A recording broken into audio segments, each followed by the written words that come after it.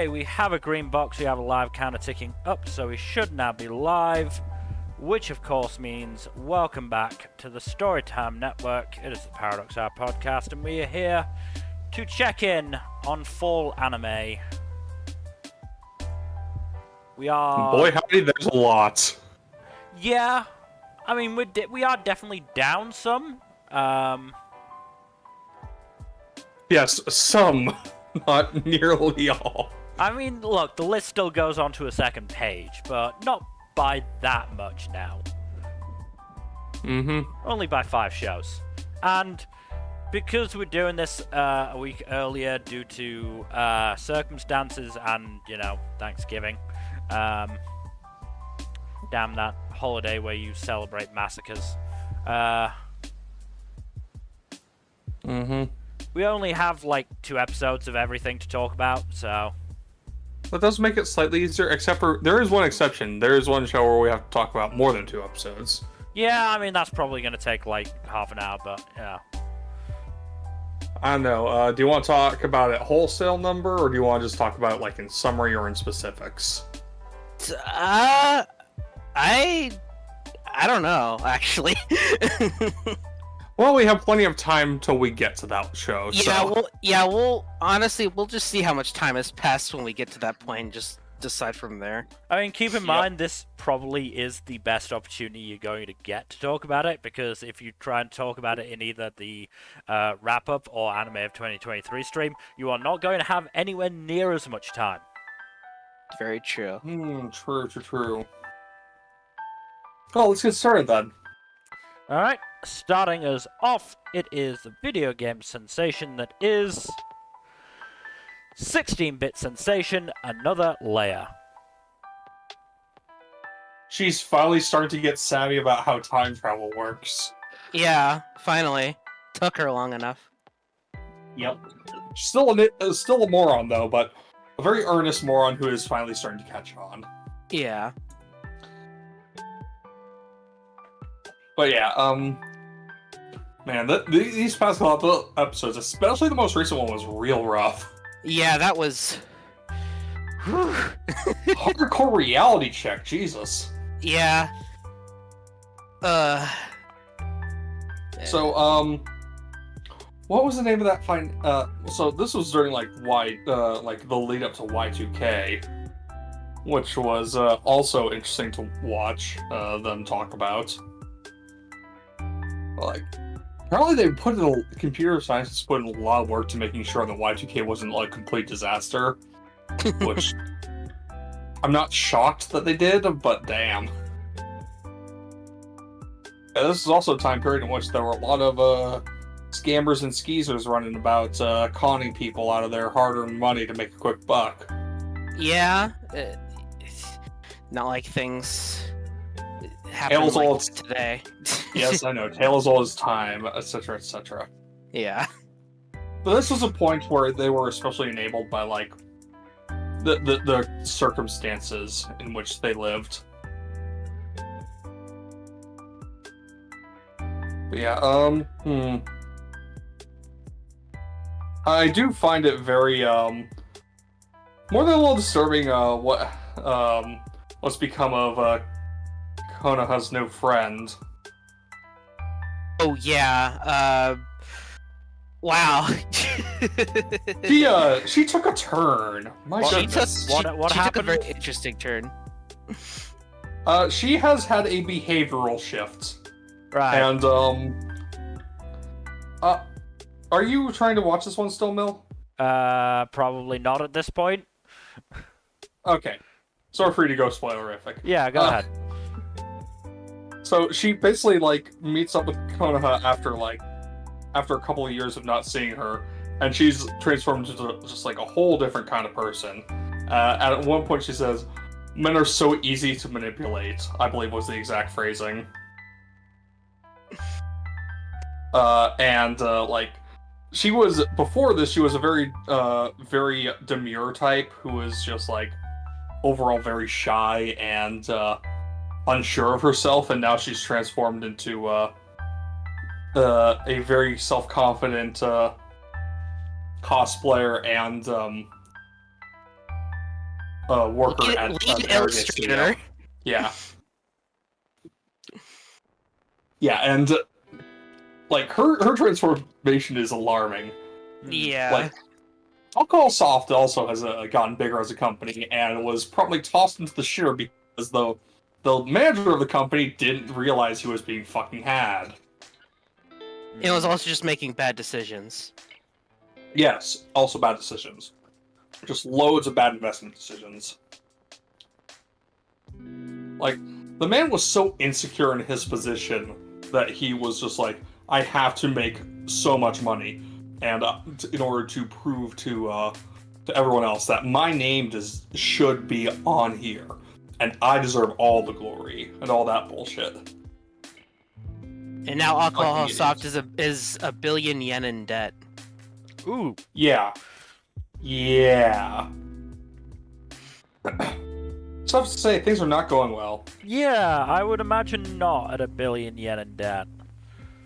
Mm-hmm. And this is Yeah. post-crash as well, so that's a bad billion rather than a highly inflated billion. Yep. It's a bad time to be that deep in the hole. But yeah, fortunately, Konoha has a plan to fix things. No idea how well that's going to pan out. I was gonna say, you'll know her now. How likely is it that a plan of hers is gonna succeed? Hard to say. I find it hard to believe that a game can get you out of that 1 billion yen in debt, but I mean, hey, It'd have to be a pretty fucking successful game. Also, I'm very curious as to how Konoha will continue to screw up the timeline. Yeah. I mean, there's already been signs that she has been screwing up the timeline. Yeah, games from the present have stopped existing. Oh. Yep. So, that's bad. So, very curious to see how that's going to factor into things. Fingers crossed that she won't irreparably fuck the timeline by, like, erasing a super influential work. Yeah. Suddenly there is no Mario. No, Mario had already come out long before this point. Suddenly there is no... What came out in the early 2000s? If we're talking about visual novels, then the big ones from the early 2000s would be, like, some of the key, There is no works. Fate? So, Fate, yeah. Fate and Tsukihime would be the big ones from the early 2000s. Oh, then there we go.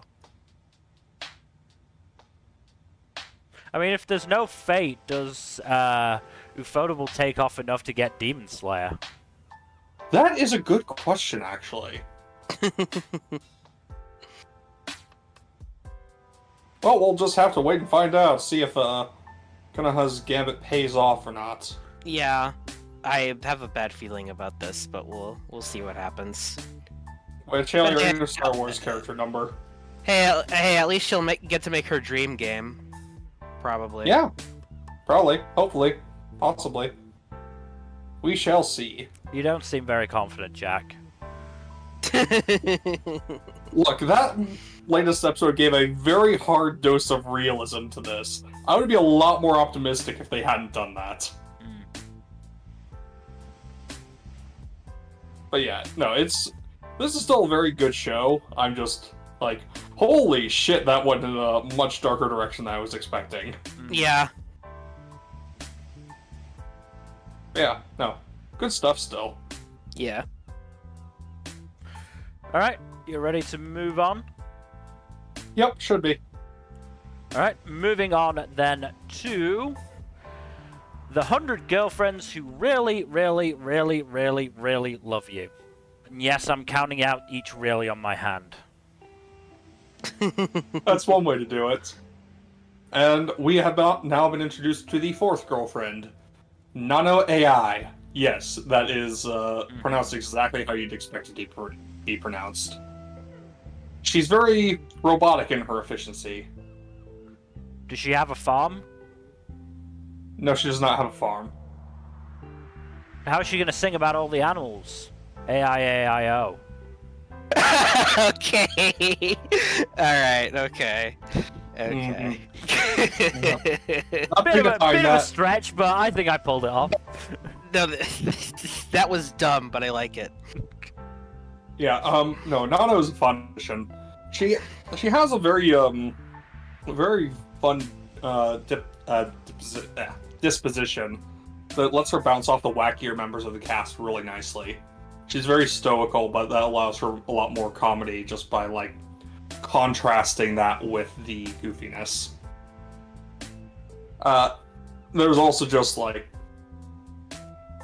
the interactions between the previous three girlfriends is also just very fun.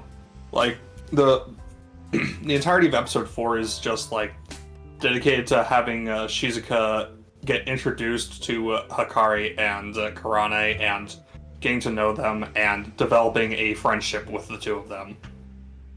Like there's a whole ass scene where Rentaro realizes they're coming into conflict, and instead of trying to forcibly settle a conflict on his own, he leaves the area and lets them sort it out themselves so that they can strengthen their own relationship without having to bend to his own expectations of what that should look like. So it's honestly a much more nuanced and interesting look at polyamorous relationships than you see in like 99.99% of harem anime. Which, you know, don't even think of polyamory as an option most of the time. And of course, the gags continue to be very, very funny and very, very insane at points. I do think Nano's stuff is a bit more subdued than the stuff with Hikari and Karane, especially. But still very, very fun. And again, the contrast works very well to give her her own appeal that is a lot more unique than the others. That's a big part of the series as a whole, like the contrast between the personalities involved and the wacky shenanigans that can disrupt from having such contrary personalities bounce off of each other. And Rentaro continues to be an absolute gem of a person. Just going above and beyond to make sure each and every one of the girls is happy. So, I've seen you talk about the show before. Well, talk about the series before. And obviously this is, you know... this is very early. Well, yes, this is very early. Is there any sort of hints at progress between any of the girls? Yes, actually. So that... You'll get the first hints that will pop up after the introduction of the next girlfriend. Right. Who brings to the table a whole nother level of wacky shenanigans due to her shtick. But like shortly after her introduction, there's a whole bit that starts a whole series long trend of Hikari and Karane developing a closer relationship with one another that is very romantic and / sexual in nature. Right. They're not the only girls who are bi in the series, but they're the first ones to have that seed planted. Right. And they're the first two girls. Correct.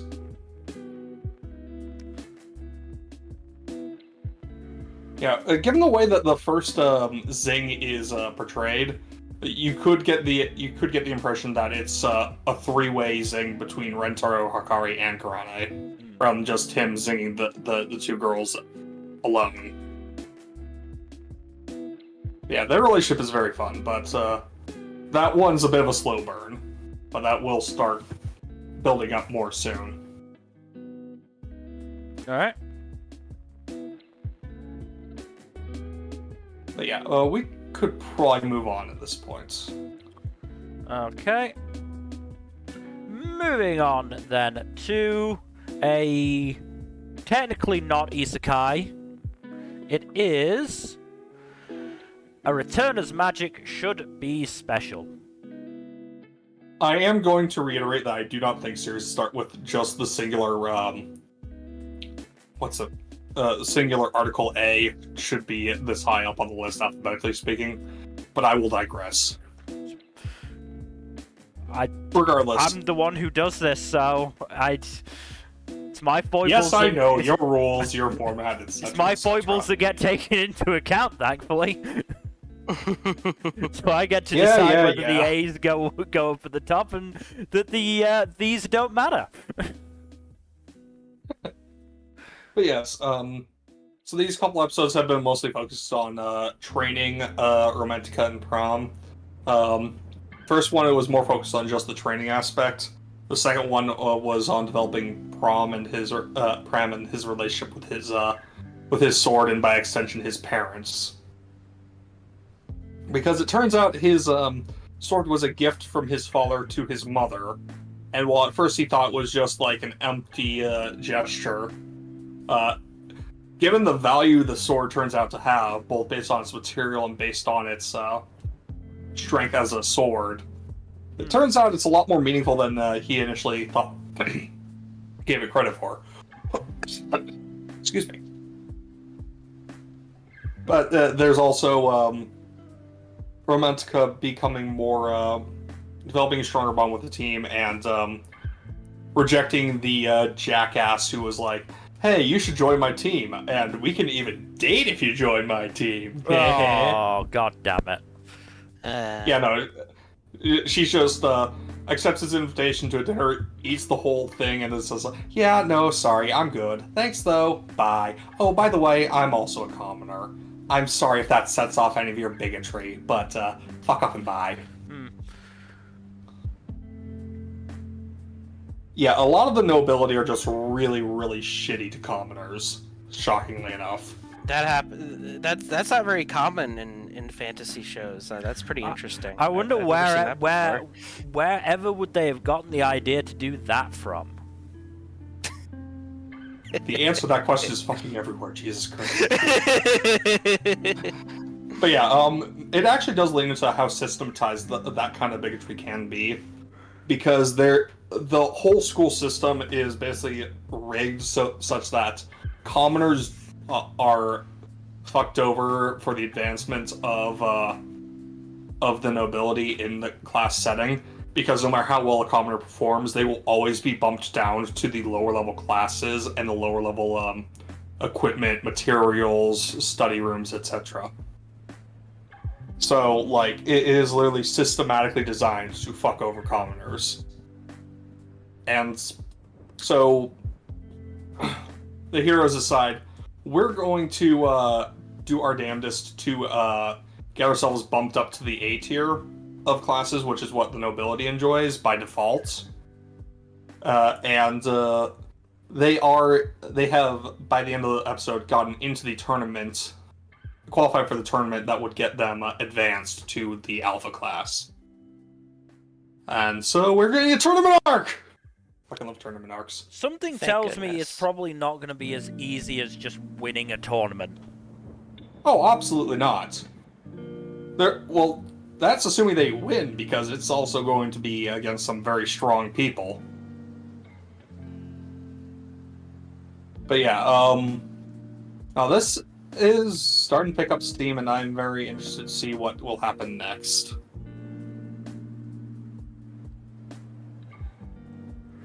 But we should move on to something you are very interested in talking about, Mill. Yes, because next on our list is the final episode of After School Hanako-kun. Fucking Make's. Return to Make. Return to Make. Every single goddamn one of those things. I fucking love it. It's so funny. Especially considering the reveal of it's just a Make trying to brainwash her. Yeah, no, that was great. I do also like the bit with Ko's little sister and the Make. That was a nice little thing. Yeah.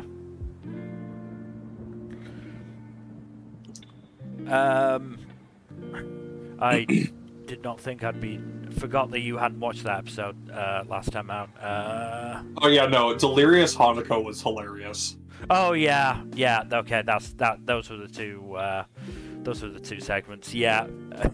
Sick Hanako hooking the fucking fire extinguisher and Nene just going, should I be offended about that? I think I should. I'm gonna hit him.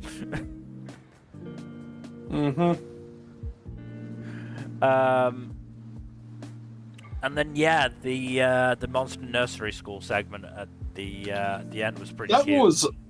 That was cute. Kind of silly, but very cute. Yeah.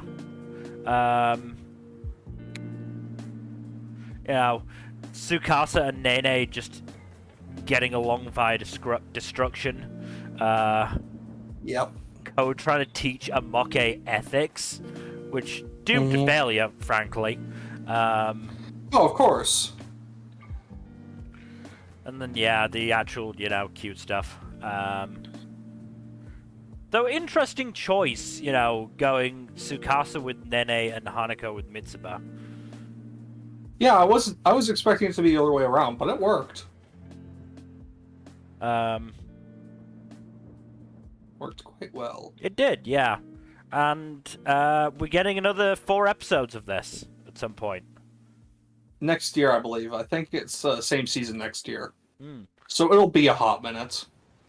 But we're also getting a season 2 for the OG. Yeah. Hopefully they'll cover that arc you were talking about. It kind of has to. It's kind of a big thing. Good to know.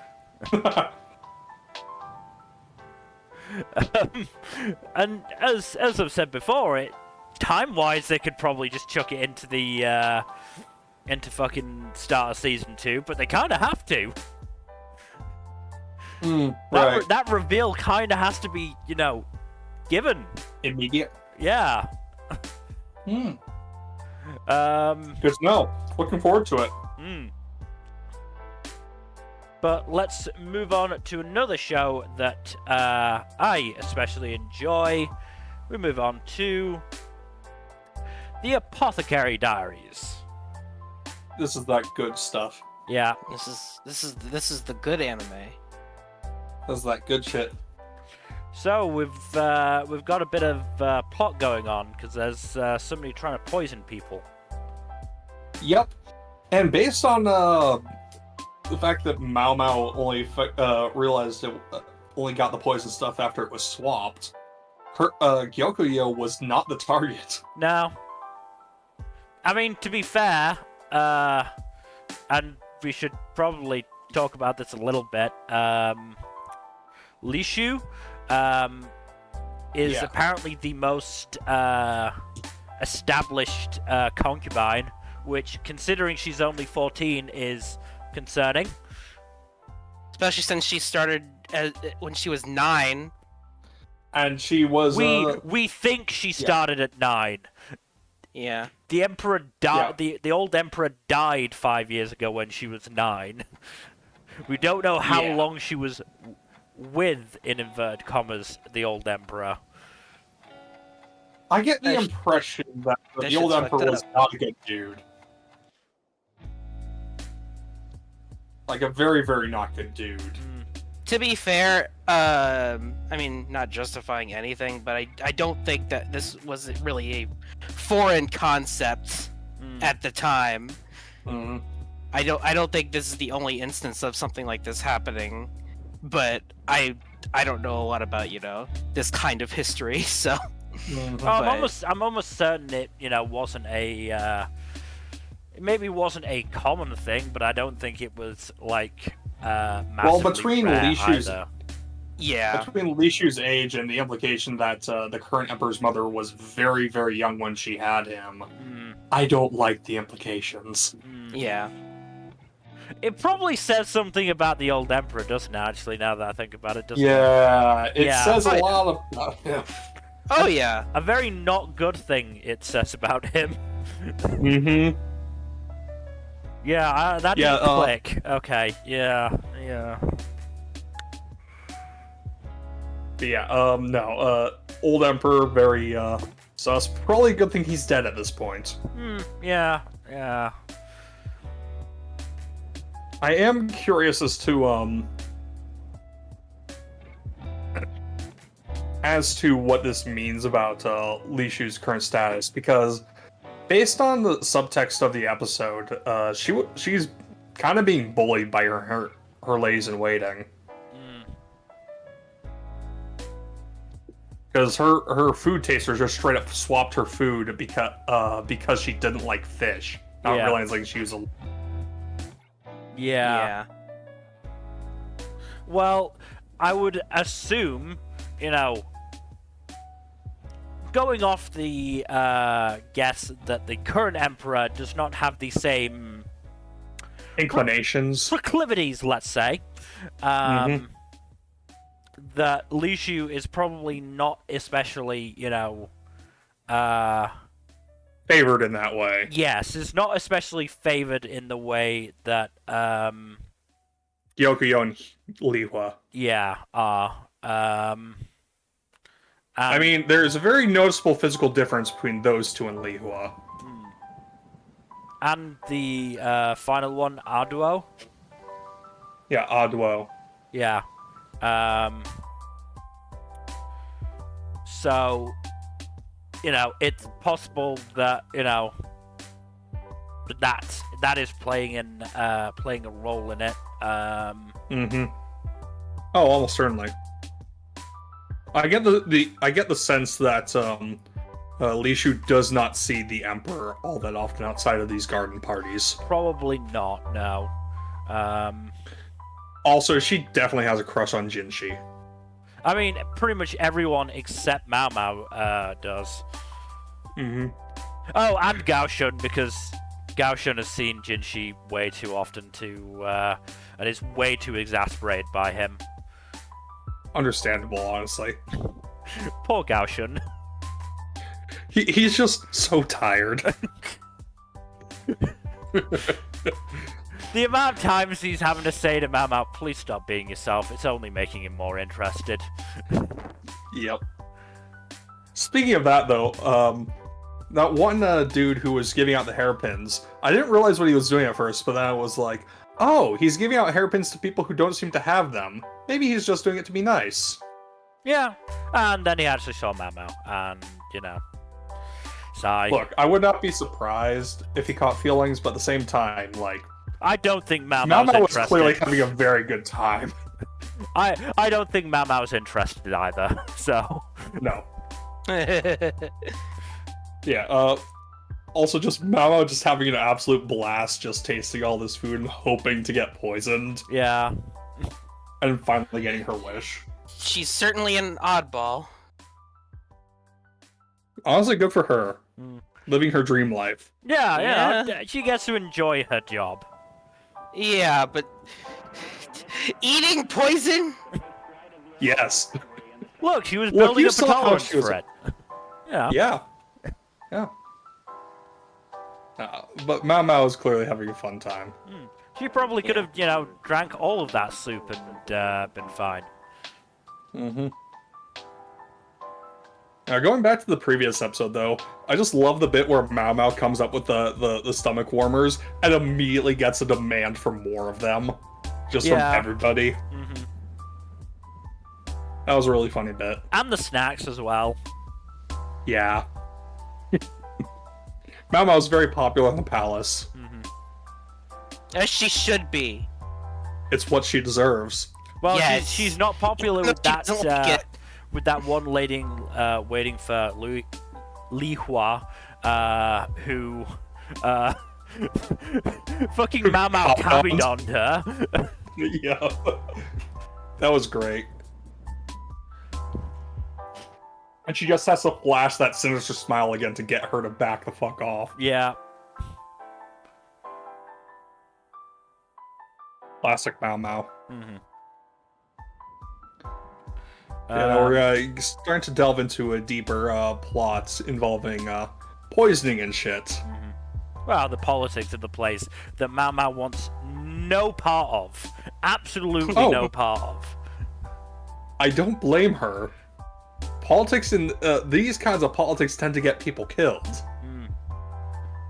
We've seen the lengths she went to avoid other bad things happening to her. Oh yeah, that whole thing. That was a... yeesh.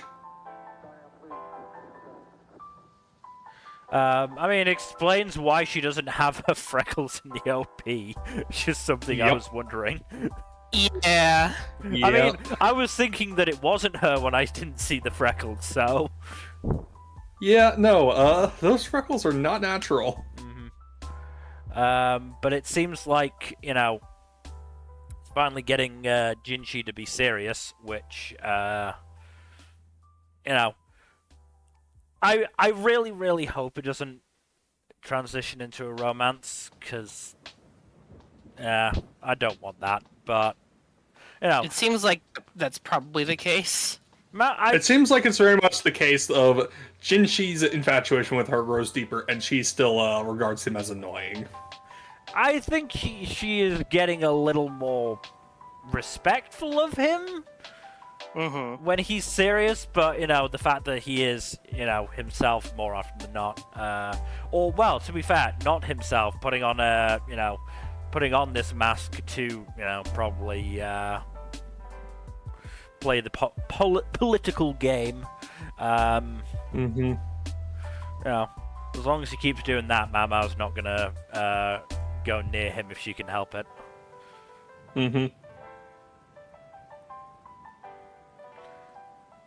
Obviously, we still don't have confirmation, but it seems fairly clear what the hairpin thing is. Yeah, it's a sort of half courting thing, half like symbol of support. I think it's more of a symbol of support, or a symbol I don't of, like, think it's quite as backing. benevolent as support. More claiming. Because that's what Gyokyo was talking about at the end of episode 5. That does track, yeah. Though I would imagine there would be an element of protection that comes from being claimed, and was probably why Jinshi gave Mao Mao the pin. I was more thinking Lihaku, you know, giving out pins like their lollipops. Yeah. That would also track. That would be my guess anyway. You know, there's definitely an element of closeness implied if you give a hairpin, given how the other ladies were reacting to, you know, Mao Mao getting 3 of them.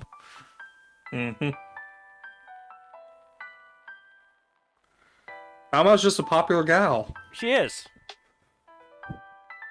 And as she should be. It's what she deserves. It's what she deserves, but not what she wants. No, no, absolutely not. She just wants to eat her poison. I will say, that grin she had when she said, "It's poison," was just so good. That was the perfect grin. All of her all of her expressions are perfect. Yeah. Mao Mao's expression game is on point. Also, the hilarity of, you know, obviously, Li Hua's ladies-in-waiting are terrified by Mao Mao.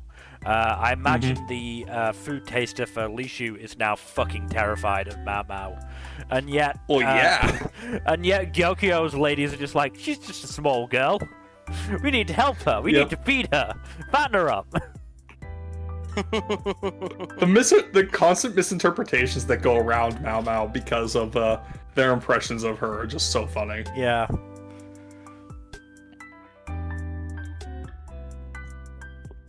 I mean, the fact that which one was it? Yinghua was basically willing to go for fucking war, go to war for Mao Mao, was pretty touching. Yeah, it was. It was. it's nice that she does have, some support there. Mm-hmm. And she's even making friends with the Quack Doctor. That was nice.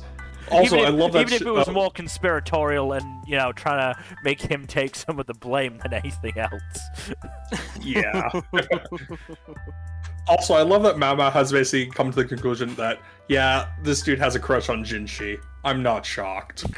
Again, pretty much everyone seems to have something of a crush on Jinshi. The only exceptions being Mao Mao and Gao Shun. Yeah. I mean, there's also the question of where his hairpin came from. Mm-hmm. Mao Mao has some ideas. They're probably not the right idea, but they're funny. But it's... I do find it funny that that's where her mind goes to immediately. Well, it's her impression of him as a massive, fucking flirt. She just assumed that it finally caught up to him. Yep.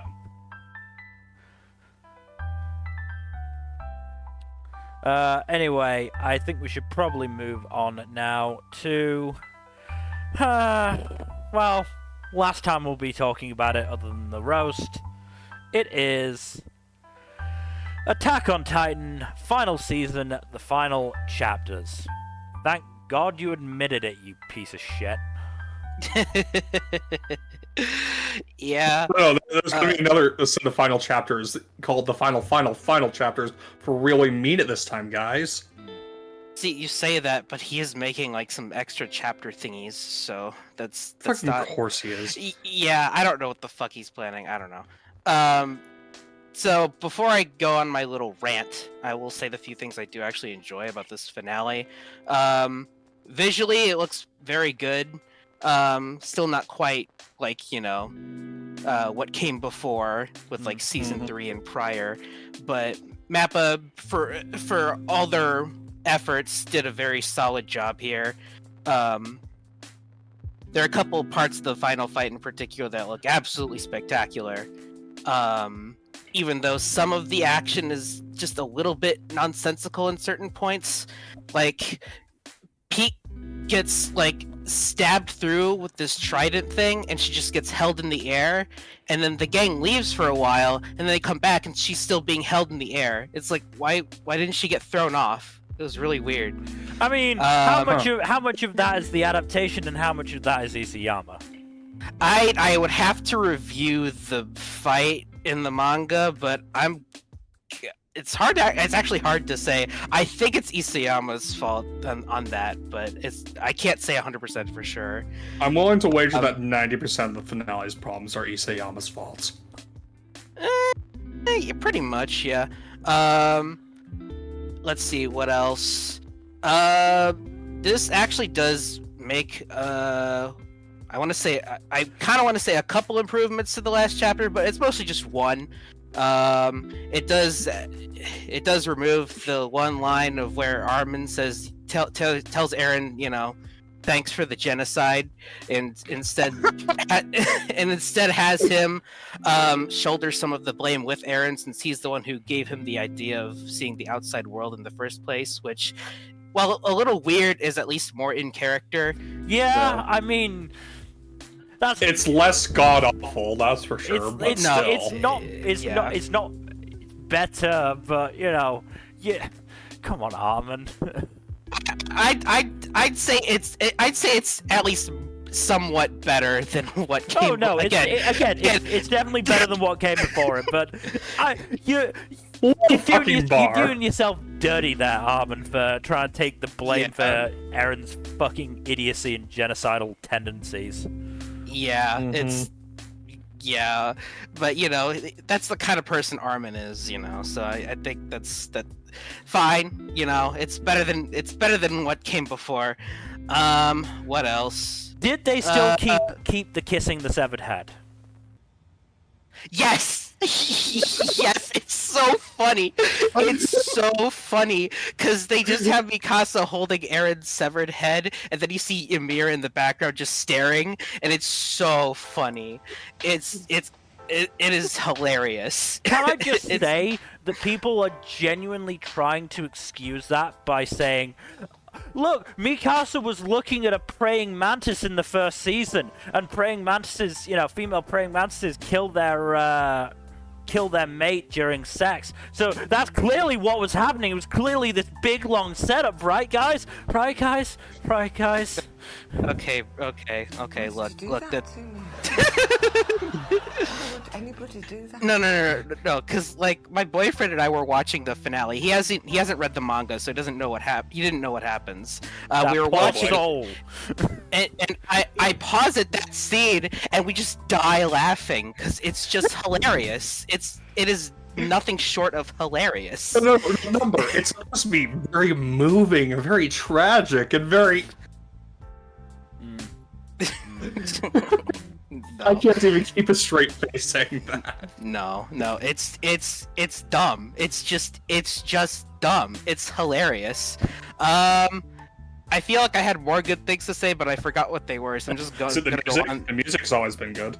Oh, yeah, but it's not. It's less Sawano and more the other guy. I forget his name. He also does music for this, which, to his credit, he does a very good job. And there are some new versions of Sawano songs that are mostly just. They didn't even get Sawano. They kind of did. There are new versions of his previous songs in this, which are mostly just like instrumental. But maybe that's lazy though. Maybe Sawano was too busy writing new music for the new season of Thunderbolt Fantasy.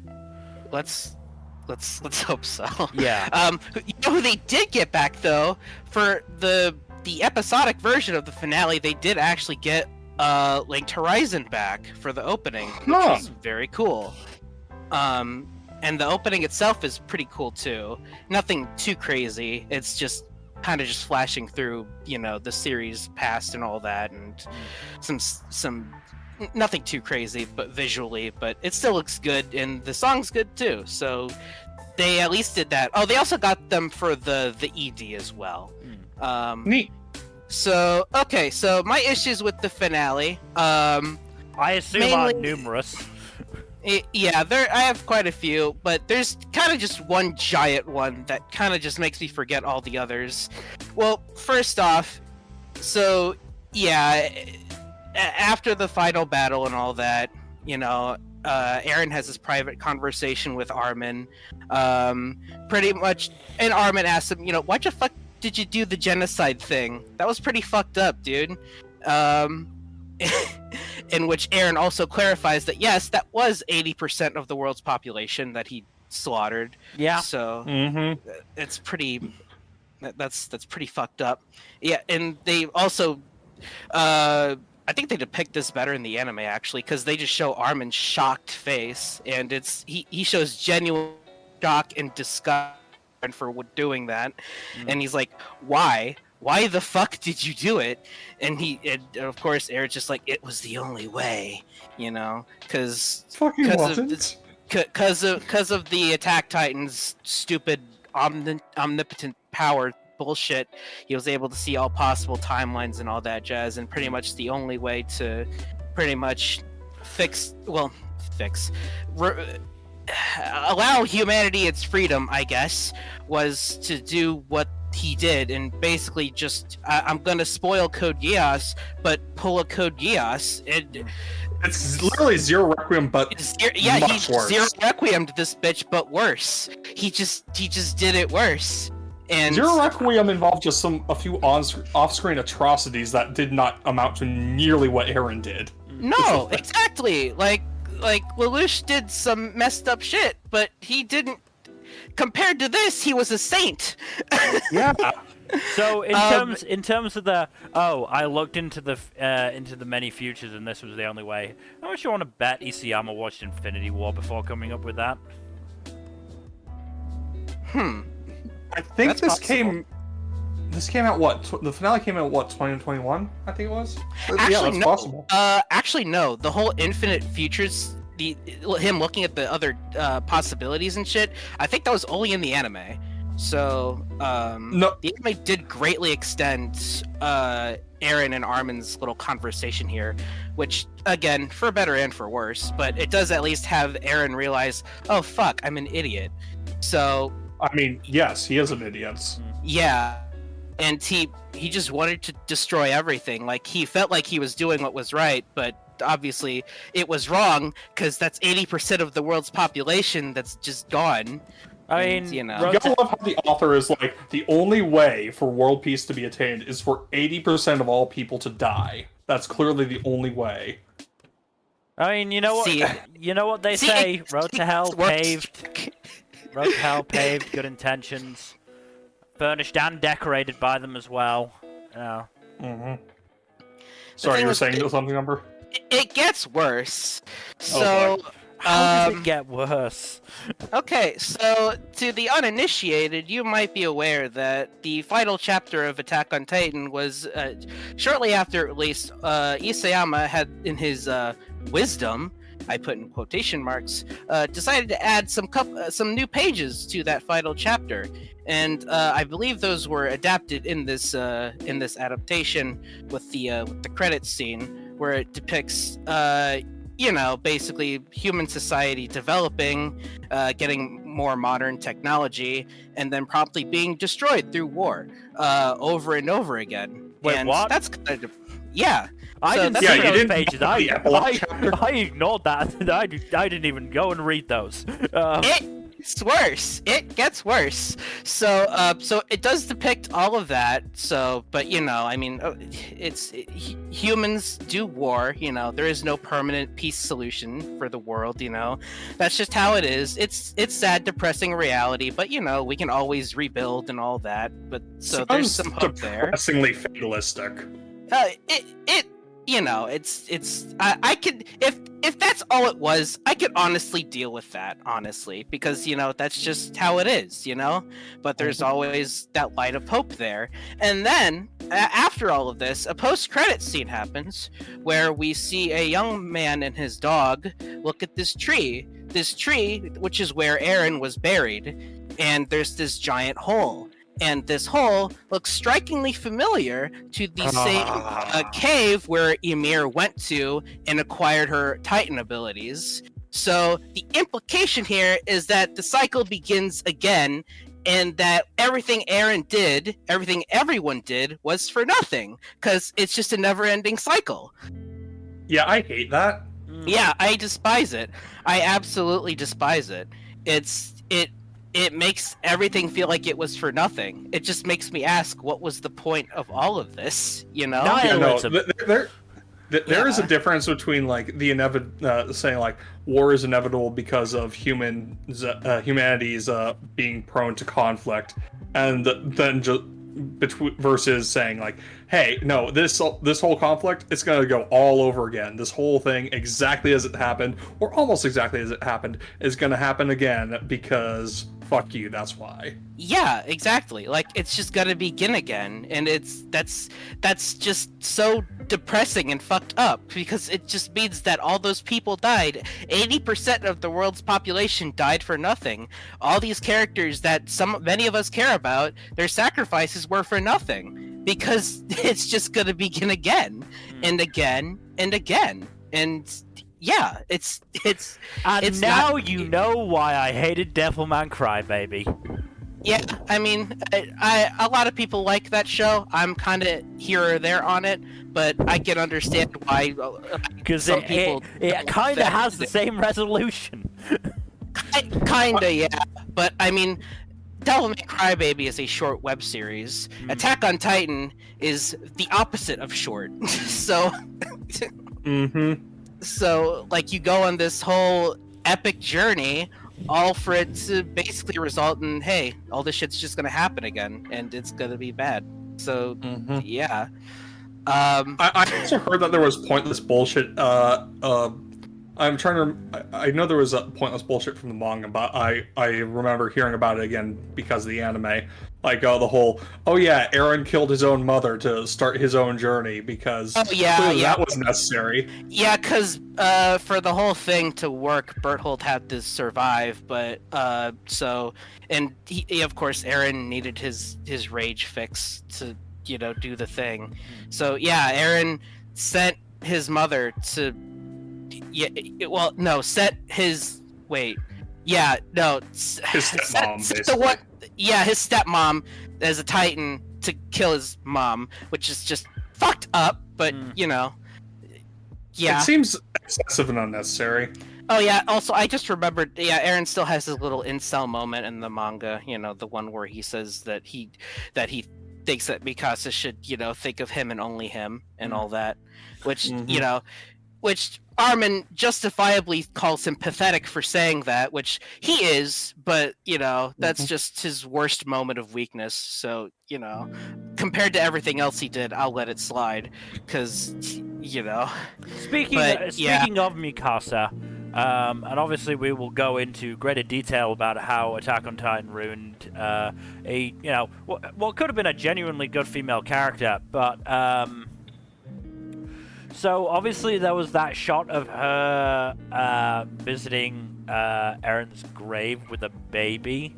Did you get any more of a glimpse of the husband? Was it actually Jean? No, we don't. We never see the husband. Oh, speaking of which, damn Attack on Titan for resorting to child labor and having Yuki Kaji's baby voice act in this. Okay. I am joking with that one. No, that is funny. But that was a cute thing that they did. Yeah. I think that's cute. Look, I have no issues with Attack on Titan production-wise. It's the character and story stuff that I hate. Yeah. You say that, but Mappa. I mean, yes. Yeah. But I know what you mean. Elaboration needed. Yeah. Yeah. Also, that does remind me. Yeah, the whole. Mikasa's whole thing with Eren was because Ymir chose her for reasons that were literally described as, Only Ymir knows, quote unquote. Yeah, pretty much. That's literally the line. That's literally the line. Look, it's like, the line became a meme at the end of the manga. Did Levi and Mikasa being like royalty in some other country ever actually do anything? It amounted to that one lady giving them a boat. That's pretty much. Was it a nice boat? Yeah, I mean, it allowed them to save the world, kinda. So yeah. Well, So considering it was a nice 80% of it got fucked, it wasn't that good of a boat. Well, Look, let them try. Speaking of nice boats, Mikasa does run away with Eren's severed head, so that is thematically appropriate. God damn it. Look, the setup was right there. I'm trying to think if there's anything else I wanted to point out. Yeah, I mean, aside from adapting the extra pages, I do think that the anime's adaptation is considerably better than the manga's. Just take out the credit scenes, and then you have an ending that isn't good, but it's not the worst thing in the world, and then you get the credit scene, and then it's like, oh, this is actually just bad. Yep. Yeah. We've been telling y'all for years that it's awful, but no. Yeah. I mean, the one thing I do have to credit the finale for is like cementing that Eren is, yes, as I've been saying the whole time, Eren is just a pathetic little, pardon my language, a pathetic little bitch, and he always has been. And yet you will have the insufferable Eren fanboys just. Oh no, I was about to bring fanboying. that up because there are still people defending him. The voice actor Zona Robinson posted about saying like people actually think Eren is right, and in his replies there are people going, yeah, no, I mean he fucked up going after the, what the fuck are they called, the ones who are supposed to be the Jews. Oh yeah. But if he just gone Marley. But if he just Oh gone no, Marley's the Nazis, I think. Oh, then the Eldians. Yeah, he fucked up going after the aliens, but if he'd just gone after the Malians, the genocide would have been fine.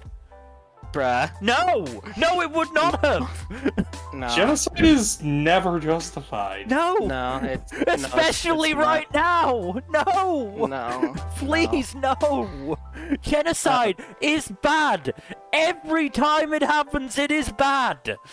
Yeah. You cannot justify genocide. Yeah. Like, literally, all the ways that fiction bends itself to try to justify someone's genocidal actions, the only way it becomes even remotely palatable is by making it such that it is against an always chaotic evil group. And that's the closest it ever comes to being remotely acceptable, and even then that's like, no. Oh, also something I feel like I gotta point out, because I just remembered this.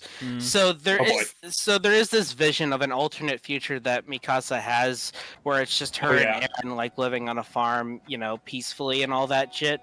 And like this is the future that would have happened if Mikasa actually told Eren how she felt when he asked her, instead of just lying for no reason. The implication is that the genocide wouldn't have happened if she were honest about her feelings. Okay, so I'm sorry. So the series is blaming both Armin and Mikasa for Eren doing a genocide.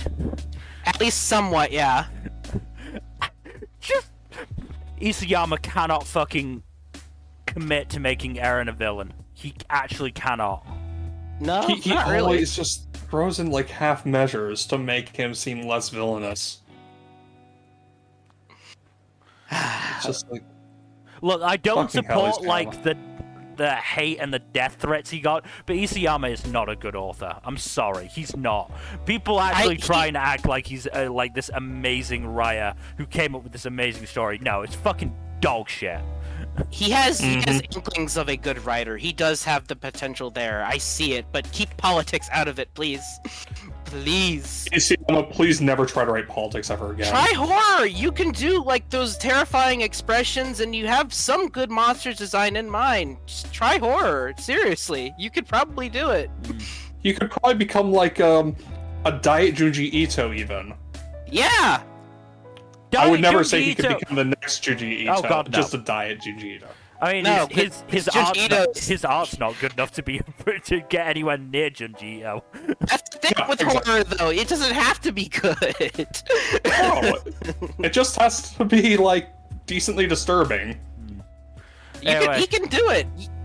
Alright, but We've spent 20 minutes on this bullshit, and we're nearing the hour mark, and we're not out of the A's. Yeah, alright. That's Attack on Titan. It's over. Thank God. It was bad. It was bad. There's a good chance it'll be back one day, but I'm sure it will. I'm sure it will, because Kodansha, just like Shonen Jump can't let go of like Naruto and Dragon Ball, Kodansha can't let go of Attack on Titan. It's like their main cash cow. Yeah. Anyways, we should move on. Yeah, we should move on. Let's move on to last time we'll be talking about it. It is Ayaka, A Story of Bonds and Wounds. Went the coward route. How so? Brought Jingy back. Coward route. Don't care. Oh, so it just like wimped out on actually killing someone off? Yep. And honestly, I think it's kind of worse, because Jingy literally went through his life like acting like he was gonna die one day. That's why he was such a fuck up. Like, just going out drinking and doing all that shit. And then you bring him back? Weak. Like, just, no, fuck off. It was better when he was dead. I say that as somebody who felt like Jingy's death and, you know, the recontextualization of his behavior actually, you know, made him actually a really interesting and fascinating character. And, you know, Episode 11 is actually really good in that, you know, you actually see the result of, you know, him sacrificing himself, you know, how it, you know, really fucking destroyed Yukito, how Momoko was really fucking upset and trying to do her best to, you know, help the others through it. How fucking Ino, who barely got anything throughout the show, again, is, like, heartbroken at the fact this kid that he was basically guardian for 20-odd, like, 10 years, 15 years, however long it was, you know, has died on him. Like, that was genuinely touching, and I was getting really emotional over it. And then, yeah, fucking, oh, no, we can bring him back. No, fuck off. Leave him dead. Like, come on. There are instances in which bring back a character is the optimal way to go about things, but that is a vanishingly rare. Vanishingly rare. I mean, at least Yukito got a chance to talk to his dad in spirit form, but yeah, I can't help but be disappointed by that end. I don't blame you. Still, we got a nice ending with the 4 kids going to high school together, which I'm happy about, because I felt like that quartet was actually probably the best part of the show. I really liked their dynamic and relationship.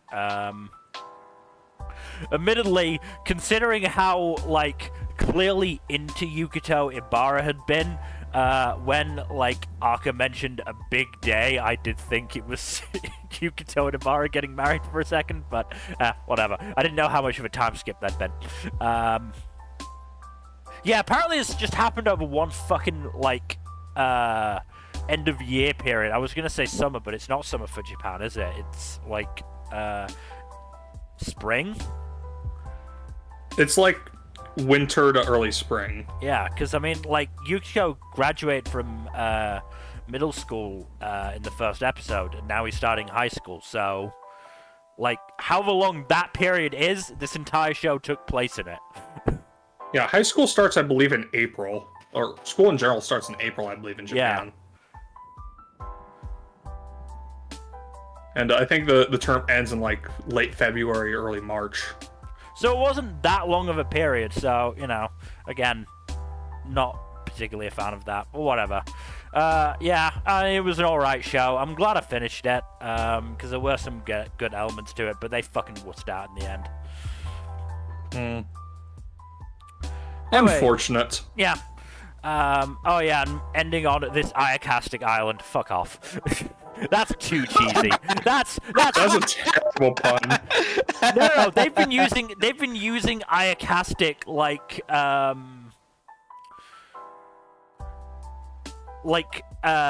this like catch-all word. Doesn't Hawaii have a similar one? Is it Aloha with Hawaii that is like can be used in multiple situations? So Aloha, Aloha is a Hawaiian word that can mean hello or goodbye. Right. Amongst other things. I could have sworn there was a different word that could mean like multiple things or whatever. There are a lot of words like that. They used it in both a positive and a negative context multiple times. Yeah. Why? I don't know why. Okay, I don't know why.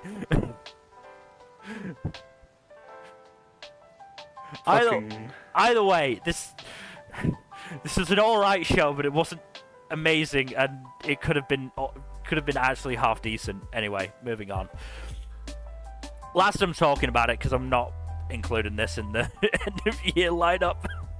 No, why not? Yeah. It's Ayatastic. Oh god. Moving on then to Berserk of Gluttony. How's that edge treating you? Yeah. Good. Pretty good. We haven't cut ourselves on in a hot minute. Nope, not too bloody just yet. Gotta say, fucking love that he just straight up murked that one dude. Yeah, that was great. It was earned. The Holy Knights are pieces of shit, and the world is better off without them. Shocker. Literally the only Holy Knights that show any inkling of being good people are the ones affiliated with Roxy. Pretty much, and that is it. All the other ones are just absolute garbage people. Mm-hmm. I'm so shocked. I know, right? It's absolutely surprising as all hell. But yeah, gotta say, like I said, love how he just absolutely murked that fucking asshole noble. Forget what his name was. Yeah, it doesn't matter. Fuck him. It doesn't matter. He's dead. Yeah. It literally does not. It literally doesn't matter. Let's be real. All these nobles are basically just the same. They're all the same. It doesn't matter. Yeah. I think his last name started with a V or some shit. I don't fucking know. Yeah. I'm betting his siblings are going to be more important. Yeah. Until they died too. Was the last name Valeric? Yes, that's what it was. But yeah, I do like the introduction. Rafale Hado? Those two are the only ones that seem male on the cast list. I think it was Hado. Yeah. I think it was Hado. Again, fuck him. Anyways. We got the introduction of a much more interesting character, though, in the one who possesses the Wrath skill.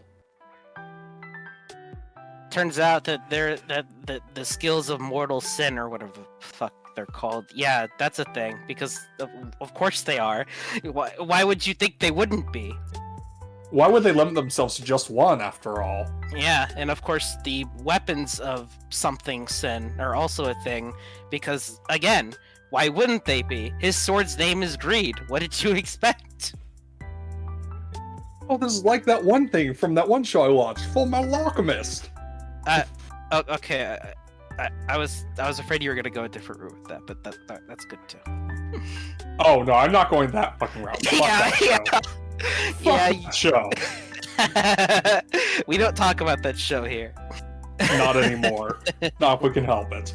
But yes, mine is interesting because she's like millennia old, apparently. Yeah. And she wields a giant fucking axe called Sloth. And just, murks motherfuckers with it. Like that one Holy Knight who she literally just sent flying with a home run. Yeah, that was funny. That was very funny. Did they do the Team Rocket Twinkle? Yes. Yes! I think so. Oh, and even funnier, it was Jun Fukuyama's character, the pretty boy Holy Knight. Oh god, she's like Rudolph Lanchester. Ugh. Yeah, that's the most prep-ass name. What a waste of Jun Fukuyama, honestly. I get the feeling he'll be back at some point. After all, Team Rocket always comes back. Probably, yeah, true. But yeah, no, that was funny though. Just fucking launched him into the stratosphere. Mm-hmm. Yeah, and Fate's just like, come on, please stop making a commotion. Yeah, the fighting's been fun. I am hoping that Fate does manage to prevent Roxy from doing anything straight up suicidal or boneheaded or anything like that. Yeah. Because Roxy's a genuine good egg. Yeah, I like her a lot. She's that nice ray of sunshine in this otherwise kind of edgy show. Mm-hmm. You see, this is what edgy shows need. They need like a fundamentally good-hearted, optimistic character who isn't just like broken by circumstances as a rule or as like a way of showing, see, this is what you get for being hopeful or some shit like that. Also, Roxy. Also, like, not only is Roxy like capable in her own right, she also just has a genuinely great relationship with Fate, and I'm big on that. It's very cute. Attack on Titan. I thought we weren't going to talk about that anymore. No, I'm still gonna shit on it when I get an opportunity, and that one kind of presented itself. Okay, fair enough. Also, I do think we should, it's at least worth mentioning, Fate's visit to his old village. Oh yeah, and that village elder who fucking drugged him and basically died as a direct result of that. Pretty much, yeah. The entire village was basically just full of pieces of shit who just threw Fate out after his father died. So that's pretty fucked up. And the only decent people there appear to be the elder's son and his daughter, who realized, hey, maybe y'all are pieces of shit. Yeah, it says a lot that the former bully is the least reprehensible person there, and that's due in part to him, having grown and matured as a person, as opposed to being a piece of shit. Yeah, and it's because of that pieces of shit behavior that, well, the entire village ends up being destroyed. But hey, you know, the one decent guy and his daughter are okay, so that's cool. You take the ones where you can get them. Yeah. Also, she didn't seem very shocked at the whole village being destroyed at all. She was just looking at a butterfly and being like, butterfly. It's like, I mean, what? She probably is just like... I mean, I imagine she planned for that someday that her village would piss somebody actually powerful off. They seem like the types. That is entirely possible, honestly. Yeah. She just sort of accepted that was going to happen one day and was like, might as well make the best of it. Ooh, a butterfly. Very forward thinking for a 4-year-old. Oh, she fall. It looked like she was. She fall. She was like, Look, she could not have been older than Anya. Okay. That doesn't mean Mill is wrong. No, it doesn't. But it is much funnier to think about when you make her that young. Like her grandfather died, and she's just like, butterfly.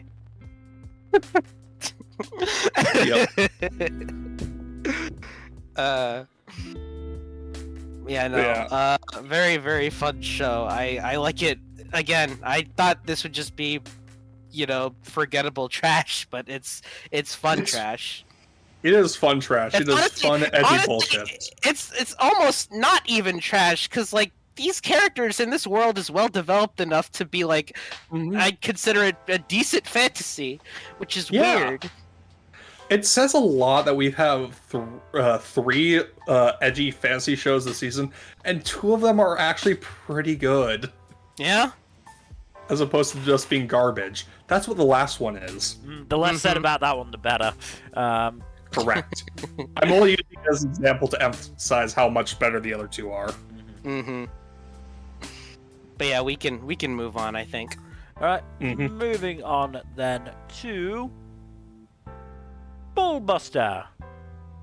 Alright, we are starting to progress along the this chemical company is really fucking bad plotline. In that the guy that our hero company talks to, Yamada, keeps refusing to do any sort of investigation on anything they bring back from there. Wise.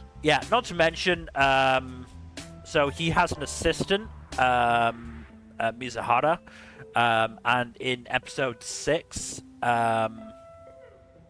he basically propositions her, is like, let's go out to dinner so we can talk about your performance. So fuck him, skeezy fucking dude. Thankfully Mizuhara does not agree and gets away.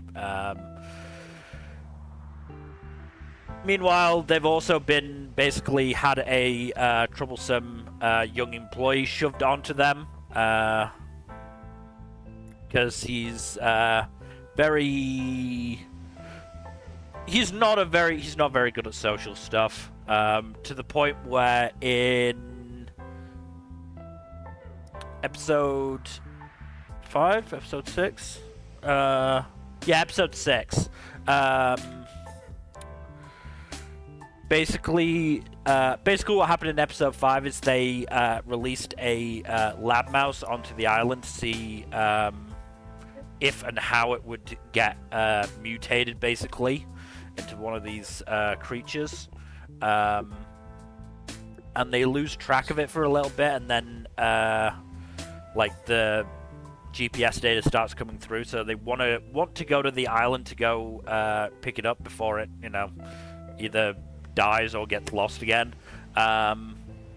However, this new guy who is supposed to be their new boat operator while Muto is recovering from a broken ankle, broken foot, whatever, says, "Oh no, that'd take me past the time I'm supposed to finish, and I can't do that. Can't work overtime." That's not in Yeah, my no. that's not in my contract. It's like, it's for the good of the island, you fuck. Meh. I'm a go now. Bye.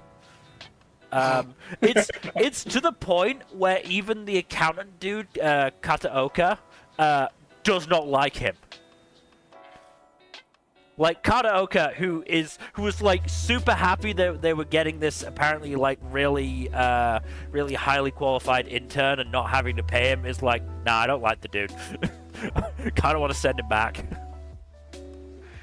But they can't send him back because he's basically been exiled there.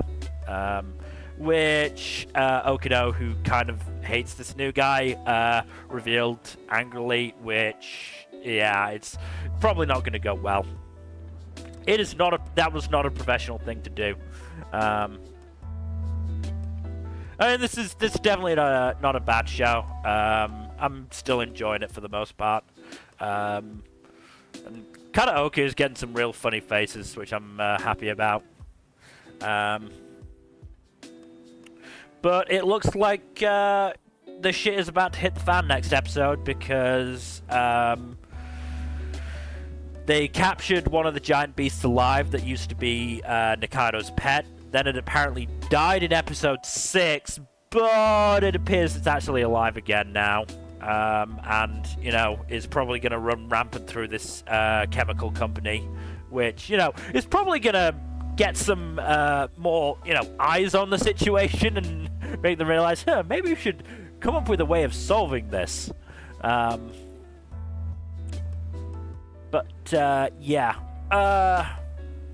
about it. It's still pretty good. I don't want to linger too much on it. So moving on to, hey, it's actually a good dark fantasy. Moving on to Dark Gathering. Holy fucking shit! Also, Holy shit. that was another shot at Attack on Titan. I just want to make that absolutely clear. Damn it, Mill. Absolutely clear. These past couple episodes have delved really deep into the horror aspect, especially maternal horror this time. Oh no. Poor Eiko. That sounds bad. Yeah. So this ghost is the direct result of let's just say a non-conventional pairing, a very disturbing non-conventional pairing. Non-conventional or incest. non-consensual? Incest. Both. Oh. Yeah. Oh. But no, and it turns out that the ghost that was created by this pairing killed its mother upon being born, and the mother wants to make sure that baby ghost gets born because she is fucking insane. Wow. Yeah.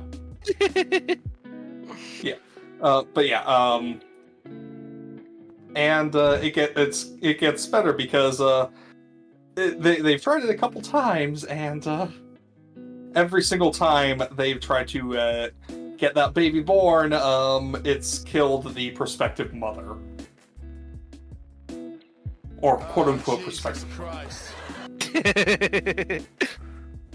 Why don't you elaborate as well, Nmbr? Because fucked up. It's just fucked up. I mean, the basically this baby.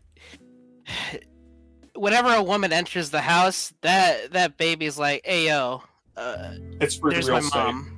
Yeah. Pretty much, yeah. Hey yo, new mom. And then they're cursed, and if they don't kill the 3 baby ghosts, well, they happy do an birthday. impression. Yeah. Not in the fun way. Yeah, because again, the last person to give birth to this baby, didn't end well for either of her or the baby. Yeah, And, it was yeah. shit's fucked, yo. Yeah, shit's fucked. It sounds like it. Yeah, it was some fucked up shit, but you know, it turned out okay. They managed to kill the 3 baby ghosts. The corpse, not the corpse, the ghost of the father, is in a eternal state of hanging himself. So he works as a scarecrow for other ghosts, so they won't be entering the house, so that no other ghost can enter the house. I mean, make use of a bad situation, I guess. Pretty much. But yeah, they managed to secure the house, and now the super special ghost Pokemon that they've been saving up can now just be stored there instead of you know, in scattered dangerous locations like they have been. Speaking of which, they're going to another scattered dangerous location this coming episode. Yeah. To track down, I believe it was a Courtesan ghost. Oh yeah. So knowing how her background's going to be traumatic at all. Yeah. Also, while all this is happening, that god ghost that's engaged to Ai, and the ghost that killed her name escapes me. Yayoi's mother. Yeah, Yayoi's mother.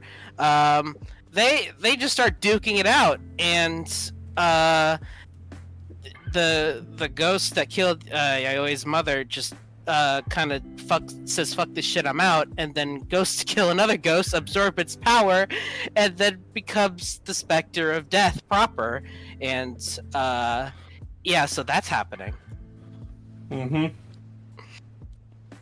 And it looks even more horrifying now. Yeah. So really a chill run to the climax at the end of the season. Yeah. Chilling, probably, is the better word for it. Yeah, sure. Really, you know, really calm, nice slice of life stuff. Yeah.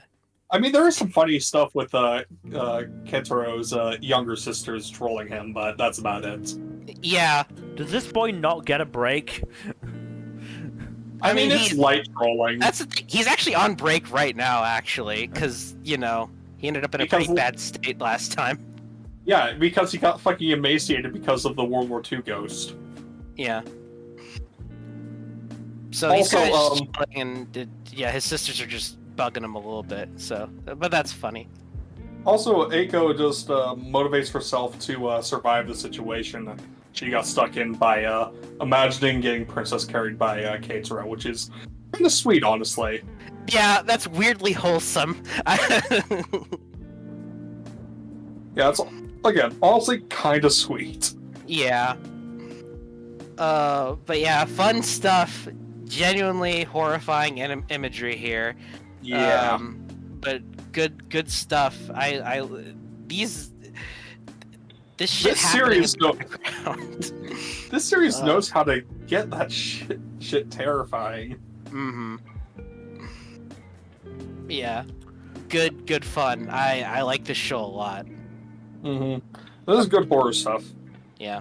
Alright, moving on then to Dead Mount Deathplay Part 2. Have you finally caught up on this number? I did. Earlier today. Hell yeah. Dude, it's so good. Yeah, it's fun stuff. Honestly, like, I was not expecting this character to this character just kind of came out of nowhere, and holy shit, she's terrifying. Yeah. And she is supposedly as strong as the corpse god was when he first arrived in this world. So there's that. Mm-hmm. Which is saying a lot for a seemingly normal human. I get the feeling that she is not a normal human. I don't think there are any normal humans in this show. I mean, I think Phantom Solitaire is a normal human, technically, but he's also... He's so funny. See, I told you you'd like him. He is so funny. He is fantastic. Absolutely amazing character. But yeah, I'm just winging it at this point.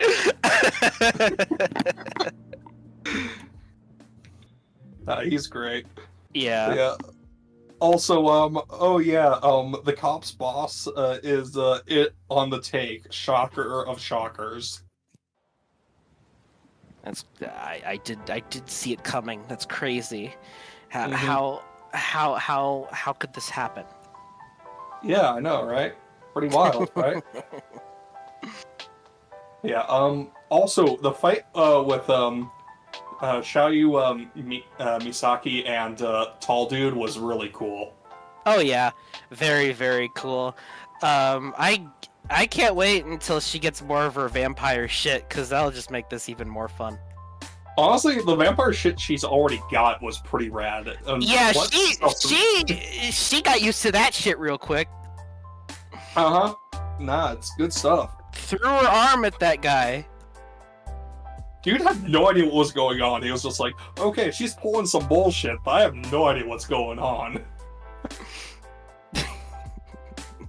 I'm pretty sure I cut you in half. Sucks to suck, I'm gonna get you. Also, I really like that bait and switch at the end of, I think an episode or two ago, where it was, you see the informant dude calling someone, and you think, oh shit, it's the sunglasses dude. Oh shit. But no, it's just his reporter sister calling him. Yeah, that's funny. That was a good little bait and switch, because I'm like, wait, is it this guy? That doesn't make sense to me. And it's like, no, it's not this guy. They're just fucking with you. I do love it when they do bait and switches like that. That's always very funny. Oh yeah. Yeah. Also, I really like the little back and forth that Misaki had with Majori, just about where the last name would go. Yeah. Misaki's fun. I love her. She's great. Absolutely delightful. Mm-hmm. She's also batshit crazy. Oh. Uh? I see what you did there. Yeah. Vampire humor. Mm-hmm.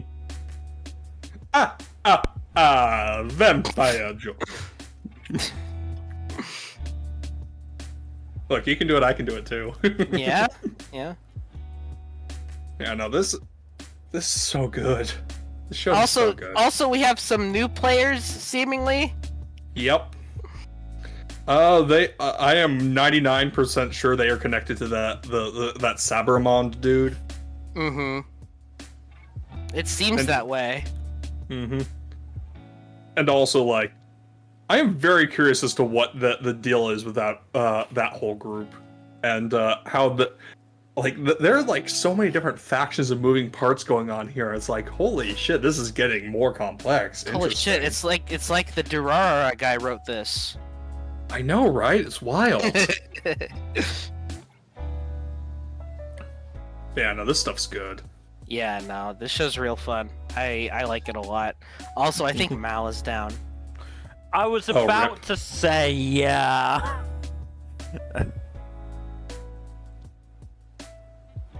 Rest in spaghetti. Because I did try and open a page and it was just loading. Just use AnyList for now, then.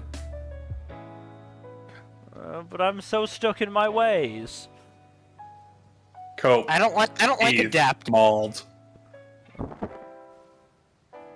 Yeah. Do you want to move on then, or yeah? I think to say? I think we covered everything.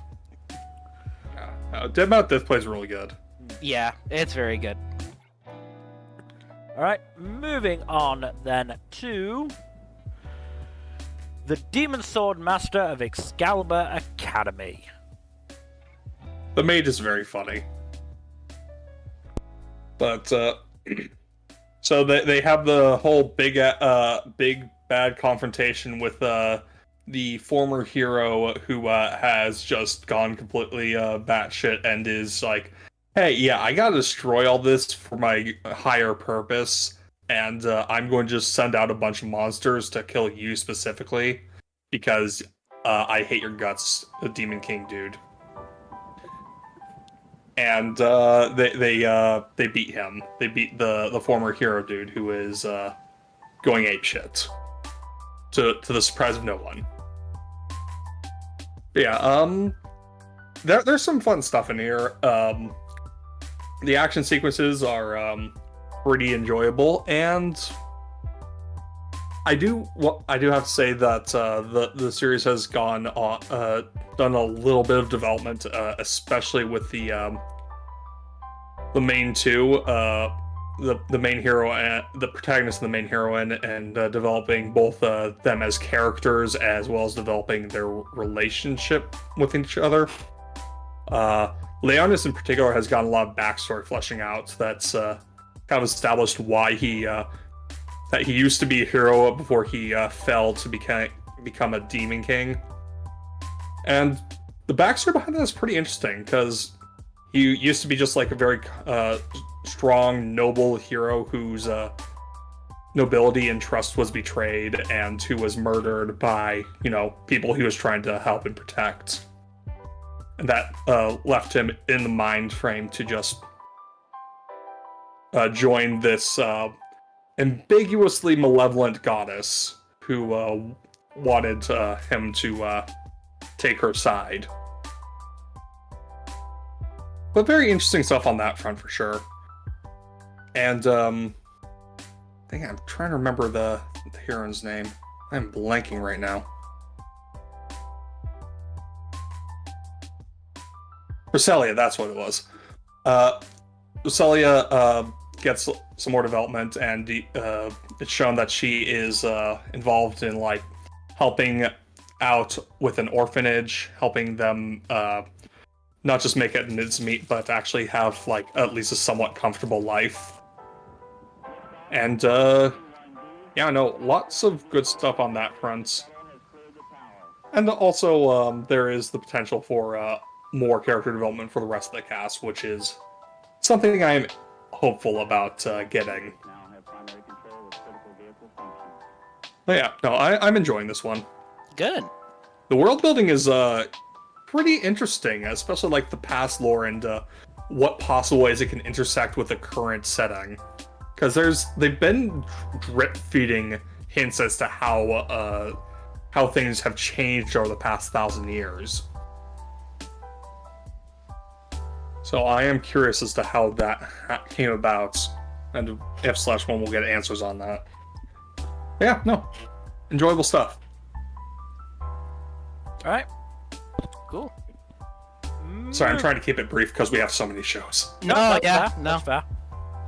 Moving on then to Dr. Stone, New World, Part 2. Well, Fucking Ibarra. that shit has officially hit the fan. Yup.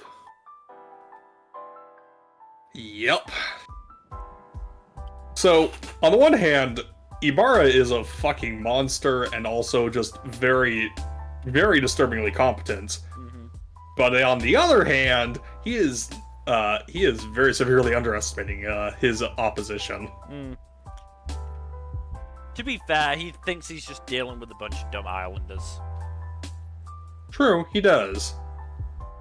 But at the same time, like, yeah, no, he has no real way of realizing just the depth of the threat he's dealing with. No, he really doesn't. And that's a good thing for the heroes. Mm-hmm. But yeah, as Mill has said, shit has hit the fan. So We've also got the reinvention of the gun. no way that could go wrong at all. I mean, went wrong instantly because Magma stole it from Yo. Yeah, that was so funny. Yeah. Just like Yo pulling it out, it was like, it's a stick. Fucking. And then just, Magma taking Gen with him. Yeah, that was very funny. Gen being like, why would I join with you? You tried to kill me. Yeah. Also, Magma just posing with the gun, and Gen's like, why do you look surprisingly cool when you're doing that? Yeah. Oh, and Nikki cutting the knot when they're trying to get a boat to catch up with Magma. Yeah. Like they're like, That was oh, great. how are we gonna sneak past this guard? I'm sure we have a way of distracting him. And Nikki just goes up and bonks him on the head. Bonk. But yeah, I mean, Ibarra's solution to deal with them is kind of overkill, but at the same time, you kind of get why he's taking that approach. yeah. Too bad it's probably not going to work. And it wouldn't shock me if he made sure the people he thinks are loyal to him are the ones that got off the island, and the ones that he's not quite so sure of happen to be left behind. Mm-hmm. Yeah, something else he didn't realize or even consider. People can become unpetrified. Oh yeah, no, he absolutely does not know about that. He's in for a rude awakening when he deals with the consequences of that particular bit. Mm-hmm. Yeah, this is the point where the shit hits the fan in this arc, and it's going to be going just a mile a minute for the rest of the arc. Yeah. Now this Like- is what we waited for throughout the first half of the season.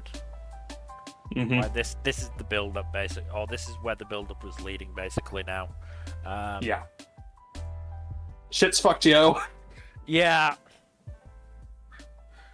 It is quite good that Nmbr is more intelligent than he seems, because it gives a different kind of enemy that they have to deal with. Mhm.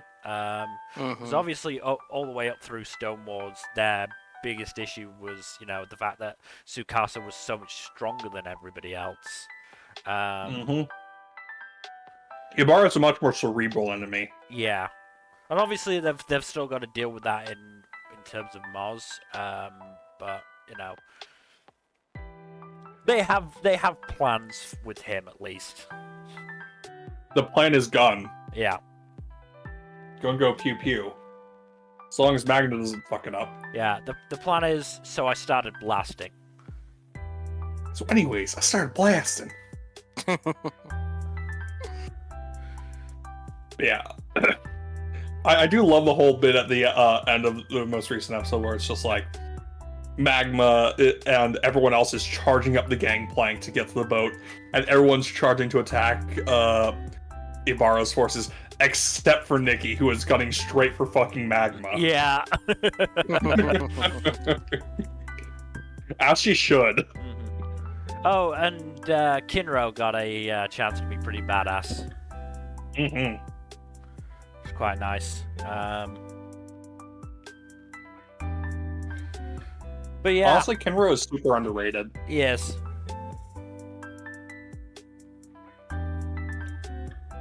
Oh, and confirmation that Soyuz is the heir to the island.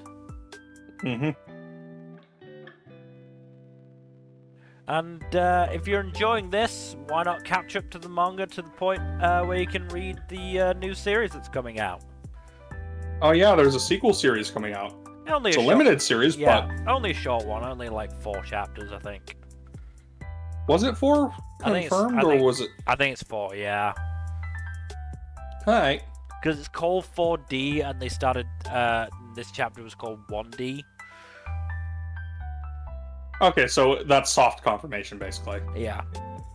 I think it's. Okay. I think it was announced elsewhere. I just can't remember where. That's fine. Yeah, I'm very much looking forward to how they handle the rest of the arc, because this is a very fun arc in the manga. Yeah. But we should probably move on to our next show, which is also a lot of fun from what I've heard. The Eminence in Shadow Season 2. Fucking Delta. Delta. I love her. She's so great. Did you see the Kakijitsu short? No, not yet. I haven't watched any for this season yet. Okay, so the most recent one just shows how Delta wound up dealing with Juggernaut. Oh. It is It's about as anticlimactic and hilarious as you think it is. Okay. I mean, considering that, we just see the aftermath of it and at the post credits, I'm sure I'm sure it went well. Yeah. But Delta's absolutely hilarious. Absolutely love her shenanigans here. No, Delta's absolutely fantastic. Of course, not even the great John Smith anticipated that, Delta would be able to identify him easily just through his smell. Mm-hmm. Uh, Too bad Alpha can't do the same thing. no, but she still caught on pretty quick. All she needed was to fight him just a little bit, and she realized it, which is it's pretty sad, honestly, because she doesn't realize what's going on. And Doesn't help that Sid makes a very dumb excuse for why Delta isn't around. Well, it's not that he doesn't make a dumb excuse. He tells the truth, but he's just very terribly. He phrases it terribly. He phrases it terribly, and he doesn't explain anything. Because he's a moron. Excuse you, he's the brilliant Shadow. Oh, I'm sorry. He is the brilliant Shadow. Yes. Yeah. But yeah, also, that Kitsune lady's backstory, what was her name? Yukime, right? Yeah, Yukime. Her backstory is pretty fucked up, honestly. Yeah. That fucking dude is just like, I need more power. You guys don't agree with me, so I'm just gonna kill you all. Yeah. Just absolutely fucking, like, what a douche. Yeah.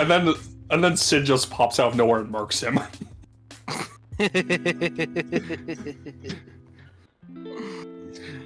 That was just a great cap on that flashback. Yeah.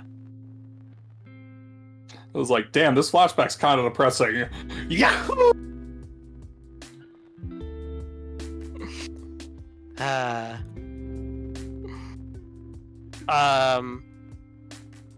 Oh yeah. Also, the very brief fights we get with John Smith and Delta and Alpha are pretty great. Oh yeah, no, the choreography is really good on those. I love the way his fingers moves when he moves the wires. That's so cool. Yeah, the string powers are really neat. He probably took a cue from Doflamingo or some shit. Oh yeah. He could beat Doflamingo. Honestly, possibly. Doflamingo doesn't have any atomic bullshit going on. Yeah. Yeah, no, this is good stuff. This arc is so different from the past couple arcs, so I'm very much enjoying it. Yeah, I love it too. I'm just curious to see how Shadow Garden will feel upon realizing what the great John Smith is up to. Mm-hmm. Oh no, clearly it's all part of a brilliant plan, Nmbr. I mean, it kind of is. Oh yeah, no, it is, but like, it's almost certainly going to wind up being a lot different. Yeah. Than what Sid was planning. Because let's be honest, Sid's plans don't always pan out exactly how he expects them to. See, that's just how brilliant he is. Oh no, he's absolutely brilliant in that regard. It's just what makes him so unpredictable, you know? Yeah. Oh, this series is so good. Yeah. Absolutely amazing. I can't wait for more. Same. I am wondering where they are going to go after this arc, because... Yeah, it looks like we're about to we're pretty much done with things now with this arc, so... yeah, they're reaching the climax. Yeah, so it looks like we might get one more short arc after this. This is 12 episodes, right? I think the most recent was episode 6 or 7. Yeah, this season's only 12 episodes, unfortunately, so... We're only halfway through the season, then. Yep. So we have enough time for at least one more arc.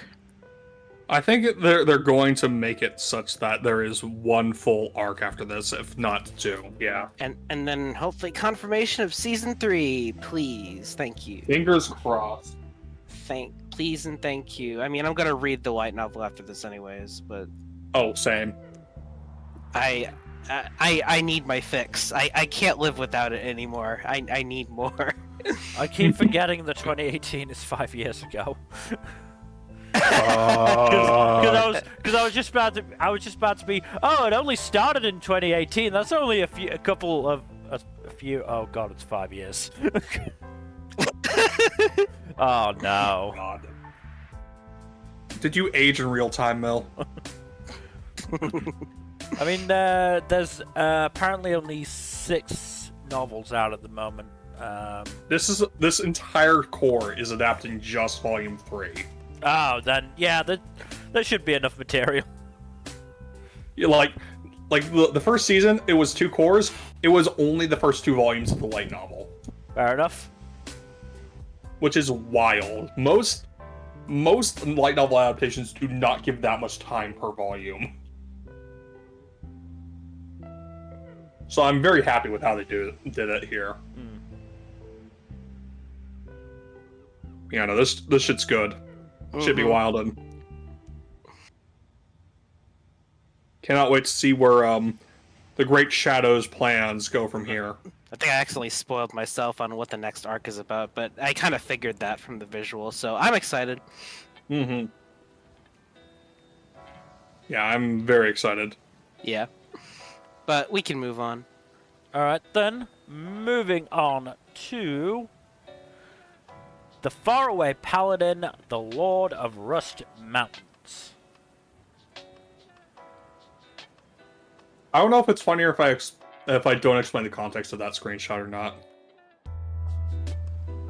Ah, fuck it. So, the screenshot is because of the god of the undead stagnate deciding to possess a crow in order to speak to Will.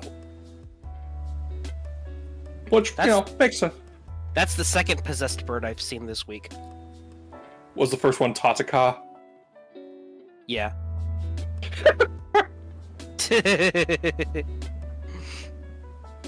Say what you will about that finale, it did give a lot of funny memes. No, I'm actually talking about Dead Mount Deathplay. Oh yeah, that one too. That was great. Yeah. Absolutely spectacular. But yeah, now this is a bit different. This is, just a god catching up on old times, talking, reminiscing about that one time he almost killed one of his avatars, almost killed Will and his whole family. It's just small time things. Is how it is and all typical. That. Let bygones be bygones, all that jazz. But yeah, no, the Stagnate does actually apologize to Will for his avatar's quote-unquote disrespectful actions in its final moments, which is interesting. And then drops a shit ton of exposition, including stuff about how, like, oh hey, yeah, that dragon that you have to go kill, yeah, you have very low chance of doing it. You are probably going to die. Good luck with that.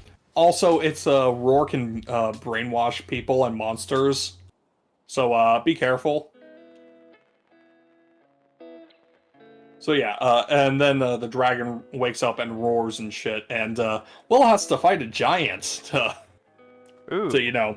not die. Yeah, because the giant was affected by. Not more giants. It's actually smaller than any of those titans. It's about 20 feet or so. Okay. Small enough that Will could just judo throw it. Okay, good. Yeah, Will just judo throws him and then undoes the brainwashing to the giant's gratitude. Yeah, then Will gathers his adventuring party and off they go to slay the dragon. And that's where I'm at, because I haven't watched today's episode yet. I have been kind of busy catching up with everything else. I hear you. This season is so fucking stacked! Yeah? But yeah, no, good show. I'm enjoying the sequel quite a bit. Good. Very good. Alright, moving on then to, it's another high-profile fantasy. It is Frieren Beyond Journey's End. That was so fucking metal what Frieren did. Yeah. Just like, that is a hell of a mic drop to just walk away on. How do you come back from getting roasted like that? Yeah. Oh wait, you don't. Yeah, you don't. She's dead. It's over. It's over, Aura. I have high ground. Yeah. That's basically what it is. Yeah. Honestly, the majority of that entire episode was mostly just a little bit of Frieren backstory with her mentor, which is nice. It was good to get that backstory, yeah. Yeah. But it was also just very, very rad to see just like a smug asshole just get absolutely clowned on because they overestimated themselves. And of course, Yeah. obviously, underestimating Frieren, because that was literally by design. She wants everyone to underestimate her. That's the whole point. Yeah, that's why she takes the approach that she does of concealing her magic. And that's something she taught to Fern as well, which is how Fern gets the drop on her opponent. Yeah. She has to hide her power level. So that Vegeta the would scouter never. can't read it. Yeah, the Fern and Stark's fights were also really good. Oh yeah, those are spectacular. I love Gorgeous. those. Yeah. Absolutely insane. I just love that Stark is like, yeah, you don't hit as hard as my master, so even if you're copying his moves, I can still kick your ass. What good is copying the moves if you don't have the strength to back it up? Yeah, that was a very good scene. Very funny. Also, we do get Fern kind of mirroring Frieren's stance with the whole moon thing. That was cool. That was really neat. But of course, the piece de resistance was Frieren just going up against the supposed ultra powerful demonic mage and just like doing that mic drop of like, yeah, you may be a 500-year-old demon who is super powerful, but I'm a 1,000-year-old elven mage who is even more super powerful, and you just use something that would guarantee your own downfall against me. Was it really wise to just leave that tool there? I mean, probably not, but at the same time, like, most other people aren't going to be able to really use it because you have to be a mage to.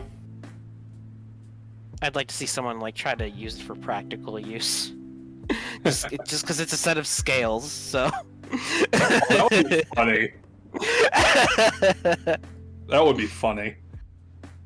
But yeah, no, Frieren just straight up tells Aura to kill herself. Yeah, and she does it because that's what happens when you use the scales and you lose. That is some ironic karma at work there. Yeah. Yeah, Aura just losing her shit because she thought she had the upper hand and just realizing too late that she fucked up was just great. You love to see a good villainous breakdown. Yeah. Now But yeah, Frieren really good. This has some good fantasy stuff, which we see often nowadays. And even if you do see good quality fantasy, it's usually has some sort of giant asterisk on it, like, you know, Mushoku Tensei. Attack on Titan. But I don't think of that as a fantasy, but it absolutely is one. So I was just going to say insert isekai name here, but that also works. Yeah, that too. Look, I know what I'm about, and I know what bullshit I'm peddling this week. Yeah. But yeah, no, good fucking fantasy. There is more I might want to say, but I'm content to hold off until like either the seasonal wrap up or the end of year thing. I have heard murmurs that the next episode might be delayed. I would hope not. Yeah, I don't know for sure. I don't think I've seen a proper source for that. So, but I don't know. But worth keeping in mind. Madhouse is generally good at that, or good at avoiding delays. So, be a bit weird. Yeah. It could be a scheduling thing. Who knows? Possibly. Speaking of delays, we do have word on when Zom 100's coming back. Yep. Oh yeah, freaking Christmas. Yep. A Christmas present. Yeah, what a weird Christmas present. But I mean, I'll There are take worse it. Christmas presents. Oh yeah, no. Imagine the Attack on Titan finale coming out on Christmas. Oh, They God. lose their shit. You don't want to feed Eren's Messiah complex too much, Nmbr. Oh goodness. Anyway, But are yes, you all ready to move on? Yeah. Oh boy, two solos in a row for me. Fun times. Moving on then to Girlfriend Season 2. So the screenshot is technically taken from the next episode preview, but Mirka does in fact drug and tie up Naoya, as well as, drugging literally everyone else in the camp, including her sister. That's fucked up. Yeah, no, she's called out on it too, because it is in fact a fucked up thing to do. Like, there's going to any length to win over someone, and then there's actually committing crimes. So yeah, that's what happens there, and also Naoya successfully manages to talk Mirka into agreeing to an ultimatum, namely that if she will have 5 months to attempt to seduce him, and if she fails within that time frame, she will give up on trying to pursue him ever again. What could possibly go wrong? Oh, that's gonna backfire. Oh, almost certainly. I for one am very curious as to how that will backfire, though. Could be Yeah. very funny. You never know what you're gonna get with these kind of insane people. Yeah. No character in this show is sane from what I remember. Oh yeah, no, bunch of idiots. There is maybe like 2 active brain cells at any given time in the show, and 90% of the time, Shino is the one in possession of both. To be fair, they're fairly charming idiots. Oh, they are charming idiots, but they are idiots nonetheless. Yeah. Yeah, like I said, having a fun time with this. Can't wait to see how everything goes crazy this next time. Mm-hmm. But yeah, that's all that really needs to be said on this one for now. More shenanigans caused by more idiocy, as it were. Alright. Moving on then to Goblin Slayer Season 2. Knew you'd go with that one. I just couldn't help but imagine the inflection, I guess, put on the line of, "Oh, it's a kraken." Yeah, kinda. Like, so Lizard Dude there is saying like, "Oh yeah, we could get attacks from above and attacks from below from something like a kraken, but we're not in the ocean, so we don't have to worry about a kraken." And Goblin Slayer is just like, "What's a kraken?" And this actually gets a callback, along with another gag, because Kraken? at one point, is it anything like a goblin? If so, I'd like to slay it. So the elf archer and some of the other characters try to explain what an elephant is to Goblin Slayer, and at the end of the most recent episode, a straight up fucking dinosaur comes along to attack, and sort of kind of matches the description of the elephant that Elf Girl gave. And he's like, oh, is that an elephant? Oh, it's not an elephant! That's pretty funny. Yeah. These past couple episodes have done a good job balancing the funny with the action sequences and other assorted fare of the show. There is also a really neat, touching moment when they get to. So they're going to Elf Archer's home village to attend her sister's wedding, and there's this one moment where they encounter the Archer and Goblin Slayer encounter an elf girl whom they'd rescued from a pit of goblins beforehand, and Goblin Slayer recognizes her and comforts her by informing her that he destroyed the goblins so they won't hurt anyone ever again. It's the way. It's like basically how he knows how to comfort people. Oh, Mal's back up. Oh, Yep. good. Yeah. Now this has been this arc so far is very fun. I'm enjoying this new arc. Looking forward to seeing the rest of it and seeing if they continue to balance the action comedy as well as they have so far. Very good. Cool. Moving on to something much, ironically much darker than Goblin Slayer is right now. Moving on to another fantasy. It is Helck.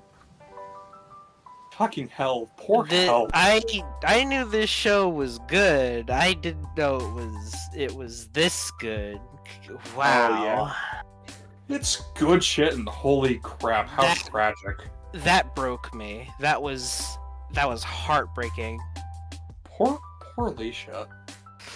She does not. None of those people. None of them deserved what they went through. No. All because of a bunch of selfish nobles. Just going along with some shady ass shit that some jackass mage was peddling. Yeah.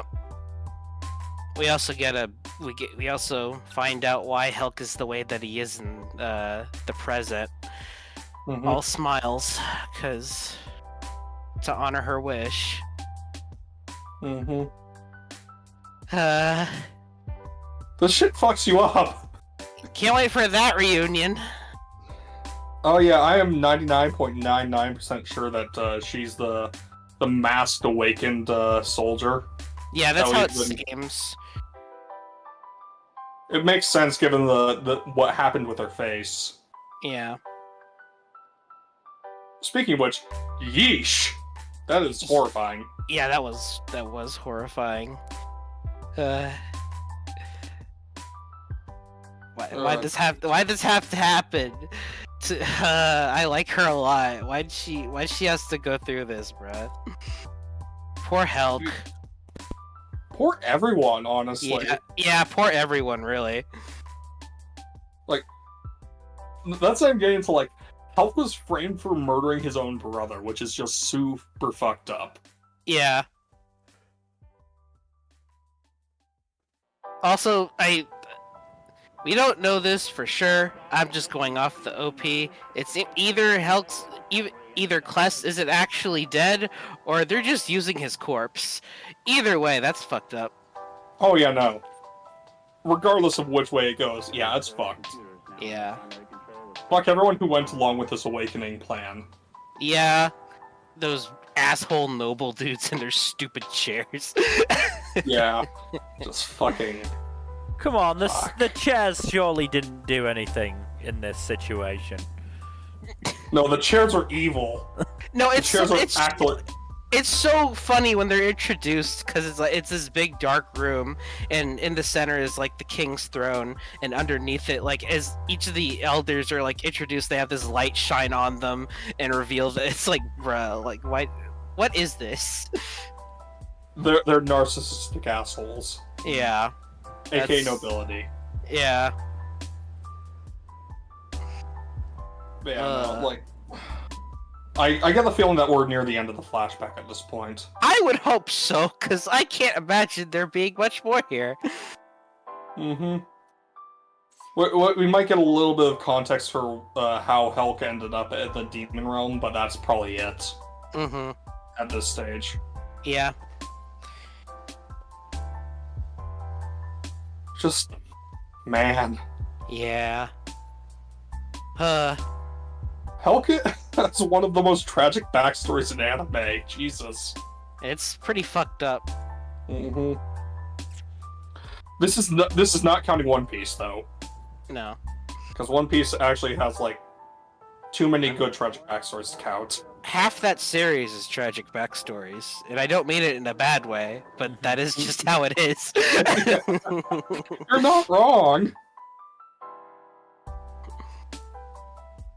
But yeah, no, Helck good. Helck very fucking good. And this whole flashback's been my favorite part of the series by far, and the rest of it's still pretty damn good, but the flashback has just blown me away. Flashback's been incredible. Yeah. And I'm glad it's not going to overstay its welcome either. Yeah, I'm just happy it added the depth to Helck that we kind of needed. Yeah. It made him from a lovable goofball with a possibly hidden dark side to a lovable goofball who has so much pain. Mm-hmm. And now we're gonna look at the awakened humans differently as well, especially the familiar-looking ones, where it's like, oh no, I remember you. Why are you like? Why this aren't you now? wacky people anymore? Why are you so? Why aren't you funny? Start being funny again. Yeah. Yeah. This shit hurted. Yeah. We should probably move on before we depress ourselves again. Yeah. Let's move on to happier trails with... I'm giving the disgraced noble lady I rescued a crash course in naughtiness. This series is so funny. It's so funny and so cute. These two are just so perfect for each other. Yeah. Also, her response to just seeing the freaking animals. I'm so happy I'm alive. Everything's been worth it all for this moment. I mean, she's not wrong. Those animals are adorable and perfect. Yeah, and so is she. That's why they love her. Mm-hmm. Exactly. Not any magic bullshit, no. It's because she's an adorable, perfect person.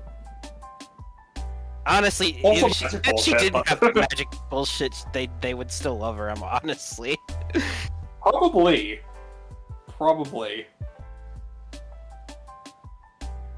But no, these past couple episodes have been great. Yeah. I do love the whole bit of, like, Alan just sicking his sister and his friend on the poachers and just like, oh, hey, you caught the poachers, thanks. By the way, I knew you've been following us. Yeah.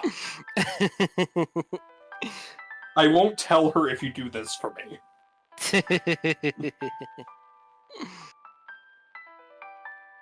But no, these so two are clever. fantastic. Also, a Helck capybara. Oh yeah, the Helck capybara is just so funny. The Helck capybara, very very funny. He just wants to protect her, but wow. He thinks Alan's doing a piss poor job of it. Yeah. When, that's demonstrably untrue. Alan has been going above and beyond, Jesus. Yeah.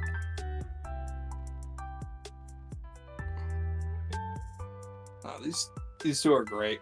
Yeah. I do love the bit. Mhm. I do love the bit when they're chilling in the hot springs area, and she orders ice cream, and he's like, "Oh, I can cast an eternal cold spell to keep it from melting on you," and then immediately starts getting demand from others, like, "Hey, I want never melting ice cream."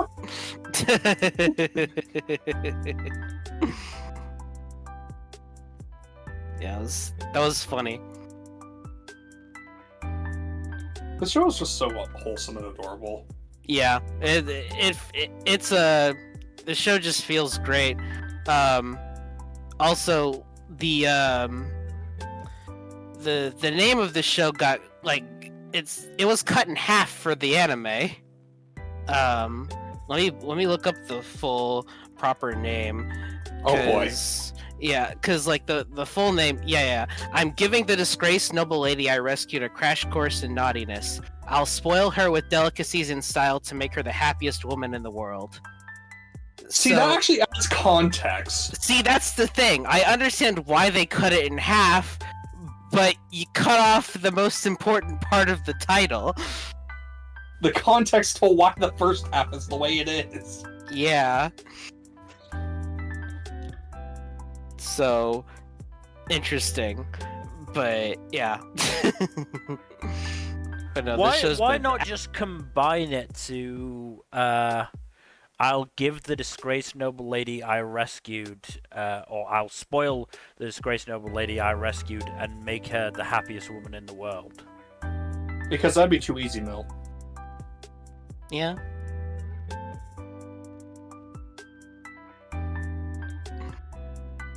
Plus, putting the word naughty in there just grabs more attention.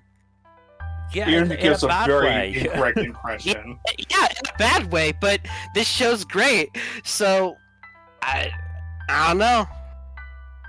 Sigh. Say all you like, Mel. Gotta love those light novel titles, right? Yeah.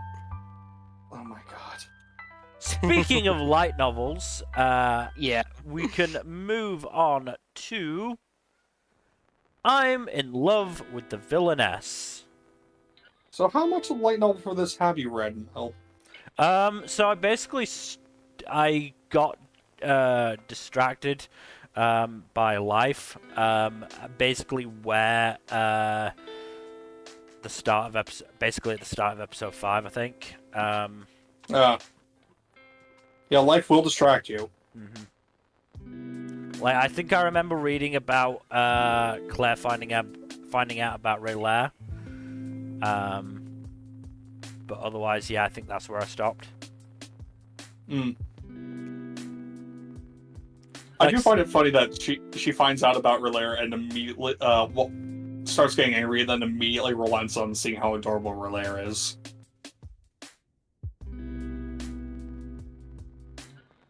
That is pretty funny. Mm-hmm. But yeah, then are you caught up on the anime then, or? Yes, I am. Well, yeah, I'm caught up. I'm episode 6. Hi. I'm looking forward to the cross-dressing cafe. Yeah, the cross-dressing cafe is going to be very funny. Very fun too. Doesn't matter what world you're in, it always goes back to a maid cafe. Yeah. But this time, the boys are the maids. Good. Yeah. Honestly, good on Rob for being so open about that idea. Yeah. Yeah? Yeah. I do love the banter between the cast. It's very fun. And the duel tournament was also pretty neat. Yeah, I mean, the animation wasn't amazing the episode before, so it was nice to see a little bit in this episode. I mean, it still wasn't, like, spectacular, but I think I didn't expect it, to be honest. The fights were decently choreographed. Yeah, I mean, Yeah. the you versus Thane one was probably the highlight in terms of actual, choreography and animation. Yeah, I was surprised because I'm like, oh wow, they actually put some strong effort into this fight. I'm like, oh, Yeah. interesting. Yeah. I didn't expect that. I thought this would just be, the typical back and forth whatever fight, but no, it's pretty good. Yeah. Meanwhile, you got Misha versus Rod, which was a neat demonstration of how you can restrain yourself in a fight and still, like, show your stuff. Yeah. Yeah. And then you got Ray versus Claire, which was quite tactical, actually. Until you realize that Ray's been holding back the whole time, and then it's like, oh, that's right. She can do that. she was deliberately holding back just to show off, basically. Hmm. But yeah, still a good fight. Hmm. The episode was pretty good. Yeah. But the next couple episodes are going to be great. I will say, with regard to this series, I do still think that the best way to consume it is to read the light novels. To But be the fair, anime that's usually the case. That is usually the case, but it's even more so here because the anime has left out some stuff here and there Right. that can kind of add up. I mean, Because it's trying to fit like a whole entire core's worth of anime into like maybe 8 episodes or so. Like, in an ideal world, they would adapt this one core per novel, like they're doing with Eminence and Shadow. But for whatever reason, they're not doing that here. all right. Still, it's enjoyable, and I mean, I very much. Do you think we'll be getting any sort of like resolution to, you know, Ray continually asking Claire not to give up and being all ominous? Only if the first core is longer, like 7 Spellblades was. Right. Okay. Because again, they're at the rate they're going, it'll probably be 8 episodes for the first light novel, and the second light novel is far too long to adapt into 4 or 5 episodes. Right. But yeah, here's hoping that's a longer core or they announce a continuation, because otherwise that thread's going to be left hanging. I will not say any more than that. All right. On the matter. Other than it does get follow-up, yes. I mean, Mal is listing it as 12 episodes, so Since Yeah, when that's is just Mal the Mal. most reliable source? I mean, I can check at any list. Force I don't open it. think the listing... Yeah, I don't think it has, like, a basis for saying it's 12 episodes, other than just, like... Yeah. Any list also saying 12 episodes. To be fair, there's also always that possibility where it's like psych 2 core, even though we're gonna call it second season and act like this was planned from the start. But no, it's yeah. Also, I did get spoiled on a particular character. I'm not going to say which one.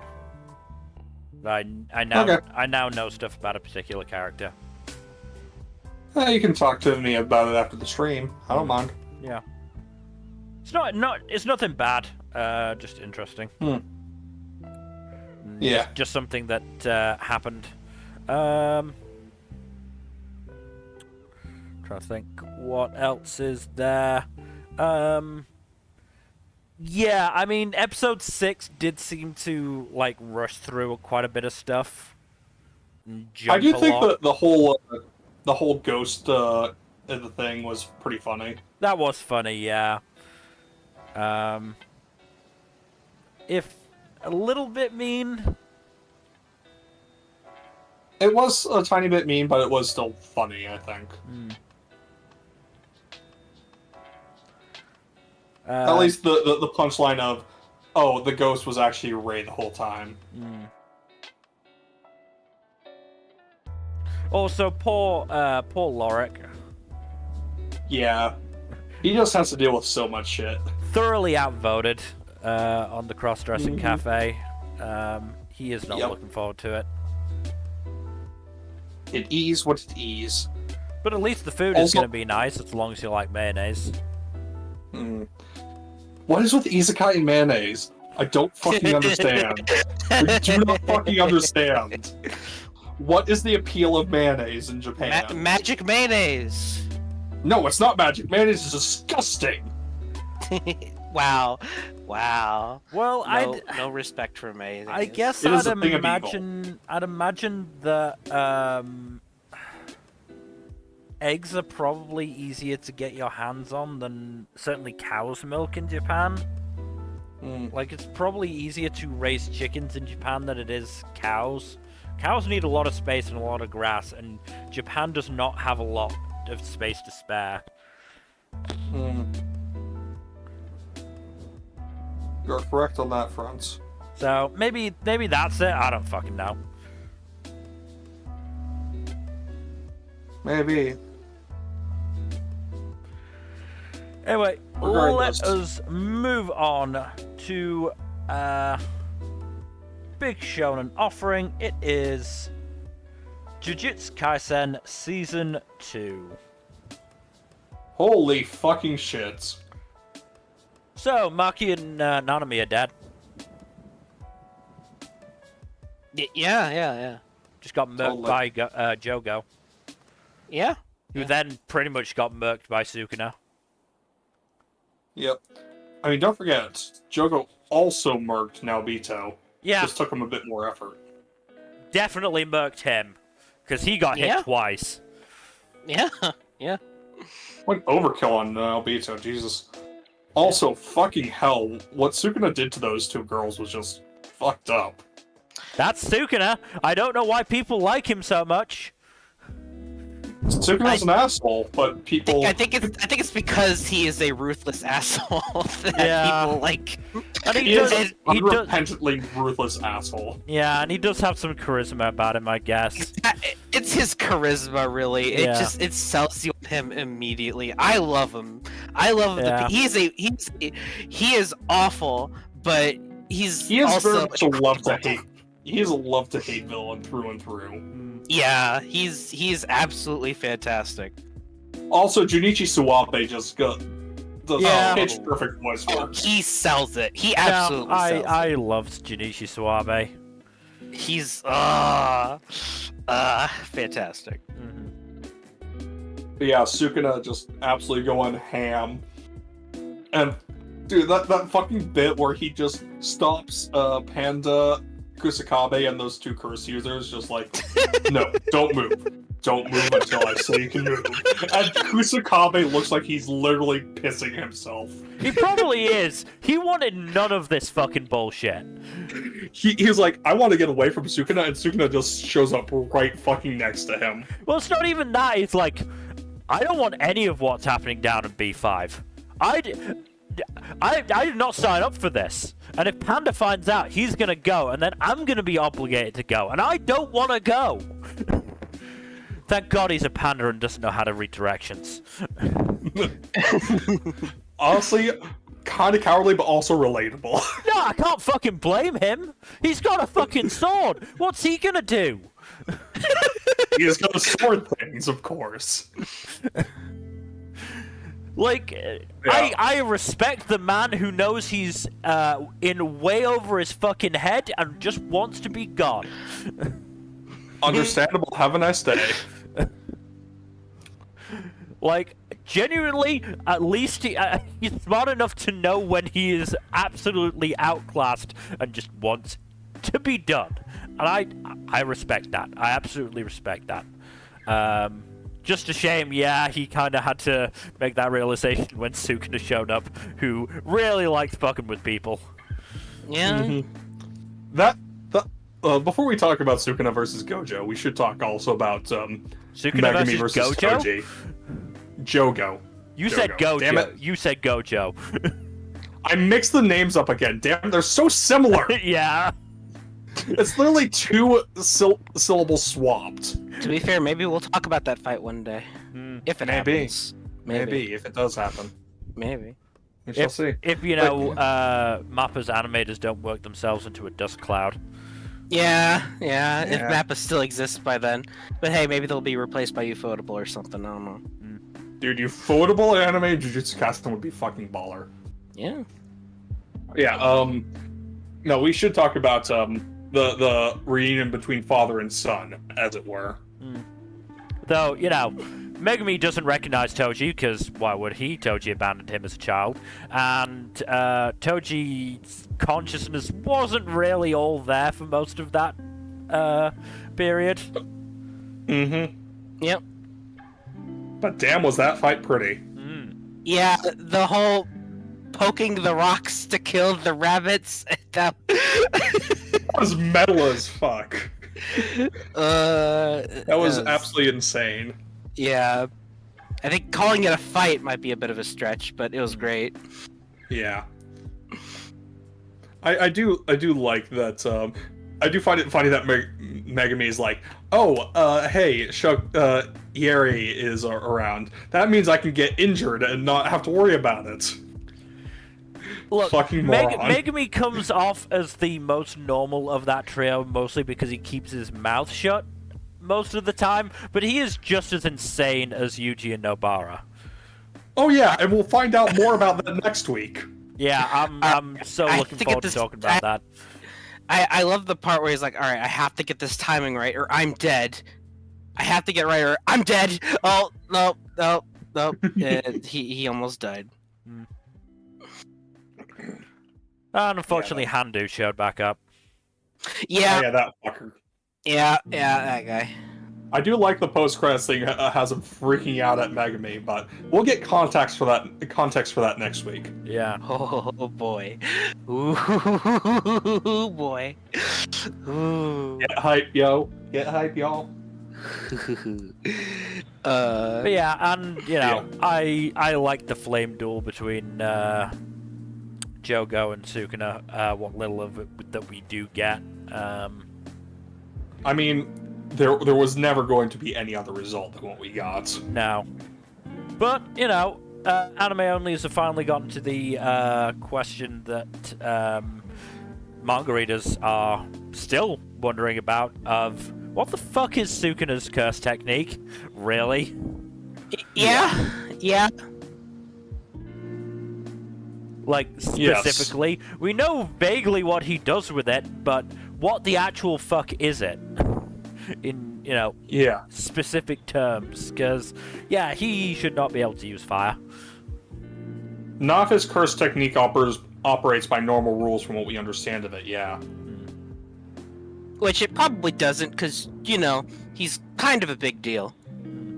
I mean, he is kind of a big deal. Yeah, I mean, I think the most prevalent theory was that, like, real life, like, mythical Sukuna, folkloric Sukuna, whatever you want to say, like, had to do with, like, cooking or something like that, and that's probably what it's taking from. Maybe? Coming next season to an anime streamer near you. Shokugeki no Sukuna. Look, if you thought Food Wars with its fucking chainsaws was bad, you haven't seen Sukuna try and cook. Hey, let him cook. That. Let him cook. Yeah, the duel between Sukuna and Jogo was spectacularly animated. It was mind-blowingly gorgeous. It was incredible. Yeah. There are apparently some people online saying that the animation was bad, and I'm like, what kind of crack are you smoking? Yeah. People are dumb. People are it's a popular show that had a good fight, so people have to hate on it for no reason. Yeah. Yeah, no, fight was really good. I do like the bit where it's like, Jogo's like, I may have overestimated myself here.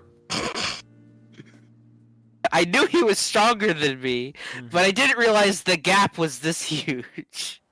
Yep. Okay, just getting absolutely bodied. So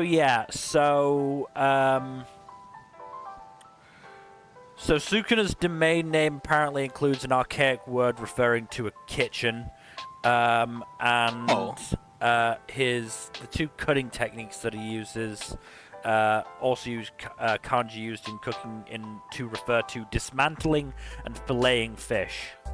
Oh, well shit, okay, then maybe they're right.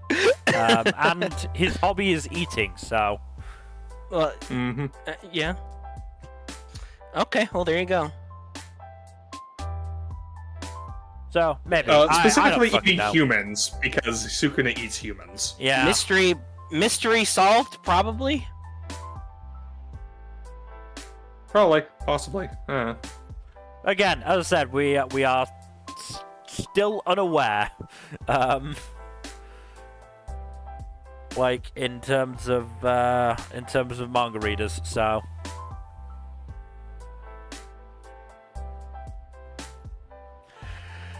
Anyway, yeah, I mean, Shibuya is continuing to, get more and more fucking insane. Mm-hmm.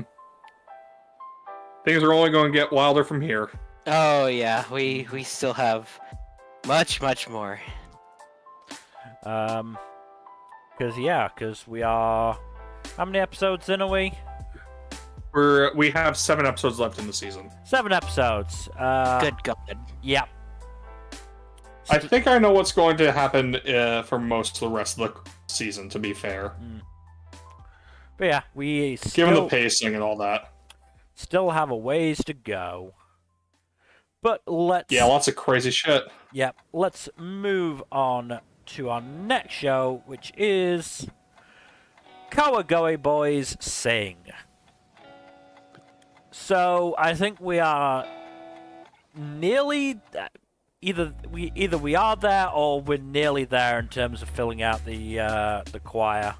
Because we've got an extra 4 boys over the last 2 episodes.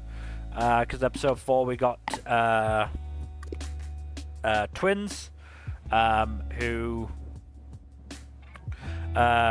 kept arguing with each other and disliked when they were referred to as the same person, or like called, oh, you're so similar, or you're the same, that sort of shit. They apparently didn't like that, and apparently all it took to break through the years of conflict that they've been going through is one comment from Tenchi noting that hey, they actually have slightly different voices, because yeah, they have different voice actors. At what point does an anime actually, do the whole, one voice actor for each twin? Has an anime ever done that? Yeah. None that come to mind. I mean, maybe it's a case of, wanting them to be able to be told apart if they are, identical twins, but still. Yeah, and then episode 5, they recruit a pair of students who apparently very good at karaoke and upload videos to, I believe their version is called NewTube. And these students are called Hakase and Magic. Guess which one is which out of the screenshot. Hakase is the glasses one? Yes, you are correct. Now here's where the stupid thing comes in. So basically, Haruo overhears the two sing karaoke, barges in to try and invite them to the boys' choir, but does very badly because he's terrible at communication, and they run away. So Haruo tells the boys' choir who were there, as well, dragging Haruo away, tell them to find the 2 students and drag them here so that he can invite them to the choir. Now, what feature on one of those 2 students do you think sticks out the most in a Japanese high school? No. Oh boy. And yet, they just go around asking random fucking students, not recognizing that, there's a guy who kind of stands out. Like that. Hey, maybe they don't want to be rude, Mel. Well, they just got increasingly rude because they kept chasing these 2 around, and these 2 were convinced basically that they were going to get in trouble for doing karaoke in their uniforms, and just continuing to chase after them until it became less about inviting them to the choir and more about the pride of catching them. Luckily, Tenchi was, an actually decent human being and talked to them instead of just trying to chase them down and drag them away. And actually gets along with them. And the end result is big long karaoke session with everyone, and they eventually have enough fun that they decide to join the choir. So there's that. As I said, I think we are either entirely done with adding boys to the choir or most of the way there. There are still some main characters on the cast list that haven't been introduced yet. Well, there's one, but we will see if that's a member of this boys' choir or a member of another one. Indeed. Also, the principal continues to bribe students into joining the choir because she basically said to the twins, "Hey, you join the choir, I'll let you pass music for free." Bribery works for things. Yeah, nah, just doing everything in her power to make this fucking happen. Yeah, it's still a decent show. I'm enjoying myself. The singing is still weird because they're calling it a fucking boys' choir when they're doing idol routines. Yeah, that's not choir singing. That's idol singing is different from choir. It really is. It's weird. It's weird. But hey, at least the music is decent, unlike another show. Which other show? You'll have to be specific. Paradox Live. Sorry, I did not like the music in that show. I'm not saying you're wrong. Don't, so. But let us quickly move on to our next show, which is... My Daughter Left the Nest and Returned an S-Rank Adventurer. So quickly, before we get started on this, no, we are not discussing motherfucking Ghost, both Jack and I have dropped it. Yup. Play the sound one more time though, just in case. Just send them out. Yeah.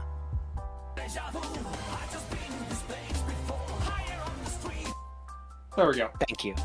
You're welcome. Well, we'll be playing it for another show later down the list as well. Yes, luckily. But yeah, I dropped it because I just didn't really care about the characters, and Jack dropped it because there's a character coming who, let's just say he has something in common with Leonardo DiCaprio, but worse. Oh. Yep. I can go into more detail if you wish, but honestly, it might Kind just of a waste of time. It might just be better to let sleeping dogs lie. If you have continued to watch MF Ghost, then you know, probably at this point, know what we are talking about. If you don't by now, you probably will soon. Yes. Anyway, S-Rank. So, more Bordeaux shenanigans. Ashcroft. Oh, poor Ashcroft. Yup. First he poor bastard. First he pisses off Ange, which really bad idea. Then gets beaten and thrown into the mud by a complete accident by Belgrieve. And then beaten into paste by Ange.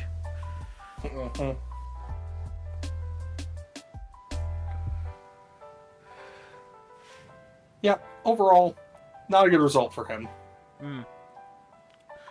But he respects Belgrieve now, which is quite nice. Yes, that is a positive. We are also now getting hints at Ange's history pre-Belgrieve, which... very interesting. Yeah, might not be great. Might not be amazing. Especially considering Byakuya, when he was, like, demonified, was like, oh, you're the same as me, huh? Yeah, not great. She has no idea what he's talking about, too. She's just sick of him talking. No, fair. And then, yeah, Belgrieve defeated Charlotte pretty easily. Yep. Though obviously he wasn't willing to, go in for the kill because she's a child. Yep. I mean, that's kind of understandable because he's not a monster. Yeah.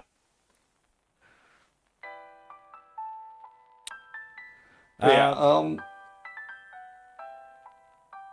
I do gotta say, the fight scenes were pretty alright. Yeah, they're not like... these two episodes have really sort of emphasized that the fight animation for this show is limited at best. They were alright, but they weren't anything to really, nothing to write home about. I would say they were probably on the lower end of okay. What studio does this? Oh god. Typhoon Graphics. I've never fucking heard of them. I have, but I can't place their name. I don't think they've done anything particularly well regarded animation-wise. Oh, they did Ray Liotta last season. Couple seasons ago. Oh, okay, that makes sense. Okay. But yes, also, Helvetica is fucking ruthless. Holy shit. She's gonna do what she needs to for the kingdom. No, I get that, but holy shit. Yeah.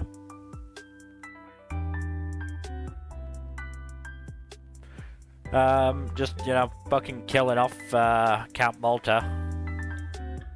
I mean, he was an asshole. He kind of had it coming. Yeah, no, he did deserve it. He was also an asshole to Charlotte. Mm-hmm. Again, not shocking development. He had it coming. Yeah. And, Ange and Belgrieve aren't always going to be there to save the day. Mm-hmm. At what point do you think Belgrieve is going to realize that he's actually decently strong?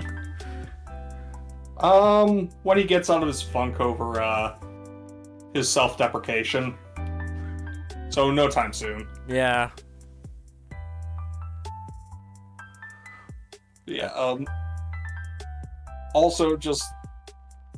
I do appreciate, all that, that magic potion that Belgrieve has. Gives Ange some. She gets up. Oh, I'm feeling better right now. Zoom. Just fucking... And again, trying to figure out why, while Byaku is monologuing, just like, shut the fuck up, I'm trying to think here. She just is taking none of his bullshit and just wrecking him. Yeah. It's great. Mm-hmm. Yeah, no, They have parted ways for now, though. Mm-hmm. And I think we still have some cast members to be introduced to, so should be interesting. Yes, though most of the cast has been introduced at the stage. Yeah, I think we're getting some elves at some point. Yeah, I think so. Yeah, it looks like it from the cast list. Because there are some characters with some pointy ears, which, Oh shit, Ifaruz. Damn. Good get. Mm-hmm. But yeah. Yeah, No, it's been a good show. This is still a fun show. Yeah. I kind of hope they don't do more action, because that kind of took me out of it, frankly, with the limited animation. Yeah, the action is definitely not the series' strong suit. Mm-hmm. Unfortunately. Yeah. Oh well, is what it is. Yep. Let's move on then to our next show, which is... My New Boss is Goofy. So have you finally decided to watch this one, Mill? No, I haven't had the time. Right, I forget. You have no time.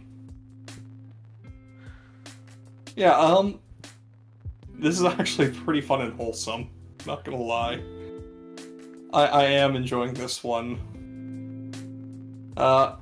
There is actually one of the main cast is actually canonically bi, which is neat. Cool. It's nice. Yeah, the guy in the screenshot, Igo Kinjo.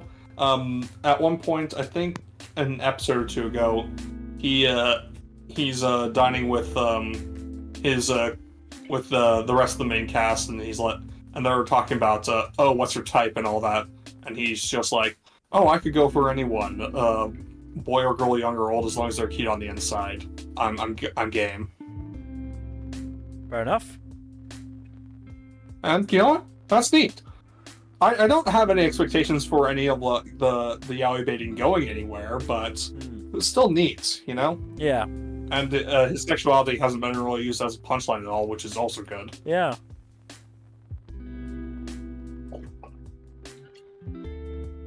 Yeah, honestly, he's mostly used as a straight man, ironically enough, for one of the other bosses. Not the titular goofy boss, but the other boss at the company who's in the main cast, Aoyama, who's a bit on the needy side and just also very obsessed with a particular brand of teddy bear that like the one that Kinjo is holding right now. Alright. Meanwhile, Momose and Shirosaki have a great banter that continues, and Hakuto the cat continues to be adorable. Overall, it's pretty fun. Good. But yeah, like I said, I'm trying to keep it short on my solo shows. So we should probably move on to the next one. Moving on then to, we all know it, we all love it. It is One Piece. Yo. Shanks is in town. Oh no. Guess who's back? Guess who's back? Back again. But yeah, he just straight up pops in and is like, "Hey, Greenbolt, please fuck off. You are being an asshole right now. Please and thank you." Just flexes his fucking Conqueror's hockey. Yeah. From like several hundred miles away. A terrifying ability. Yeah. Legit though, like, that's like the most long distance application we've ever seen for Conqueror's hockey. Yeah. And Shanks doesn't even seem to be remotely put out by any strain on it whatsoever. Dude's a beast. Also, I believe tonight's episode is going to be about Cross Guild, which is, Ooh, oh boy. Ooh, that's fun. I might have to catch up then, cause oh boy. Cross Guild, hell yeah. Anyone who's anime only is in for a treat. We love Cross Guild. Oh yeah, we do. Yeah, Shanks popping up is always a good sign, because Shanks is a fun character. But yeah, Green Bull is done, you know, beating the shit out of the scabbards and getting fire blasted by Momonosuke. Yeah. So he has decided to dip after Shanks is like, "Hey, no, stop that. Bad." Like, Well- yeah, I'm out. I'm in over my head here. I'm out. Peace. Well, Yeah. and I think this officially marks the point where Shanks is on the move and we are entering Oh, yeah. Endgame. Yeah, Shanks talks to Ben Beckman and is like, "Hey, Ben, you think it's about time that we go after the One Piece?" Honestly, Captain, Yeah. while you were out drinking, we've already been. It wasn't that good. Look at where he found some meat that he ate. Gave him an upset stomach. It was real bad. You know the poop deck. Oh boy, was that name descriptive. Captain, look, while you were at Marineford, we already found it. Like it's Honestly, that I'm one doesn't surprised- work. that They were deal. all Yeah. Marineford. While you were going Yeah, to talk to the Gorosei, we kind of went there. It really wasn't that hard to find. I don't know why people have so much trouble. Yeah, that shit easy. Like it just tells you where to go, you know. I mean, it's almost like the other Emperor crews don't have navigators or something. Also, like, Luffy and Jinbei and Zoro and Sanji were all watching the Green Bull fight and was like, "Should we get involved?" Nah, they got this. They totally got this. Meanwhile, they're all the scabbards and Momonosuke are all getting their asses kicked. They were fine. It was fine. Honestly, yeah. He never had a chance. It was Jover. It was all Jover. But this is like the final stretch of Wano, so very I think they announced that Egghead is going to start on the 6th of December. Okay, so we're in for 3 more weeks of the Wano stuff then. Including the 6th of December. I think so, yeah. That's a Wednesday. One Piece airs on Saturdays. Rue? Huh. I could have sworn they said the 6th. Huh. Maybe the 9th? Might have been the 9th. Let me check. Yeah, because that's the only that would make sense. Yeah, the 9th is a Saturday. Yeah. Yeah, I'm probably gonna get a recap episode at the very end of Wano. Just because they gotta do like, yeah, this is all that happened in Wano. The longest arc in the entire fucking series. By quite a margin. They'll just speed run it. Imagine trying to recap all of Wano in just half an hour. Plus, minus credits. I could do it. Just channel your inner Eminem or something. Yeah. Let's go full rap god. Go full NL. Honestly, if they Okay, actually cast Eminem as an Anaru, that'd be fucking amazing. Oh. 3rd of December. 3rd of December. Okay, so basically, okay, I forgot that it airs on Sundays Japanese time. Yeah. Yeah. So Yeah. unless it's the 2nd. Okay. Okay, yep, that makes sense. So, next few weeks are going to be the last bits of Wano. So, probably 2 episodes of Wano and a recap, or 3 full episodes, depending on how they pace it.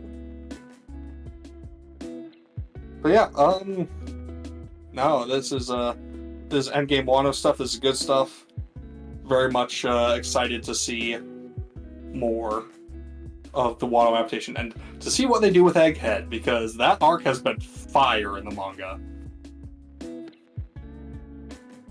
But yeah, should probably move on. Alright. Moving on then to our dating story, the experienced you and the inexperienced me. They've already moved on to hand holding. Absolutely What? lewd. Totally lewd. I mean, Too lewd. yeah, I mean, I wish I could have picked a different, less explicit screenshot, but Jackie just didn't give me one. Yeah, I'm sorry. It was the only one I could find, because everything else is just even more lewd hand holding. Oh, wow. It's just absolutely heinous. Can't believe they put this on Crunchyroll. Is that Crunchyroll? Yeah, Crunchyroll. I can't believe they put this on Crunchyroll. Yeah, it's not all hand holding for the entirety of the 2 episodes.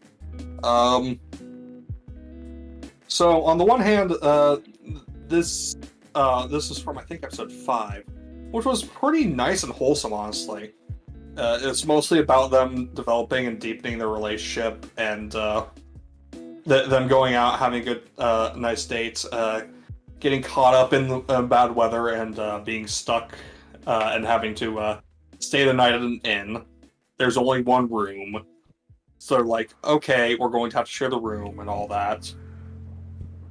And she says, why don't you want to sleep with me? And he's like, I don't want to do it until we're both ready, in a nutshell. And she's like, can you at least hug me instead? Sure, let's do that. So that was sweet. And then they hold hands as they fall asleep. Except he can't fall asleep because he is just like too hot and bothered by hand holding, I guess. That's not the actual explanation, but it's funny to think of it that way. Hmm. But yeah, no, it's very nice and wholesome. And then very into the episode has her sister just like trick Ryuto into coming to undisclosed to the school at night and disguising herself as Runa to try to get him to hook up with her.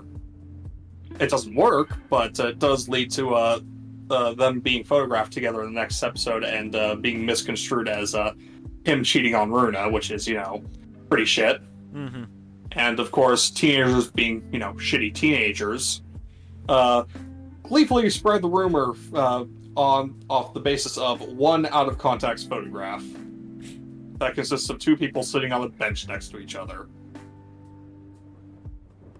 I can hate teenagers sometimes. But it's not... They suck. Yeah. Not surprising teenage behavior, but it is standard shitty teenage behavior and always is annoying. Yeah.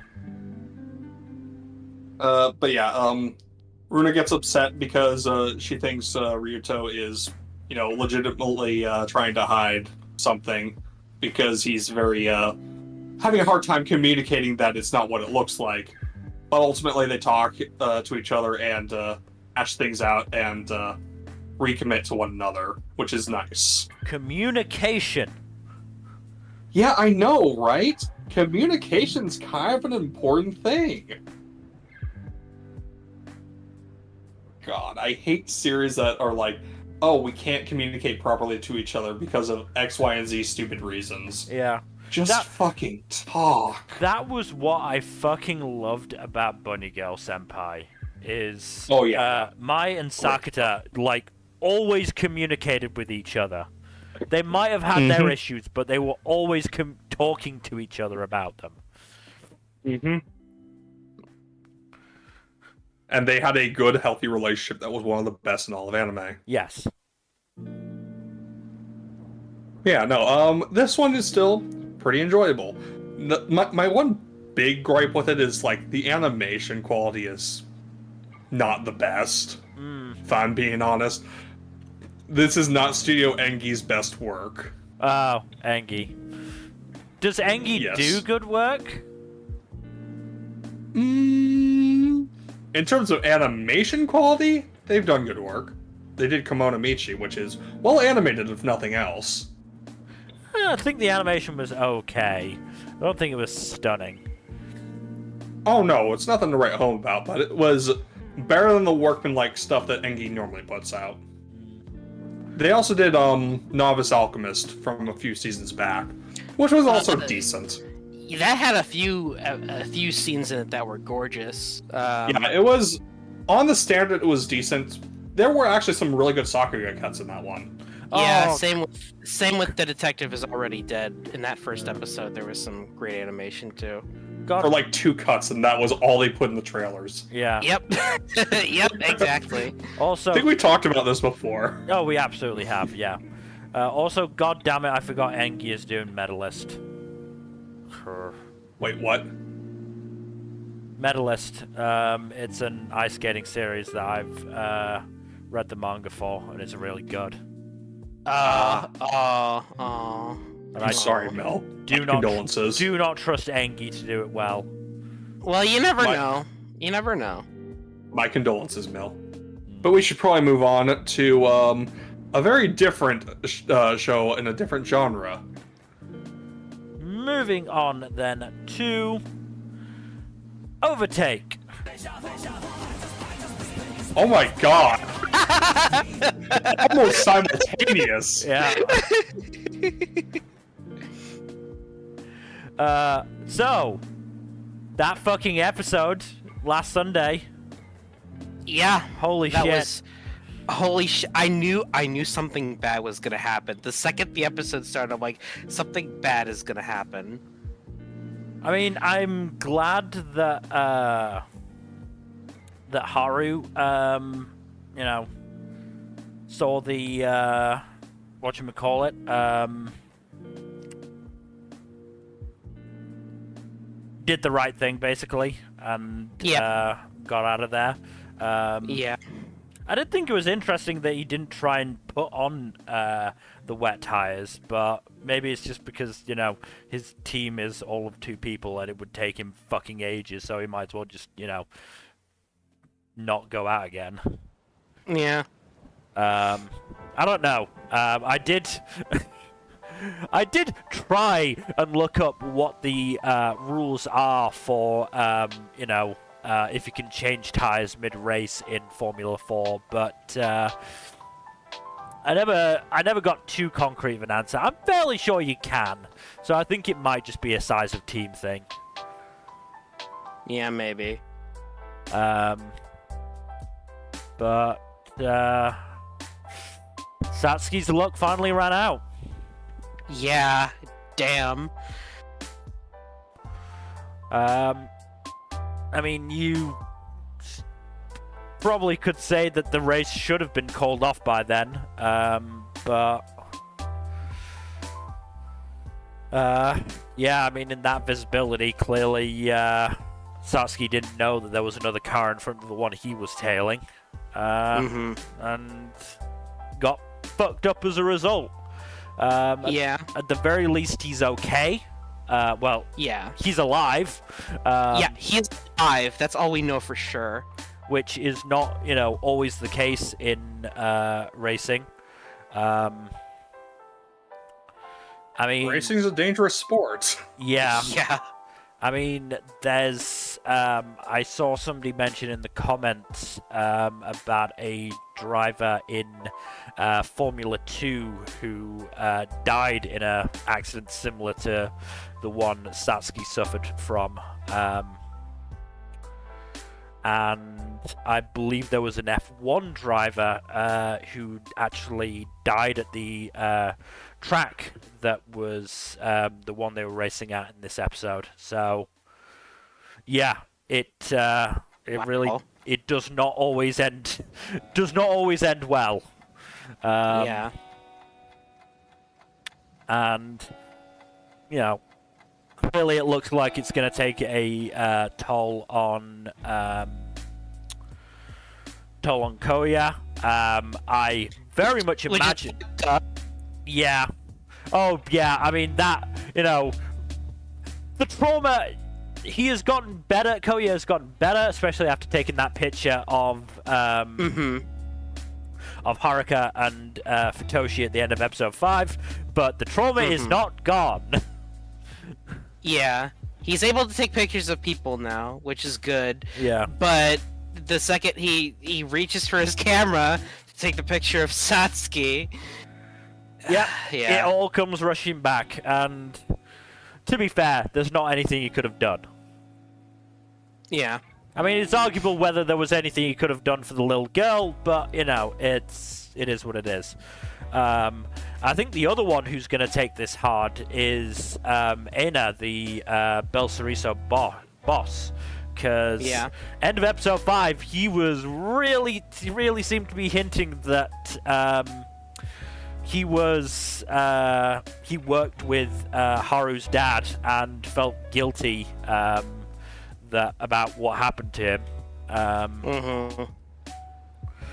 So it's going to be really interesting to see what happens there, and I wonder how Tokumaru is going to take this. I unfortunately think that asshole is going to be a bit happy. Yeah, maybe. I mean, it's also going to be interesting to see if Satsuki keeps racing after this, after he recovers. Yeah, because we don't know, like, what... We don't know the extent to his injuries, but exactly. You know, the look on his face was not one of, oh man, it was just one accident, I want to get back out there sort of thing. Yeah, we'll see. But man, yeah, no, I mean, it was a hell of a fucking episode. Yeah. What was also really interesting is the fact that Satsuki referenced a real life Formula 1 race, the 1976 German Grand Prix.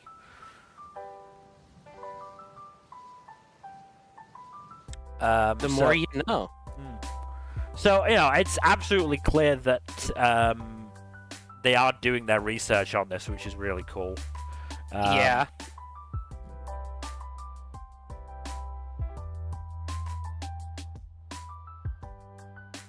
But, this is still absolutely, this and Apothecary Diaries are my top 2 by quite some distance, I would say. Yeah, I only love the show more and more. Also, I think we should at least make mention of the episode before. Oh yeah, no, that was the most recent one. Fucking hilarious. I adore that episode. Yeah, it's great. That was actually wonderful. It was such a nice little. We should have known that they were gonna. After that, such a happy episode there, they were gonna go into some fucking angst. Yeah. Should have known. Yeah. Because, that was very much a breather episode. And,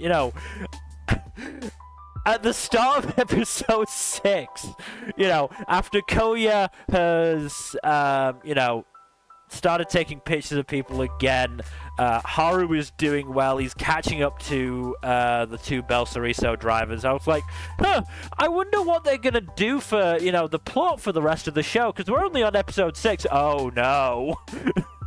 Oh, no. Oh, no, conflict. Oh, no.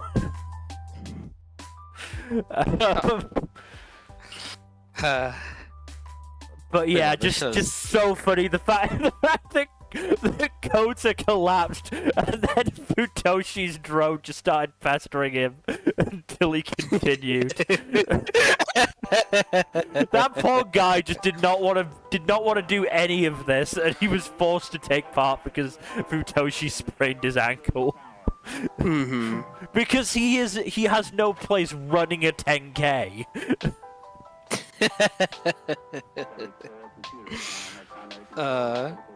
Also, we got to learn a bit more about Alice, which is nice. Cause it's shown that she actually does take some pride in her job and isn't just just chasing Satsuki. Absolutely, she's in better shape than Kota. Yeah, she's in really good shape apparently. But she does have a weakness for food because that's when she gave up. Yeah. the well-meaning old people who just giving out tea and heavy foods.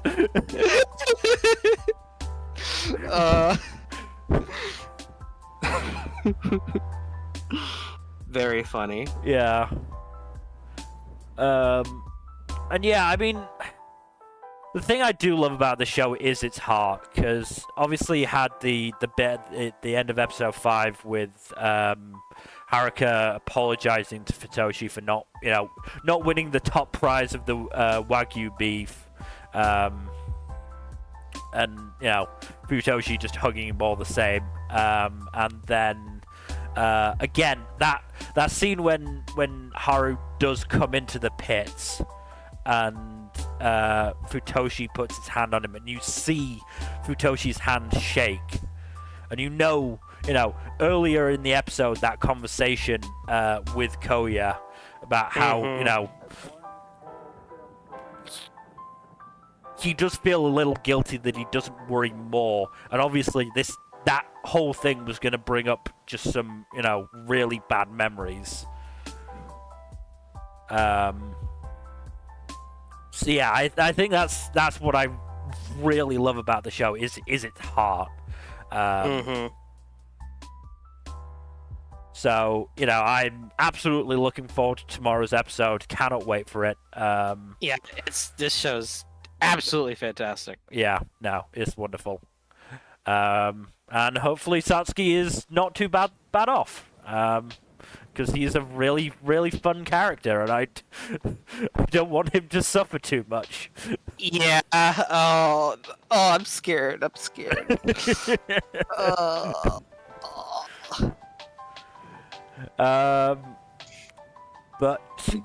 yeah, I think that's it. I think we can now move on to we move on to Pluto. Alright, go Ham. Oh boy. So did you watch all of it, Jack? I watched all of it, yes. What'd you think? God damn, this is a good show. It's really fucking good. I'm telling you, Urasawa is insane. There are 3 Anime of the Year contenders this season, and this is one of them. Mm-hmm. Oh my god. Yeah. Yeah, absolutely spectacular. A little bit of background to the uninitiated. This is based on an arc of Astro Boy called The Greatest Robot on Earth, and Naoki Urasawa, the mangaka behind Monster, decided to reinterpret that storyline and turn it into a mystery science fiction thriller, and he did a pretty damn good job with it. There is a reason Urasawa is considered a brilliant mangaka.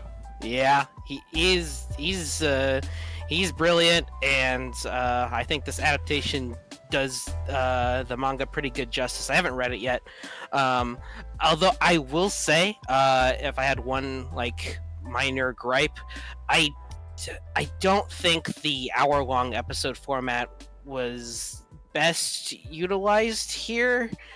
That would be one of 2 complaints I have. The other one being like the fucking teddy bear not getting as much foreshadowing as it probably should have. Yeah, that was a little weird. Apparently, it pops up more often in the first half in the manga. Yeah, that makes sense. Yeah. Yeah, Dr. Roosevelt. That's who it was. Of course, they named a teddy bear Dr. Roosevelt.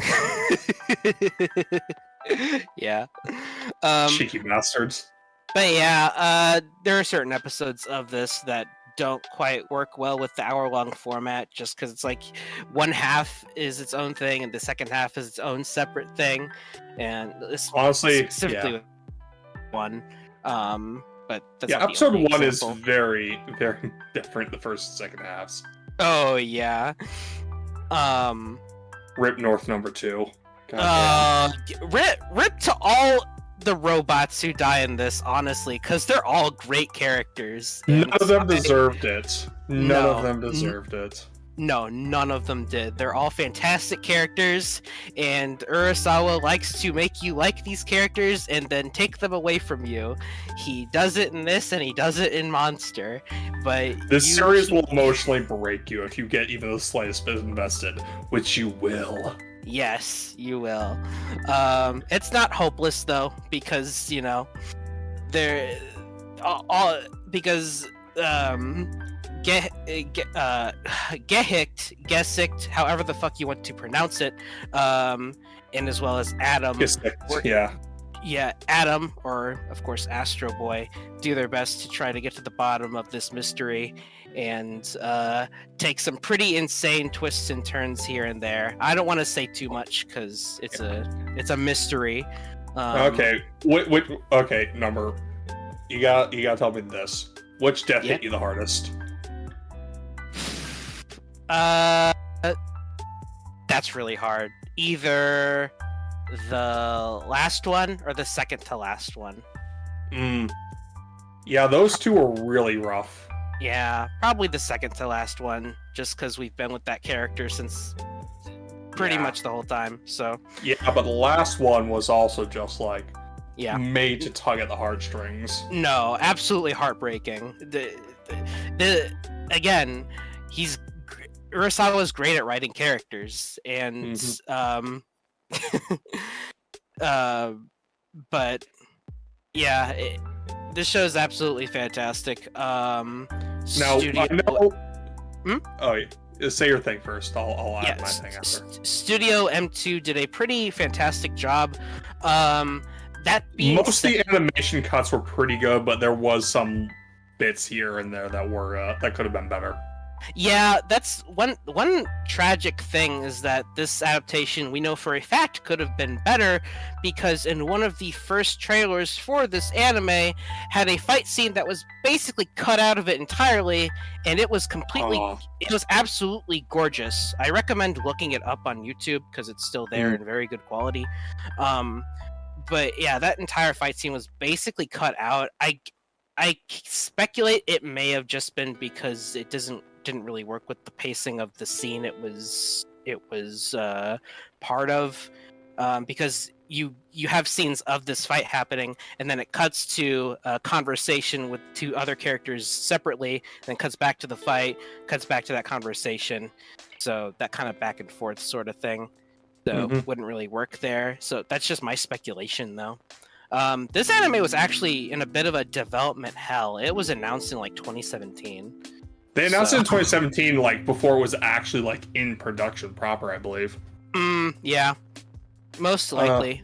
By and large, the show does look very good, though, and there are some absolutely gorgeous shots in here, and some pretty striking imagery as well. Oh yeah. Honestly, I was gonna say before, this is quite possibly like one of the best treatises on hatred and war I've seen in an anime. This is what Attack on Titan could have been. That's the thing. Watching Attack on Titan only makes me look back on this and think, man, this show really is just goated. This show really nailed it. Attack on Titan wishes it was this good. Yeah. This thematically just does what it's trying to do so much better than shows like Attack on Titan. And did you watch it subbed or dubbed? I watched it subbed, but I've seen bits of the dub, and I'm probably gonna, when I rewatch this eventually, I'm gonna watch it dubbed. Cause I watched it. I watched the first episode subbed before switching to the dub because I saw the voice cast for the dub. Oh yeah. They got Keith fucking David for the dub.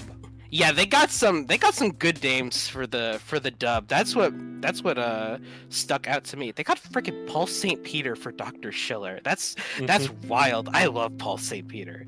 So yeah, I'm gonna that's to play one of the supporting characters. Yeah. Got Prosy D to voice Brow 1589. Oh yeah, Nolan North's in this. Oh my god. Patrick Sates. Yeah.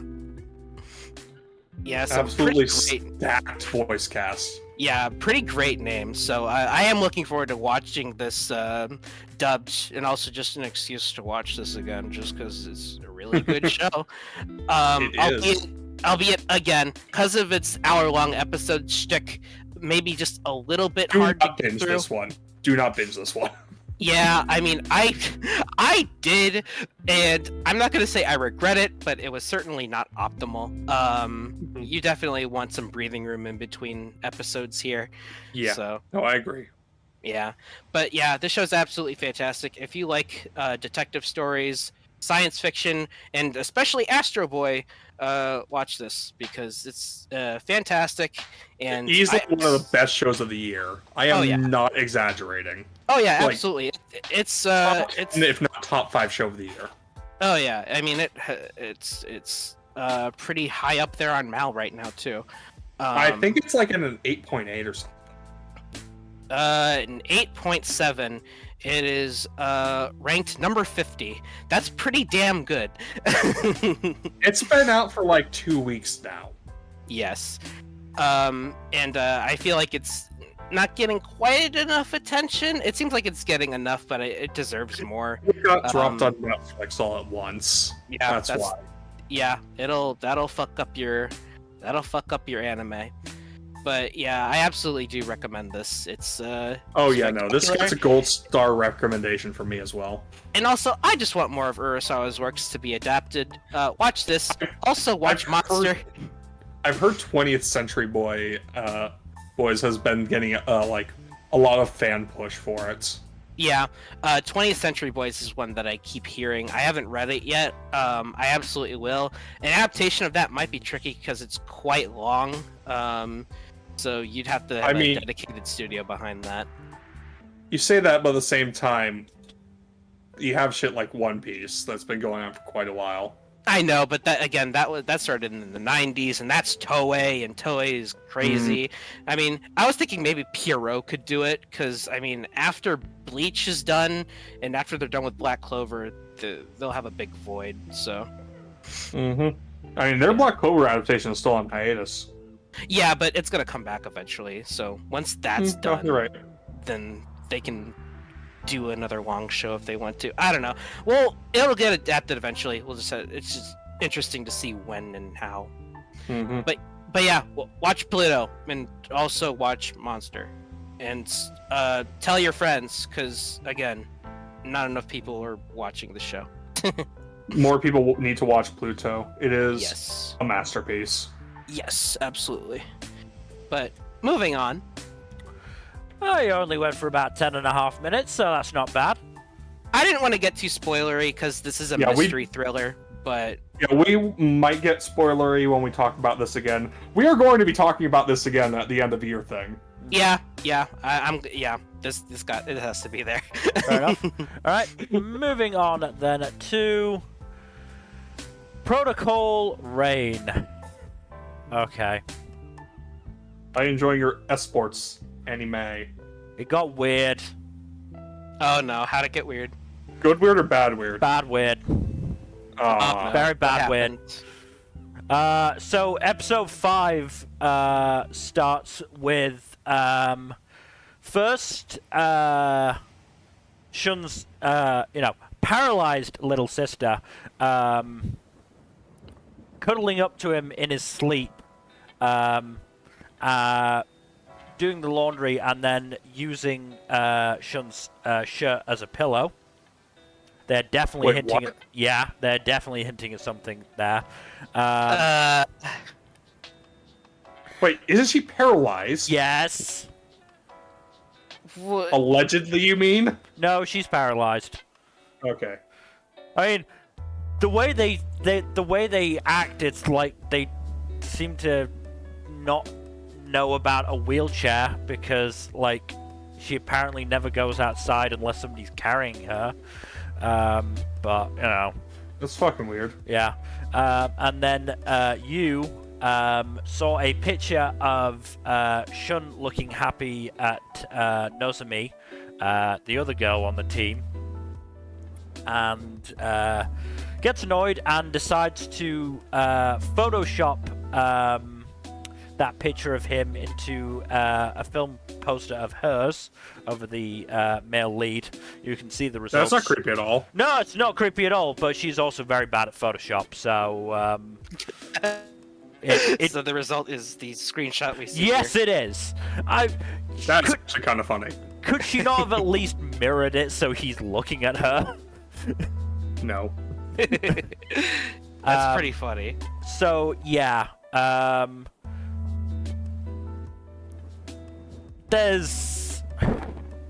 That's kind of put me off the show to a certain extent.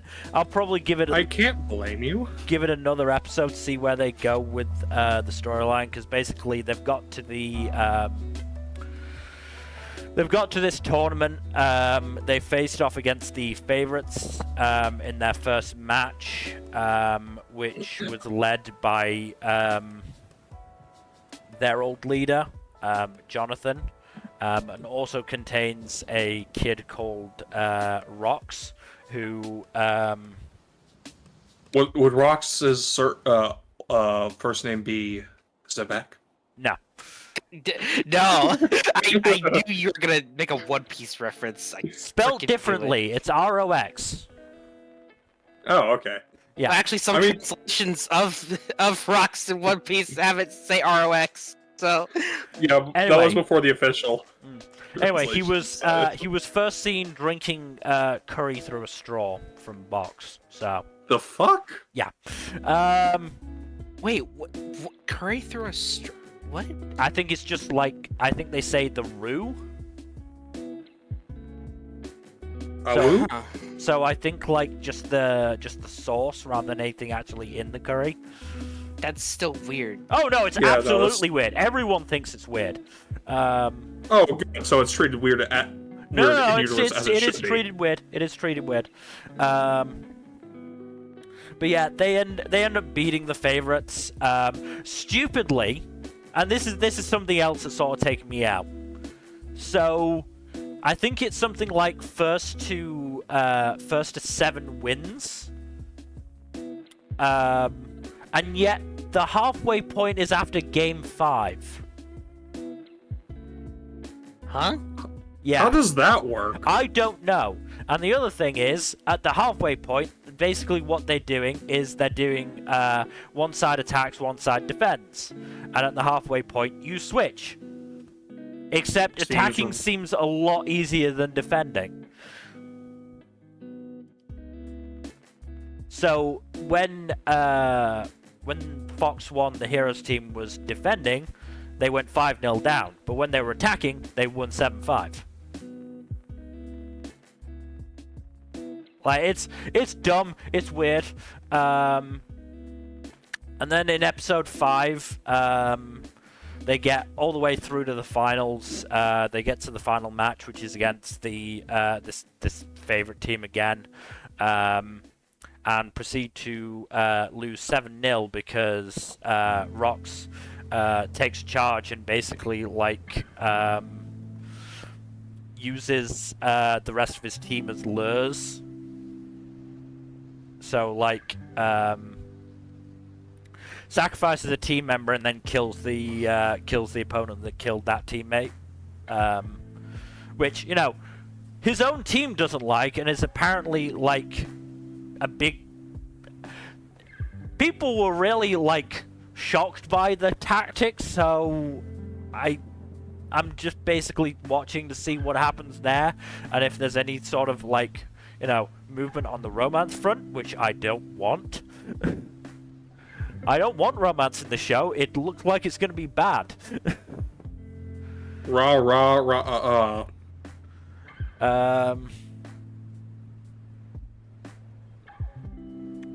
So yeah, this show went in a weird direction and I don't like it. Is the summation for that. Please, shows, stop doing incest. Incest is bad. Yeah? Please don't do it. So I'm happy to just move on to our next show, which is Ragna Crimson. So have either of you two decided to catch up on this one? I have not had time. I will do it before the end of season. Yeah, same here. Unfortunately, I didn't have time. I was busy playing Yakuza. Okay. I had 2 weeks to do it in, and they were 2 very busy weeks from my perspective. Yeah. Also, I was catching up on Dead Mount Death Play, so. No, that's fair. Dead Mount Death Play is better, but Ragna Crimson is still fun. I do really want to watch it, so. I do think it's worth it. This is very good. As I said, I promise to watch it before the mid-season. I do. So basically in these 2 episodes, Ragna and Crimson go to the capital city, and Ragna has a chance encounter with Ultimatia, who, kind of the big boss of the organization and all that. I wouldn't have guessed with a name like Ultimatia. Yeah, so she's the head of the Wing Clan, as it were. And despite Crimson's request that Ragna lay low, Ragna does not lay low and proceeds to absolutely wreck Ultimatia's shit to the point that her time powers are unable to keep up with him until one of her subordinates intervenes and she gets that window to rewind time. And even then, after she rewinds time, stops time, one of her subordinates beats the shit out of Ragna, he still gets back up and nearly kills her again. Before he, overloads his powers and passes out from blood loss. Ooh. Yeah, and then Crimson pops up and Ultimatia is like, okay, I might have to dip. Holy shit. Because, again, Ragna just absolutely goes fucking ballistic and nearly kills her. Multiple times. Interesting. Yeah, no, it's... The action sequence is pretty fucking good. The animation isn't perfect, but damn if it isn't effective at getting across what it's supposed to. Like, Ragna's brutality as a fighter is definitely not to be understated. Yeah, no, it's a very intense action sequence that carries across 2 episodes, and it's just like very good stuff. We're also introduced to Crimson's subordinates, the side slime who continues to be a gem. And Chimera and Golem. Chimera is a shapeshifter, and Golem is implied to be a cyborg of some sort. What was that? Hunt the One Ring? No, not Golem. Golem. Different thing. You definitely pronounced it more like Golem. Whatever. Regardless, Golem is some sort of cyborg thing from the looks of it, and Chimera is a shapeshifter. So they're interesting. They're fun. They have colorful personalities, as to be expected. But yeah, Crimson is at first pissed off that Ragna, ignored their advice and just like Leroy Jenkins'd it. But at the same time, it's like, this could be an opportunity. I'm gonna take advantage of this. So that could have a very fun outcome. I get the feeling that both of y'all will have a fun time with this, because this is similar to Berserk of Gluttony in terms of tone number, but at the same time, I think it has a bit more. It's less romance focused than Berserk of Gluttony, but also a lot more action focused, I think. Okay. And the action sequences are pretty fucking wild. Good. I like those. Well, I'm just looking forward to some Murase goodness. Oh yeah, no. Murase fucking hams it up as Crimson in the best way. Good. Just absolutely eating that scenery while just delighting in the evil voice. I don't think we get evil Murase all that often. No, you really don't. Yeah, evil Murase is a treat.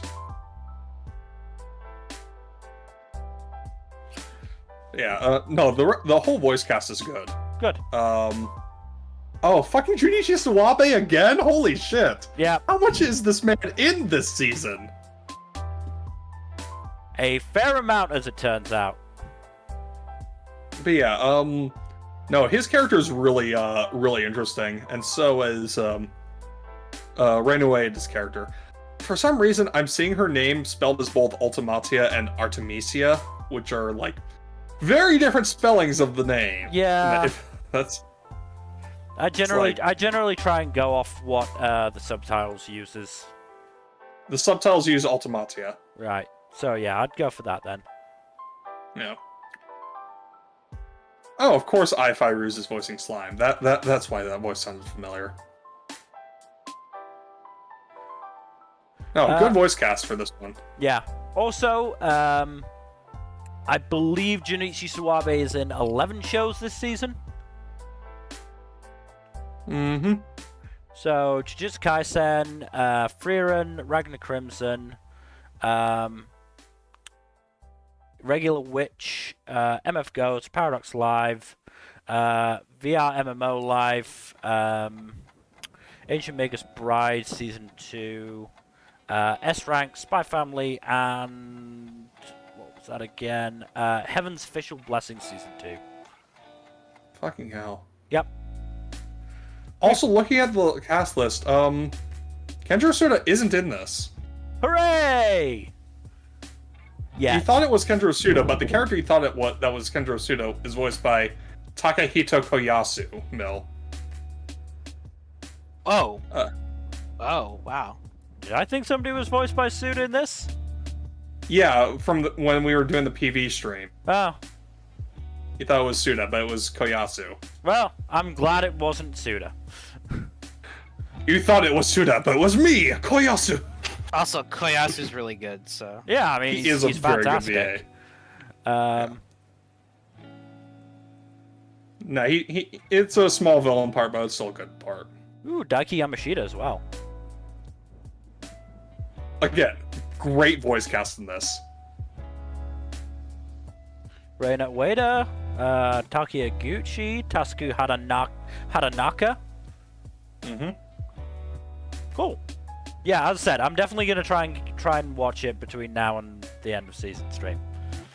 Yeah, the only warning I will need to give y'all is that the premiere is double length. Yeah, I know. That's kind of the reason I haven't been able to watch it. Because both times I've been like, okay, I'm finally done with catching up with my shows, but it's the day of, and I'm nearly about to go to work. Do I have time to fit in the first episode of Ragna Crimson? Fuck, it's double length. No, I don't. Yep. Sorry, can't really help you with that. Yeah.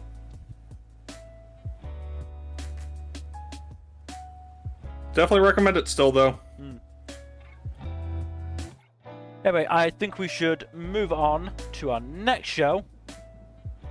Oh yeah, you guys have fun talking about this one. Which is Ron Kamonohashi's Forbidden Deductions. I'm sorry. The fuck? I find that screenshot so funny. I just find it so funny. Look at the angry platypus puppet. Oh, Jesus Christ. I think one of the funniest things has been fucking Ron's increasingly insane, like, cover stories, basically. Yeah. Because, like, for this one, he's like, oh, I'm a hand expert, so that's why I've got these hand puppets. And then he turns up to the other one as a Tarage bandwagon fan.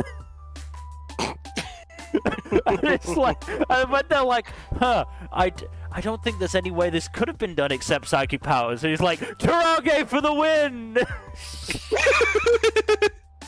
He's a madman, and I kind of love him.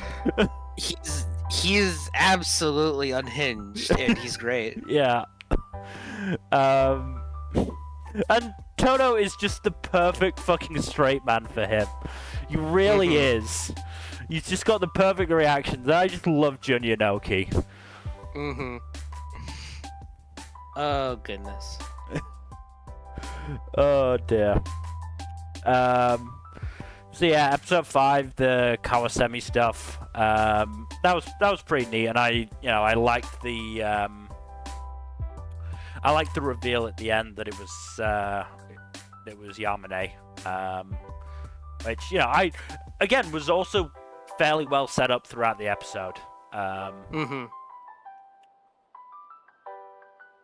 As well as Kawasemi instantly first Kawasemi just looking at Toto and then just dismissing him from his world entirely.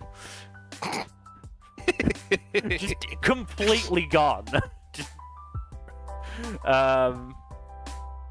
And then immediately figuring out that Ron was the real detective, but that they worked well together, and that Toto is impressive nonetheless. Then a bit of nice emotion in episode 6 as well with Dr. Mofu.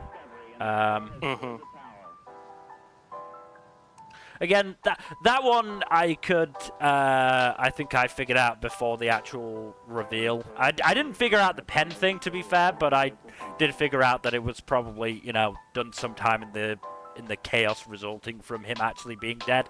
Because, Tarage was the one to declare him dead with the pulse thing. So it's like, okay, yeah, sure. I believe that. Oh, that's funny. I was actually the other way around. I actually figured out the pen thing, but not the other thing. To be fair, I didn't expect that the pen had two ends, like had two nibs, or had nibs on both ends. So that probably hindered me some. Yeah. Oh god, and him asking for the autograph as well. And the fact that it actually came good as well. But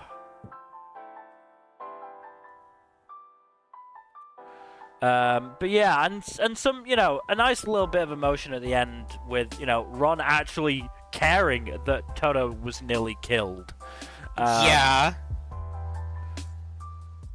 But Toto convincing him to keep it up because they are actually helping people. And they're taking another trip together, which isn't gay at all. Yeah. Totally. Totally not gay at all. Yeah. But yeah, Take a lot of trips together. Yeah. I wonder if Amamiya is gonna come on this one. Also, Amamiya's fucking rivalry with Kawasemi, and the fact that she gave him Toto as a way to hinder him. And Toto's like, "Oh wow, you're letting me work with somebody else? Is that how highly you regard me? No, I want you to sabotage him with your uselessness." Oh. I guess. Oh, poor Toto. One day he'll get respect. One day. One day. But yeah, I'm definitely enjoying this show. I don't think it's necessarily what I expected, but the humor has been very good so far. Yeah, the humor helps this show a lot, and also just the characters too. Yeah. No, as I said, Ron and Toto have really good chemistry with each other. And again, Ron is just completely insane.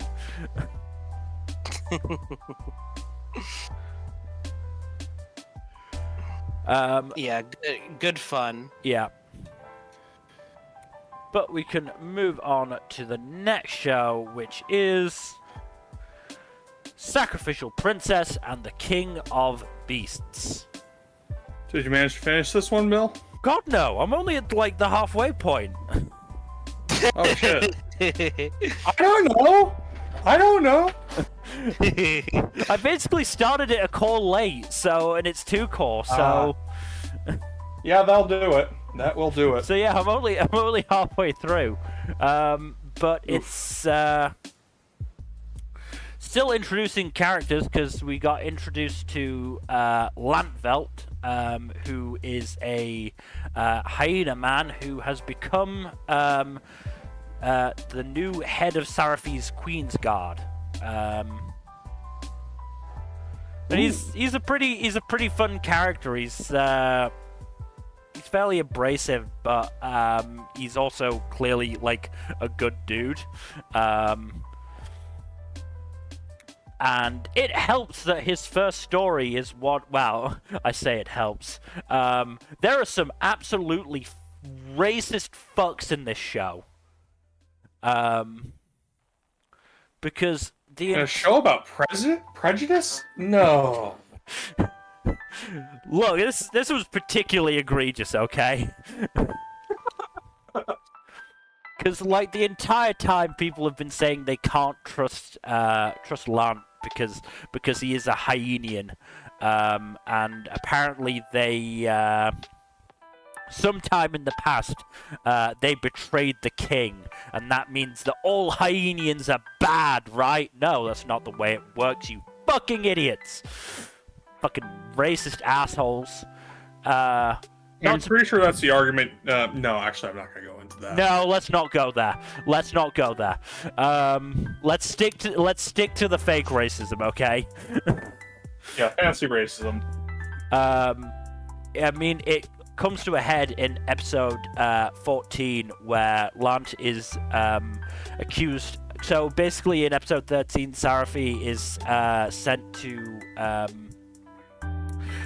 a town to give a morale-boosting speech and officially confirm, like, the guy in charge there is the Lord of the City. And in episode 14, Lant is accused of attacking that Lord. I think it was Lord Braun, who's a goat man. Goat man or goated man? Goat man. Accused of the attack by the racist guard from before, and pretty much everyone instantly believes them because they're racist as well. Shocker. luckily, Sarafi basically tells him to fuck off and says that she'll find the real culprit, and she's helped by the guard captain Terran, who is Giraffe Man. Kaku, what are you doing here? And it turns out how they solved the crime, because Braun managed to actually tear a tuft of fur from his attacker. Sarafi used her human eyes, which can see, a greater spectrum of colors than most animals, to be able to tell what color fur it was and match it up to a certain race of animal, and then look for the one who was, acting real shifty. Was it a racist? It was not. It was an anti-monarchist. Oh, that's unfortunate. Yeah. Look, you gotta kind of support the monarchy on this one. No, I don't. I know, but I kind of do. That's what you get for being British. I kind of don't want Leonhardt to be, deposed and killed. No, that's fair.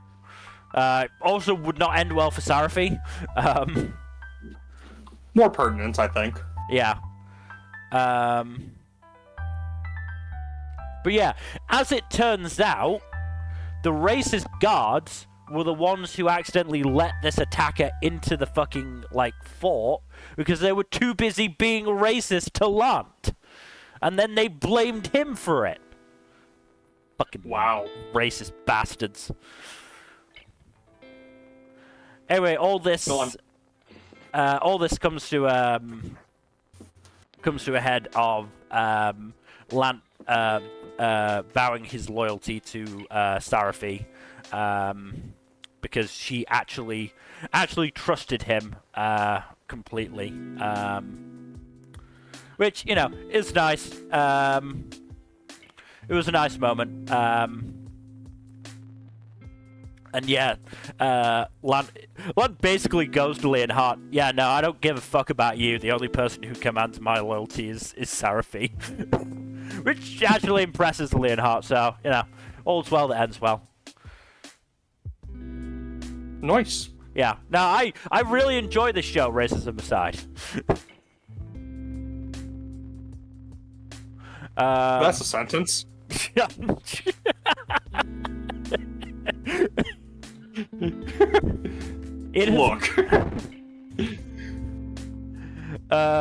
Yeah. Look, I can't say I enjoy the racism. I know. I just think that is a sentence. Racism aside, I enjoy the show. Yes, is an inherently funny sentence. Or concerning sentence, depending on the person saying it. But yes. But yeah, no, this is a really good show, and the dub is still really good. So yeah, looking forward to continuing on to watch it. But we should move on to the next show, which is The Saint's Magic Power is Omnipotent Season 2. So it turns out that the Snooping Prince actually has an ailing mother, and the reason he is looking for that miracle potion is because he wants to cure his mother of the of what seems to be a degenerative muscle disease. So that's fun. Ooh. Yeah, those things are fucking nasty. Yeah. Yeah, and he's trying to find a panacea of sorts, and those are not exactly easy to come by because there's no real specialized medicine for dealing with degenerative muscle illnesses either. But Sei basically indirectly tells him that she will make sure that such a potion gets made, and does so. So, excellent, really awesome thing that she does there, and she figures out how to make the panacea after having tea with apple-based honey and realizing, there are several ingredients for potions I haven't tried yet that could work. And honey, especially apple-based honey, is something that has medicinal properties that I hadn't considered. and that's her eureka moment. You know, an apple a day keeps the doctor away and all that. But yeah, no, I'm kind of surprised by how well they handled that whole storyline, and the prince leaves with a panacea to deliver to his mother, as well as a couple other additional vials of the panacea to bring home to his to the rest of his family to show them that the miracle potion and all that. So that's very. I don't imagine this will have more significant results until further on down the line, but it's nice that Sei got to do something genuinely just altruistic by helping someone save their ailing mother, which is, you know, generally a good thing, I would think. Yeah, I'm very much still enjoying this show. Good. It is a fun time. Very good. All right, moving on then to our next show, which is Shangri-La Frontier. The cutting I'm out sorry, did not help there. Yeah. Oh, sorry, did I cut out? Yes. Yeah. So I heard you yell "Shang," and then you cut out, and then and cut out again. Oh, that is so embarrassing. Funny though. It happens. No, it's funny. It happens. Trust me. Shangri-La Frontier isn't a glitchy game, though. That's something you expected from something like Faria Chronicle. No, that's a well-made game there. Also, this is the screenshot I chose because those translators they like their Pokemon references. Honestly, great reference. Yeah, with the dude named Ketchum, that's just great. Does he want to kill them all? Very possibly. Perhaps. We are now introduced to player killer extraordinaire Arthur Pencilgon, who is quite the character. She has some beef with Sunraku. And by beef, we mean goofy history involving a shitty game that both of them used to play. Yep. Long story short, it was a very poorly designed, dark fantasy game that wound up getting hijacked by a bunch of players who turned it into their own, like, Grand Theft Auto but medieval kind of thing. Yep, pretty much. And she basically took control of everything, and Sunraku and his friend are like, nah. And then they fought, and then it ended in a draw. AKA everyone killed each other. Yeah. But yeah, but Pencilgon's a fun character. No, she's very fun. Also, I love that Sunraku it just like inadvertently set off a hunt for himself by just walking around with Emule, just Yeah. in a random city. I do also appreciate that the one person who took the screenshot of him with Emule was actually called out for taking a screenshot without someone's consent. Yeah. You don't see people that come up often in, you know, fiction that involves computer technology. Mm-hmm. Yeah. Also, that one druid girl is very funny. Yes. And the action continues to pop off, of course. Oh yeah. It's impressive how Sunraku is just able to hold Arthur off just through sheer skill, even though the gap between them in this game is ginormous. But yeah, she's what, level 99 and he's level 30 or some shit? yeah, something like that. Yeah, huge gap. And then, Turns out right... those skills from those shitty games, hey, it turns out they're more important than anything else in this game. Yeah. Also, just as Sunraku looks like he's on the ropes against a bunch of other player killer characters who should show up, but good old Saiger Zero, aka the girl who's been crushing on Sunraku for a while and has not had a single chance to talk to him the entire show so far. Yeah.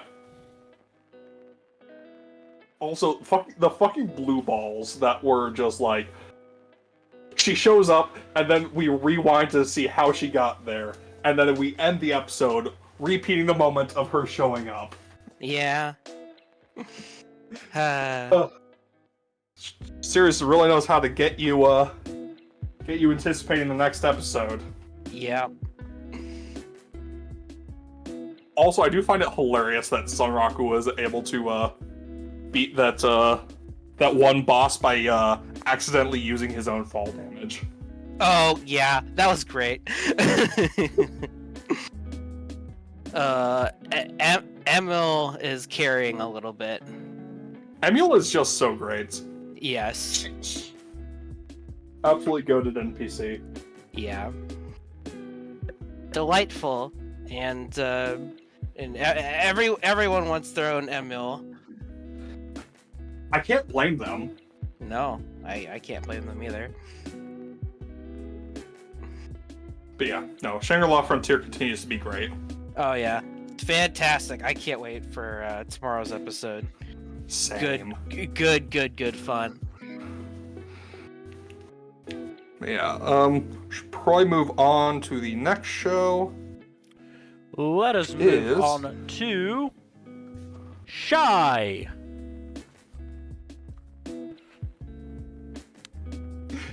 Poor dude.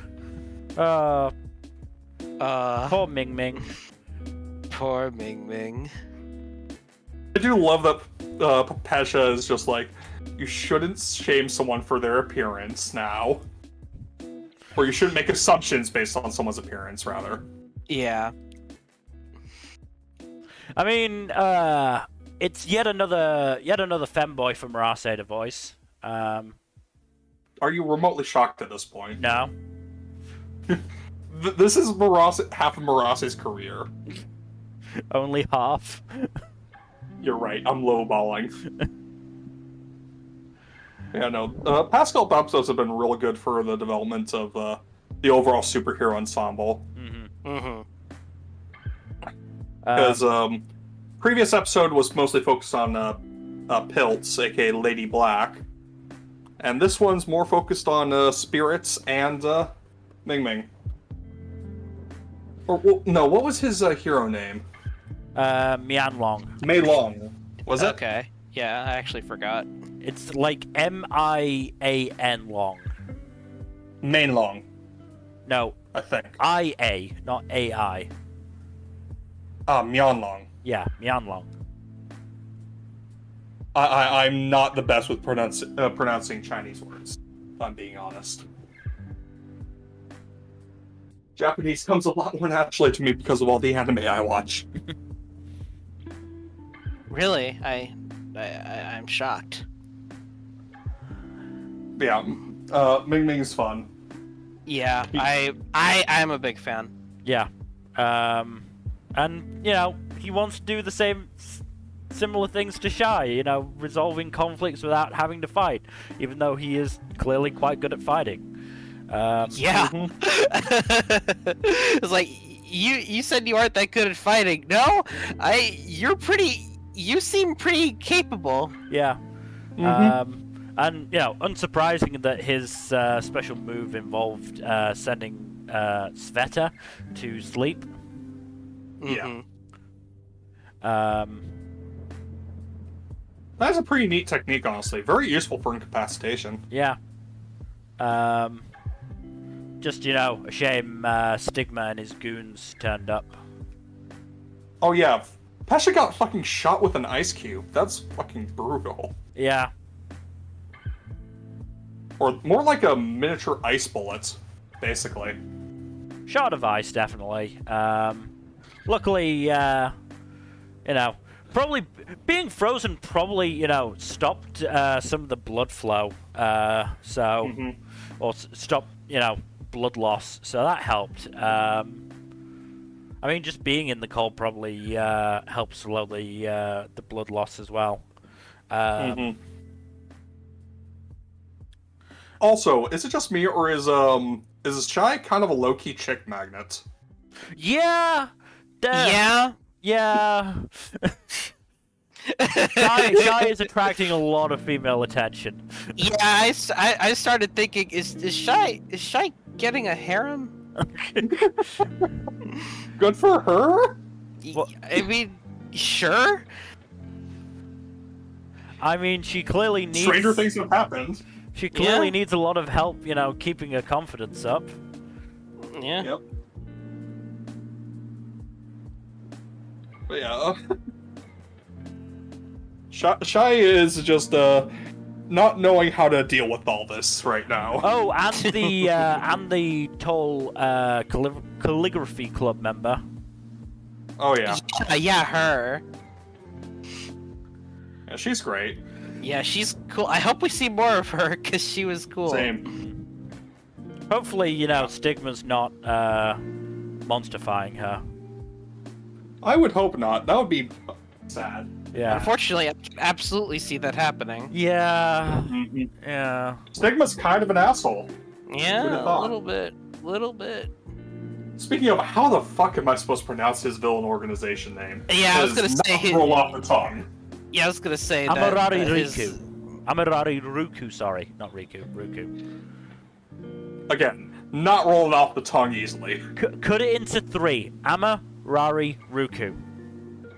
Amarari Ruku. Yeah. That's Amarari Ruku. That's probably not pick how the English. Japanese would pronounce it, like not the emphasis they would put on it, but fuck them, they need to come up with easier to say names then. Yeah. I mean, Stigma for coming up with such an annoyingly difficult name to pronounce for his fucking organization. Like, say what you will, but League of Villains, easy to say, easy to recognize, easy to break down into, or to acronymnize. That's not a word. Acronyms. Turn into an acronym. Yeah. I mean, it's basic bitch stuff, but, you know, it does the job. Unlike Amarari Ruku.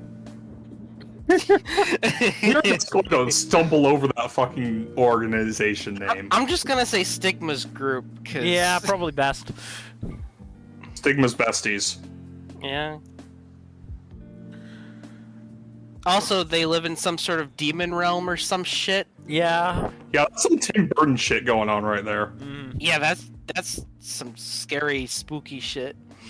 Spooky, scary you know, skeletons. Unsurprisingly, Sveta with the, you know, Eastern European name seems to know Papesha. Yeah? Mm-hmm. I wonder what their connection could be, honestly. Yeah.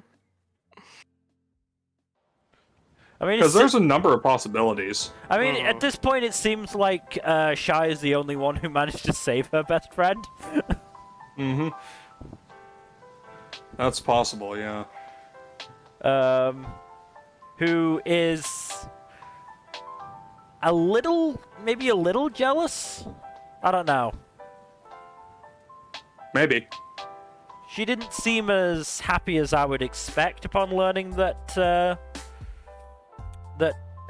Teru had her breakthrough. So. Hmm. Don't know. We'll have to see. Yeah? Yeah. Hopefully, Stigma doesn't target her again. That would be unfortunate.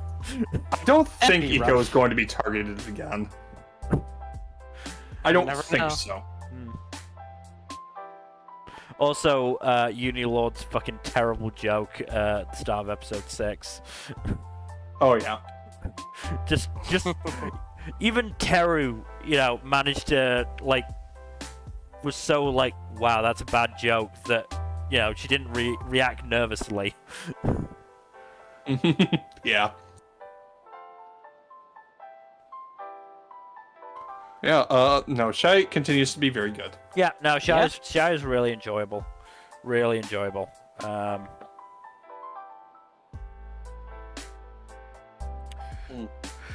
So we should probably move on to the next show because we have hit 4 hours. I think we'll end up being shorter than last time.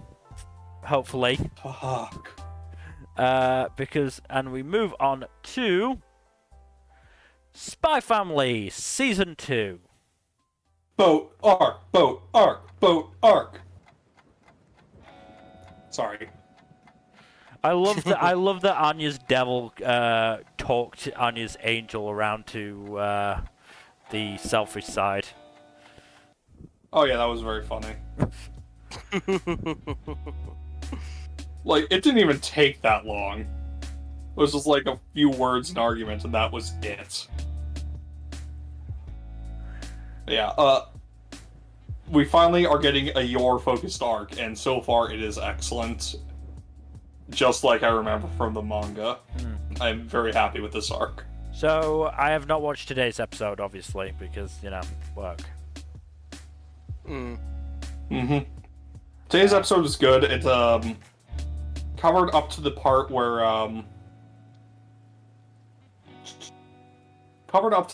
Anya, and Lloyd are in the shop, and, Anya convinces Lloyd to try on a bunch of clothes. Right. Oh yeah, I do remember that gag. Yeah, we don't get to the actual bit of what clothes he's trying on or anything like that, but we also get Yor about to confront the dude with Kusarigama, I think it was.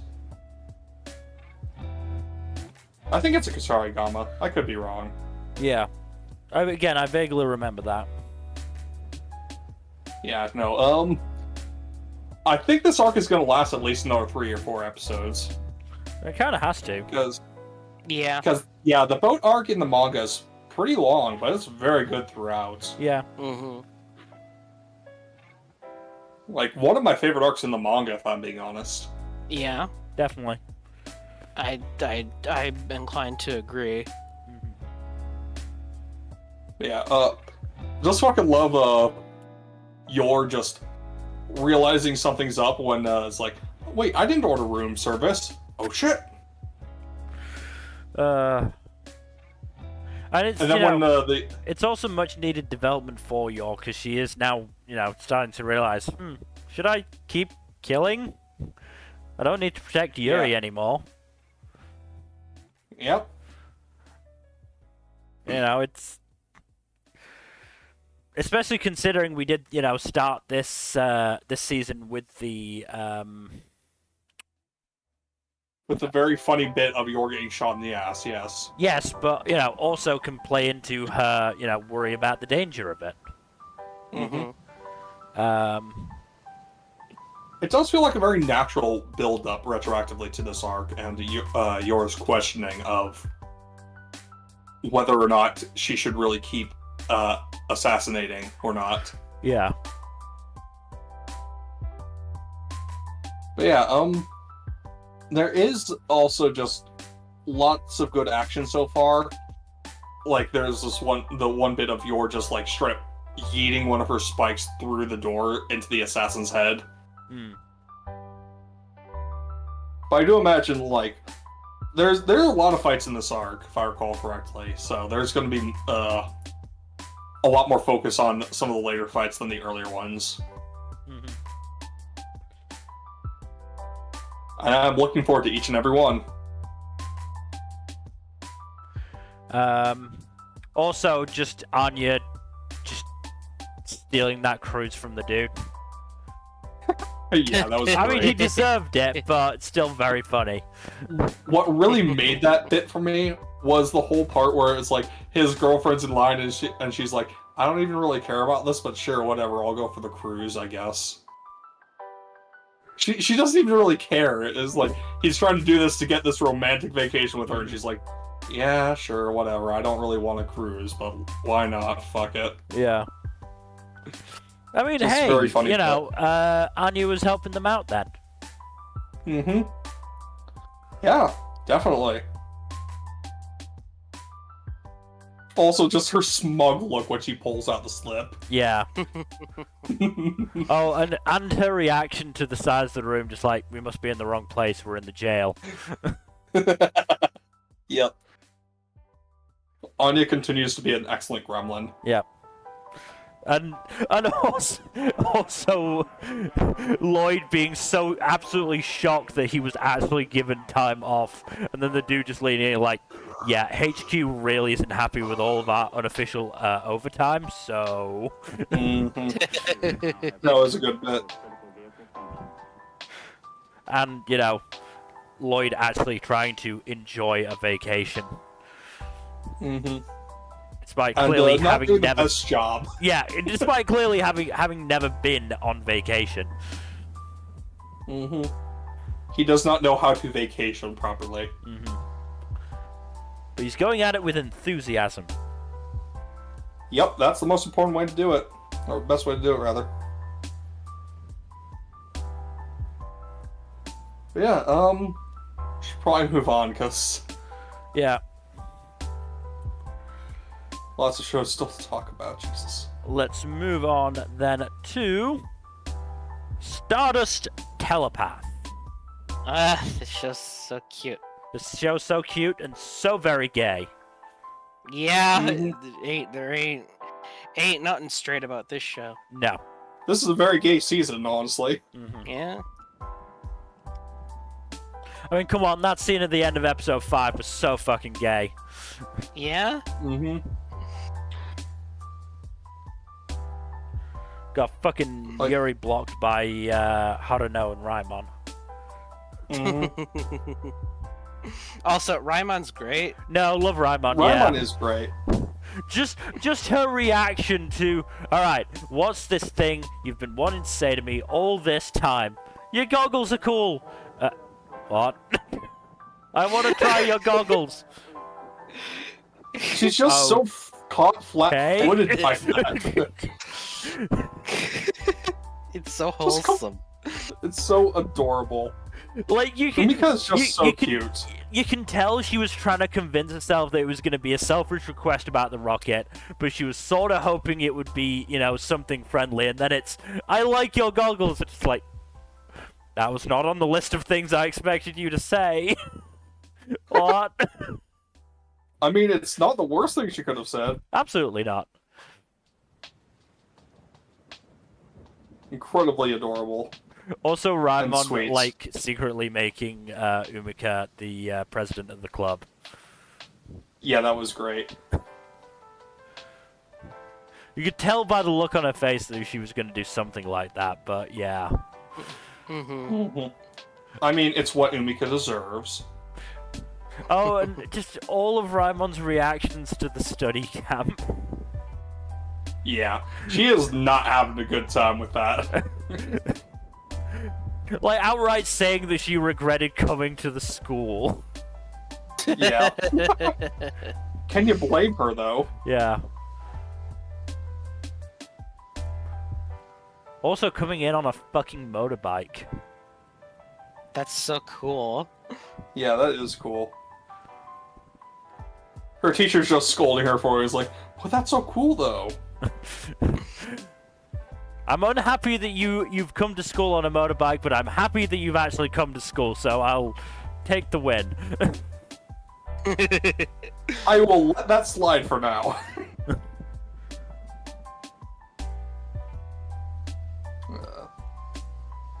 But yeah, they finally established the Rocketry Club, as it were.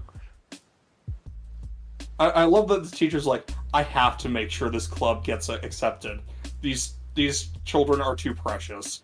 I can't have their hearts get broken. It's got Umika putting herself out there and Raimon actually participating. How can I not approve this? Also, Haruno is kind of a low-key troll. I She kinda love it. really is. Yes, yeah, she is. Like, the fact that she just absolutely joins in on Yu's bullshit is just perfect. Oh yeah, it's great. They have a great dynamic. Yeah. All of them have great dynamics with each other. And Haruno is just low-key teasing Raimon. Mm. Oh, 100%. Yeah, no, this is fun. I'm enjoying this one quite a bit. I love this show. It's a really good show. Absolutely just fantastic. Yep. Mm-hmm. That good wholesomeness that you need. Mm-hmm. I mean, there was some unwholesome hand-holding at the end of episode 5. That is true. They need to stop that. Extremely lewd. Extremely lewd. Yeah, what? Why'd you take a screenshot of it? And it's with both hands! Mill. He wants to get demonetized over this. Oh my goodness. Let them try. How dare you? Let them try mostly because we don't make money off of this. I mean, yeah. But yes. Yeah, no. Stardust Telepath is a really good show. It's unfortunate that it's airing in this season where it's probably at the lower end of my really good shows, but it's still up there. It's like a solid low A high B tier show in a season with a lot of S and A tier shows. Yeah, I haven't done a ranking yet. Maybe I'll do that after I've watched Overtake tomorrow. But I imagine this is probably going to be in that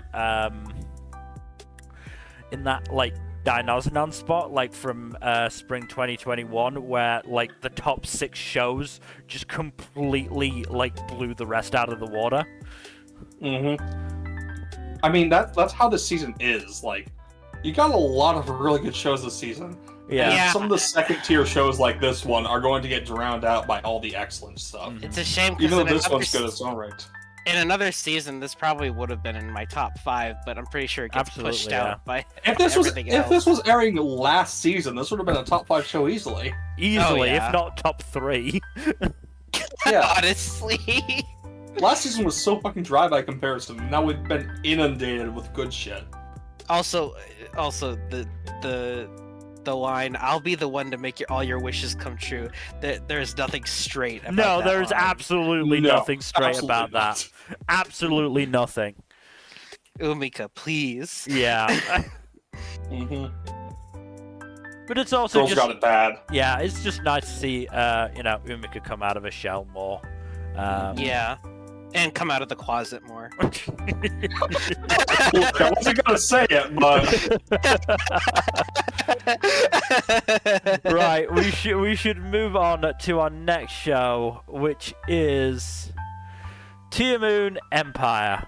That's right, run away from the guillotine. the face game in this show continues to be on point. Honestly, aside from maybe Apothecary Diaries, this show has the best face game this season. But yeah, so Mia is making friends and making connections. She's joined the equestrian club, and she's taken to making horse-shaped bread, even if the horse-shaped bread is abnormally large, but that's okay. For context, she's trying to make horse-shaped bread for the classic bento box to be served to the participants in the swordsmanship tournaments, and she is trying to help out her new squeeze, Prince Abel, who is definitely someone she's pursuing, and definitely not someone she is positioning to humiliate her future arch nemesis. No siree, not at all. She just 100% has a wholesome relationship.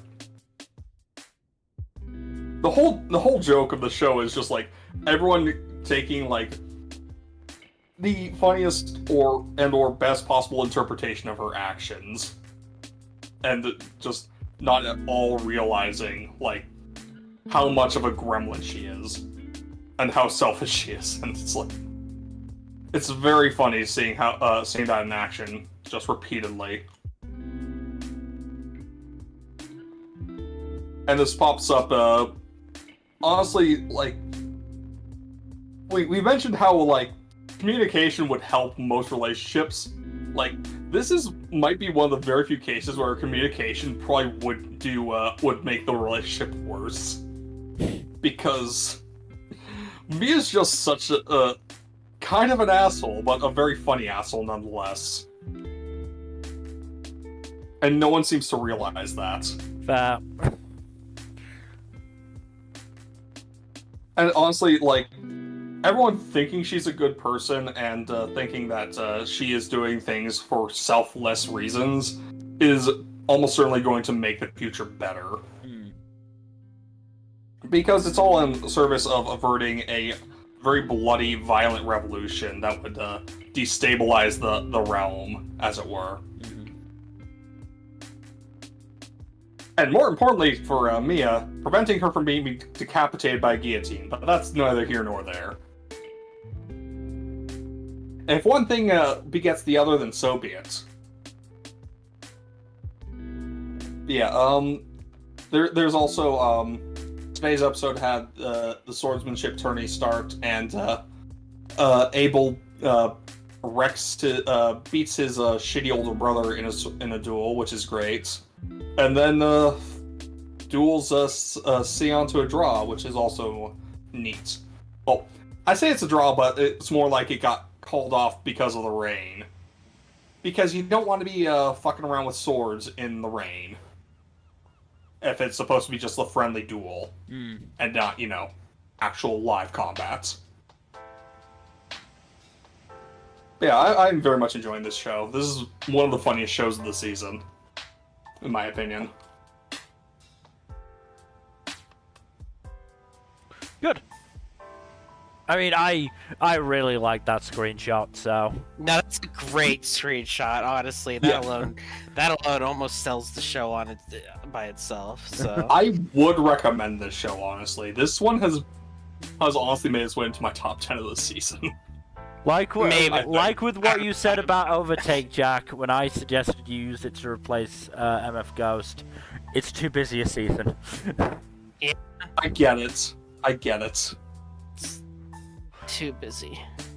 I think I'm still watching the most shows out of anyone, though. Probably. Because last I checked, if I'm counting Pluto, I'm watching 30 shows this season. Yeah. That's too many. That's too many. I'm not adding more. You're gonna add more. No, I'm not. The only things I'm adding are stuff that I'm already watching from my backlog. You mean you're not going to watch the Scott Pilgrim anime when it comes out on 17th of November? Why you gotta remind me of that? Okay, we should move on. Let's move on then to our next show, which is Tokyo Revengers Tenjiku Arc. Man, fuck Kisaki. Oh, so Kisaki's actually just the worst. He's a straight-up murderer. I didn't think he'd stoop that low, but he actually did. What the fuck? Absolutely heinous shit. Emma wasn't even involved in any of this shit, and he still just murdered her. He just killed an innocent girl just to piss off another guy. What the hell? Not just to piss him off, to drive him into depression. Yeah. To emotionally break him. Like, absolutely vile shit. And Izana was okay with it! Like, what the fuck? Yeah. Fuck those two. Absolutely. I hope they get the beating of their lives. If not worse, but yeah, no, the fucking assholes. Yeah. So, that happened, and it's real sad. Because she did nothing wrong. She did not deserve that, honestly. That was like some real messed up shit to do to a person. No, and she had a thing going with Draken too, so that's pretty depressing. Draken is just broken by the whole thing. Yeah. And I can't blame him. Yeah. And Mikey's just blue screening. I can't blame him either. Yeah. It's like, god damn. Thank goodness Takemichi's rallying the other, the rest of Tomon, but like... Yeah. He's gonna do what he can. It's, you know. He's probably gonna get his ass kicked. Oh, I mean, that's what he's best at doing, honestly. Yeah, I do hope this arc ends with Kisaki actually taking like a permanent downfall of some sorts. Because like he's managed to turn everything else that Takemichi has done against him into just a temporary setback.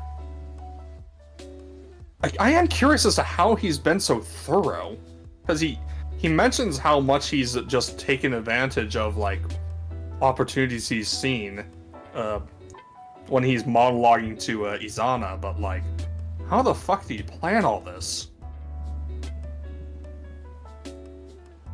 No idea. No idea.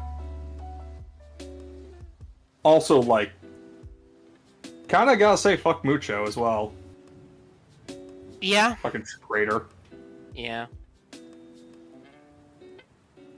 Just gotta say that traitors are scumbags.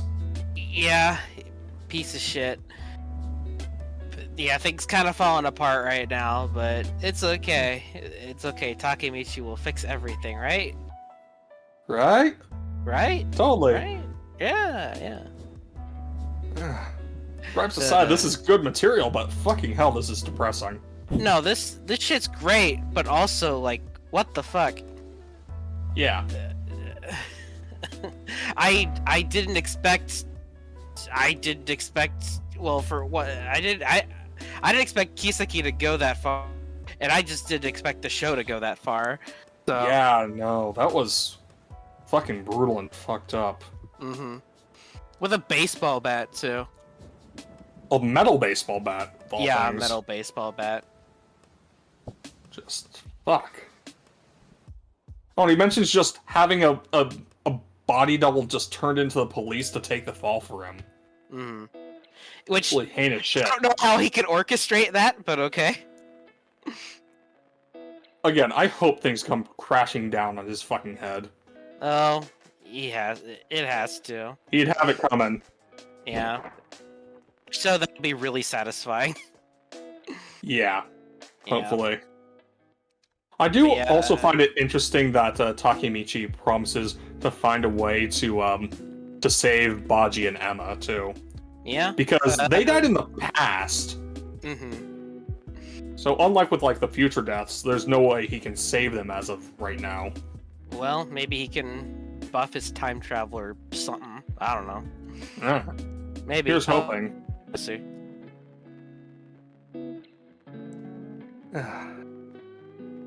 But yeah, good shit, really. Good shit, yeah. This shit's great. I look forward to seeing what's next. Same. And hopefully Kisaki's downfall. It's very satisfying, yeah. Yeah. But I think we can move on. Mm-hmm. Alright, moving on then to our final sequel. It is Uma Musume Pretty Derby Season 3.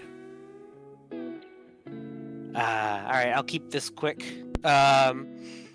So the most recent episode largely just focuses on Satono Diamond, who is the main character of the season's Kita-san Black. Diamond's her best friend, and throughout the season she's largely been dealing with this thing called the Satono Jinx, where basically all horse girls in the Satono family have failed to win a G1 race, which is like one of the higher tier races. And apparently none of them have ever been able to win a race, and it's been talked up as being this jinx. So a lot of the episodes, basically her intentionally throwing herself into bad luck situations and overcoming the results of them. Like there's this rumor in the school that if you play the piano past a certain point in the day, then you'll see ghost legs, and then she tries playing the piano and she just falls through the floor, and then the people in the room below can see her legs and start thinking it's a ghost. So yeah, funny shit like that, good gags in the episode, but you can see her drive to overcome this jinx, and ultimately, what it comes down to is Meijiro McQueen, who is one of the main characters from last season, who also had to deal with her own family pressure, so she can relate a lot. Basically, convinces her that the jinx isn't really a thing. It's just a series of bad coincidences, and that no amount of bad luck can ruin the hard work and effort that she's put into training. So they have a nice little conversation there, and ultimately she's able to break the jinx, or the non-existent one, anyways. But yeah, it's really emotional because you see flashbacks earlier with all the Satono family horse girls failing to win, but they're all watching Diamond's race, and you see the reactions to it, and it's real sweet and emotional and really good. So this is one of those emotional climaxes that I love in this show, and it delivered pretty well on it. So really happy to see. And Diamond's was a fan favorite character before she was even in the anime, so Diamond fans eating good. Good. But Nice. yeah, really good stuff. Looking forward for more. I don't think it's quite reached the highs of season 2 just yet, but I mean, it's still got time. But yeah. This is mostly just building up its characters, it feels like. Because in the episode before the most recent one, Diamante, the horse that that Kita-san was that lost to previously, she finally recovered and she's able to race again, and she does have a race with Kita-san Black, but neither of them end up winning, and instead it was pretty funny. This random horse girl ended up winning, but it seemed like no one really cared, and and you see her, like, while Kita-san and Diamante's having their conversation, you see her in the background thanking the crowd and just being all happy and stuff. So just some good humor there. But basically that whole episode's basically establishing Kita-san and Diamante's rivalry. So yeah, steps towards whatever they're building up to, and I'm looking forward to it. Nice. But yeah, I think we can move on. Alright, moving on to our penultimate show. It is The Vexations of a Shut-In Vampire Princess. There's a murderer on the loose. Just gonna say it. Priest sus. Oh no, absolutely. The second I saw him, I went, so he's the killer. Either he's the actual killer or he's the one employing the killer. Yeah, he could be connected to the killer. But yeah, he's very sus. I like Sakura a lot, though. Sakura's fun. Too bad she's stuck in a really shitty situation, but yeah. Yeah, the moment that priest dude says something along the lines of Yorokobe Shonen, I'm getting my gun out. Yep. I don't have a gun, but...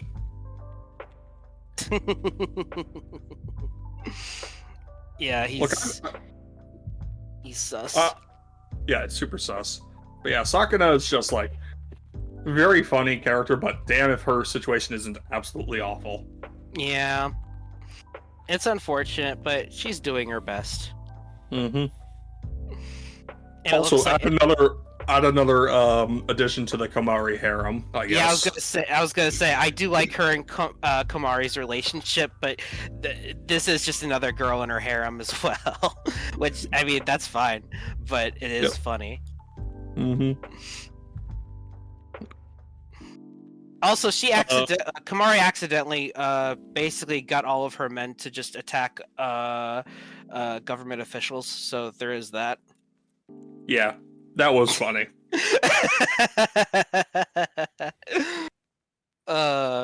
Very, very funny. Also, poor Phil, just having to, just like... Yeah, she has to deal with it. Yep. which honestly, kinda karma, but Yeah. you know. Komari would like you more if you chilled out a little bit. I'm just saying. Oh, Vil has 0 chill. Yeah, exactly. So that's why she has to get all jelly. Mm-hmm. Speaking of 0 chill, Millicent looks like she's coming back. Wonder what the fuck she's gonna do. Yeah. That'll be fun. Cause I like her. Oh, she's terrible, she's but I like her a awful, little but bit. she is entertaining. Yeah, no, she's she is so entertaining as hell. entertaining. Yeah, man, Komari did not think any of that through. No, not at all. Also, the merch, her new merch was funny. The I fucking love T-shirt Duck expression. She looks stoned. She has the giant dumb mouth. It's so funny. It's great. Yeah, no. This show's pretty fun. Yeah, I'm having a pretty good time with it. yeah. Oh, also, fucking Vilhay's just poisoned one of the Crimson Lords and just propped her up in her chair. Oh yeah. That was a great joke. Mm-hmm. I almost wish that's what's her name accused Komari of doing it, and she just said, "I neither did it nor did I order it," because that'd technically be true.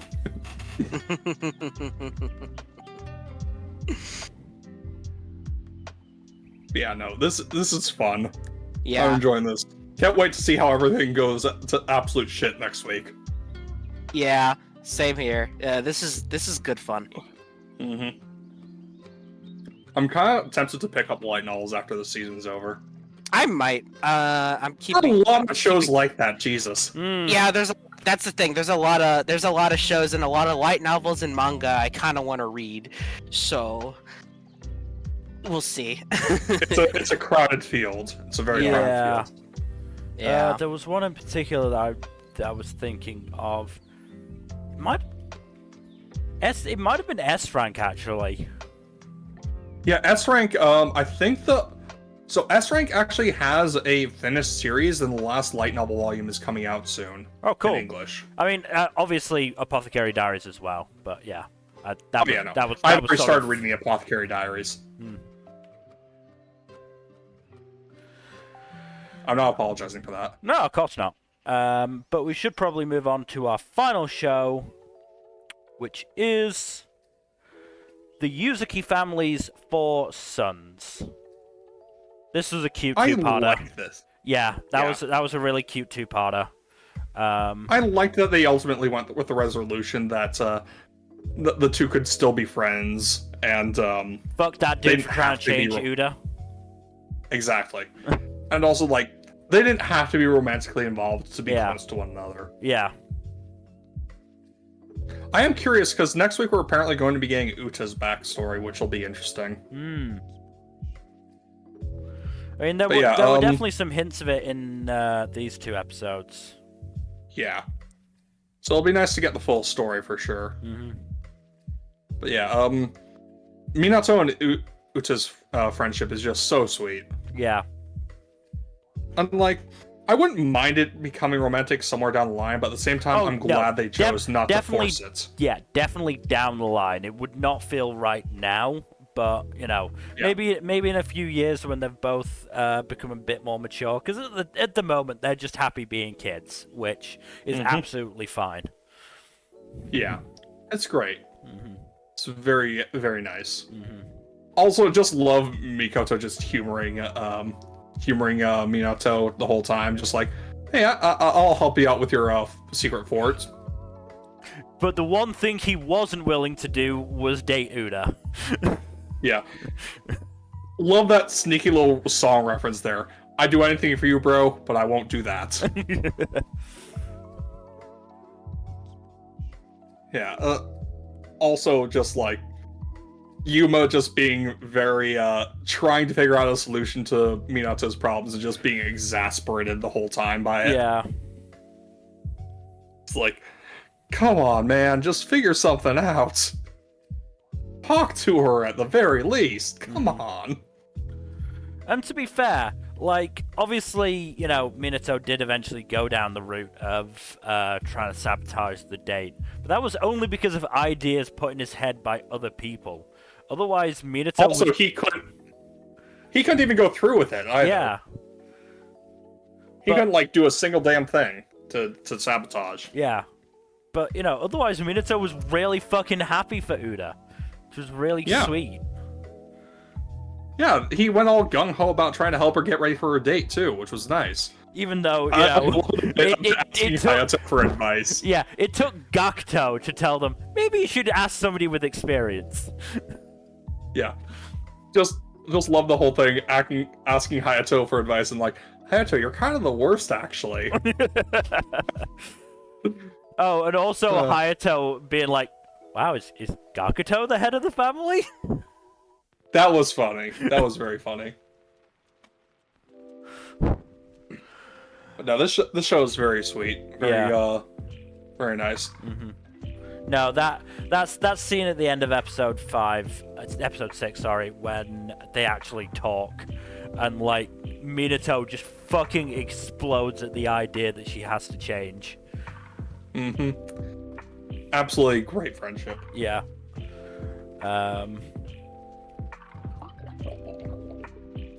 Also, weird bit of like live action in the middle. Yeah, no, that was odd. I mean, I don't mind it too much. Yeah. Yeah, there was like a live action shot of the forest or something. There were a few live action shots of stuff. Like, it was weird. Huh. It was kind of jarring. Yeah. It was very brief, but it was still jarring. Yeah. Oh well, I'm still enjoying the show quite a bit, so I'm not going to complain too much. No, this has definitely been a really good, as I said, really good two-parter. I'm looking forward to learning more about Uda and the other Kirishimas, probably. Yes, I did like the bit with Saki as well in the in episode 6. Mm-hmm. Like she's very peppy, but she's also very intuitive. Yes. But yeah, we should probably wrap it because we are, holy shit, almost at 4 hours and 45 minutes. It's not quite as long as we did last time. Either way, Yuzuki family, very good. Don't be put off by the reports of bad subs in the first episode, because they have gotten better. They fixed that. Yeah. They fixed that. They definitely have. So, that is where we will end. So thank you everybody for watching. Hopefully you've enjoyed. In terms of future stuff, tomorrow hopefully will be part 2 of many of the One Piece character tier list. We aren't even through the Bs. Whoa. There's so many characters. There are 1,000 characters on that list. I'm not exaggerating. We are doing our best. We're in for a long haul at that one. Yep. Tuesday and Thursday will likely be gaming stuff again. So Death Stranding, Persona 5 Royal, maybe Mafia Definitive Edition. And then next week, we are actually going to do the roast of Attack on Titan this time. We are going to do it. We've already gotten partially started today. We're going to go into more detail next week. Otherwise, again, thank you for watching. Please do give us a follow here on Twitch and all that YouTube stuff. Like and subscribe if you have not already. Leave a comment down below, and don't forget to press that bell icon to get notified when we post a new video. And otherwise, hopefully we will see you tomorrow to rank some One Piece characters. Good night. Later. Bye-bye.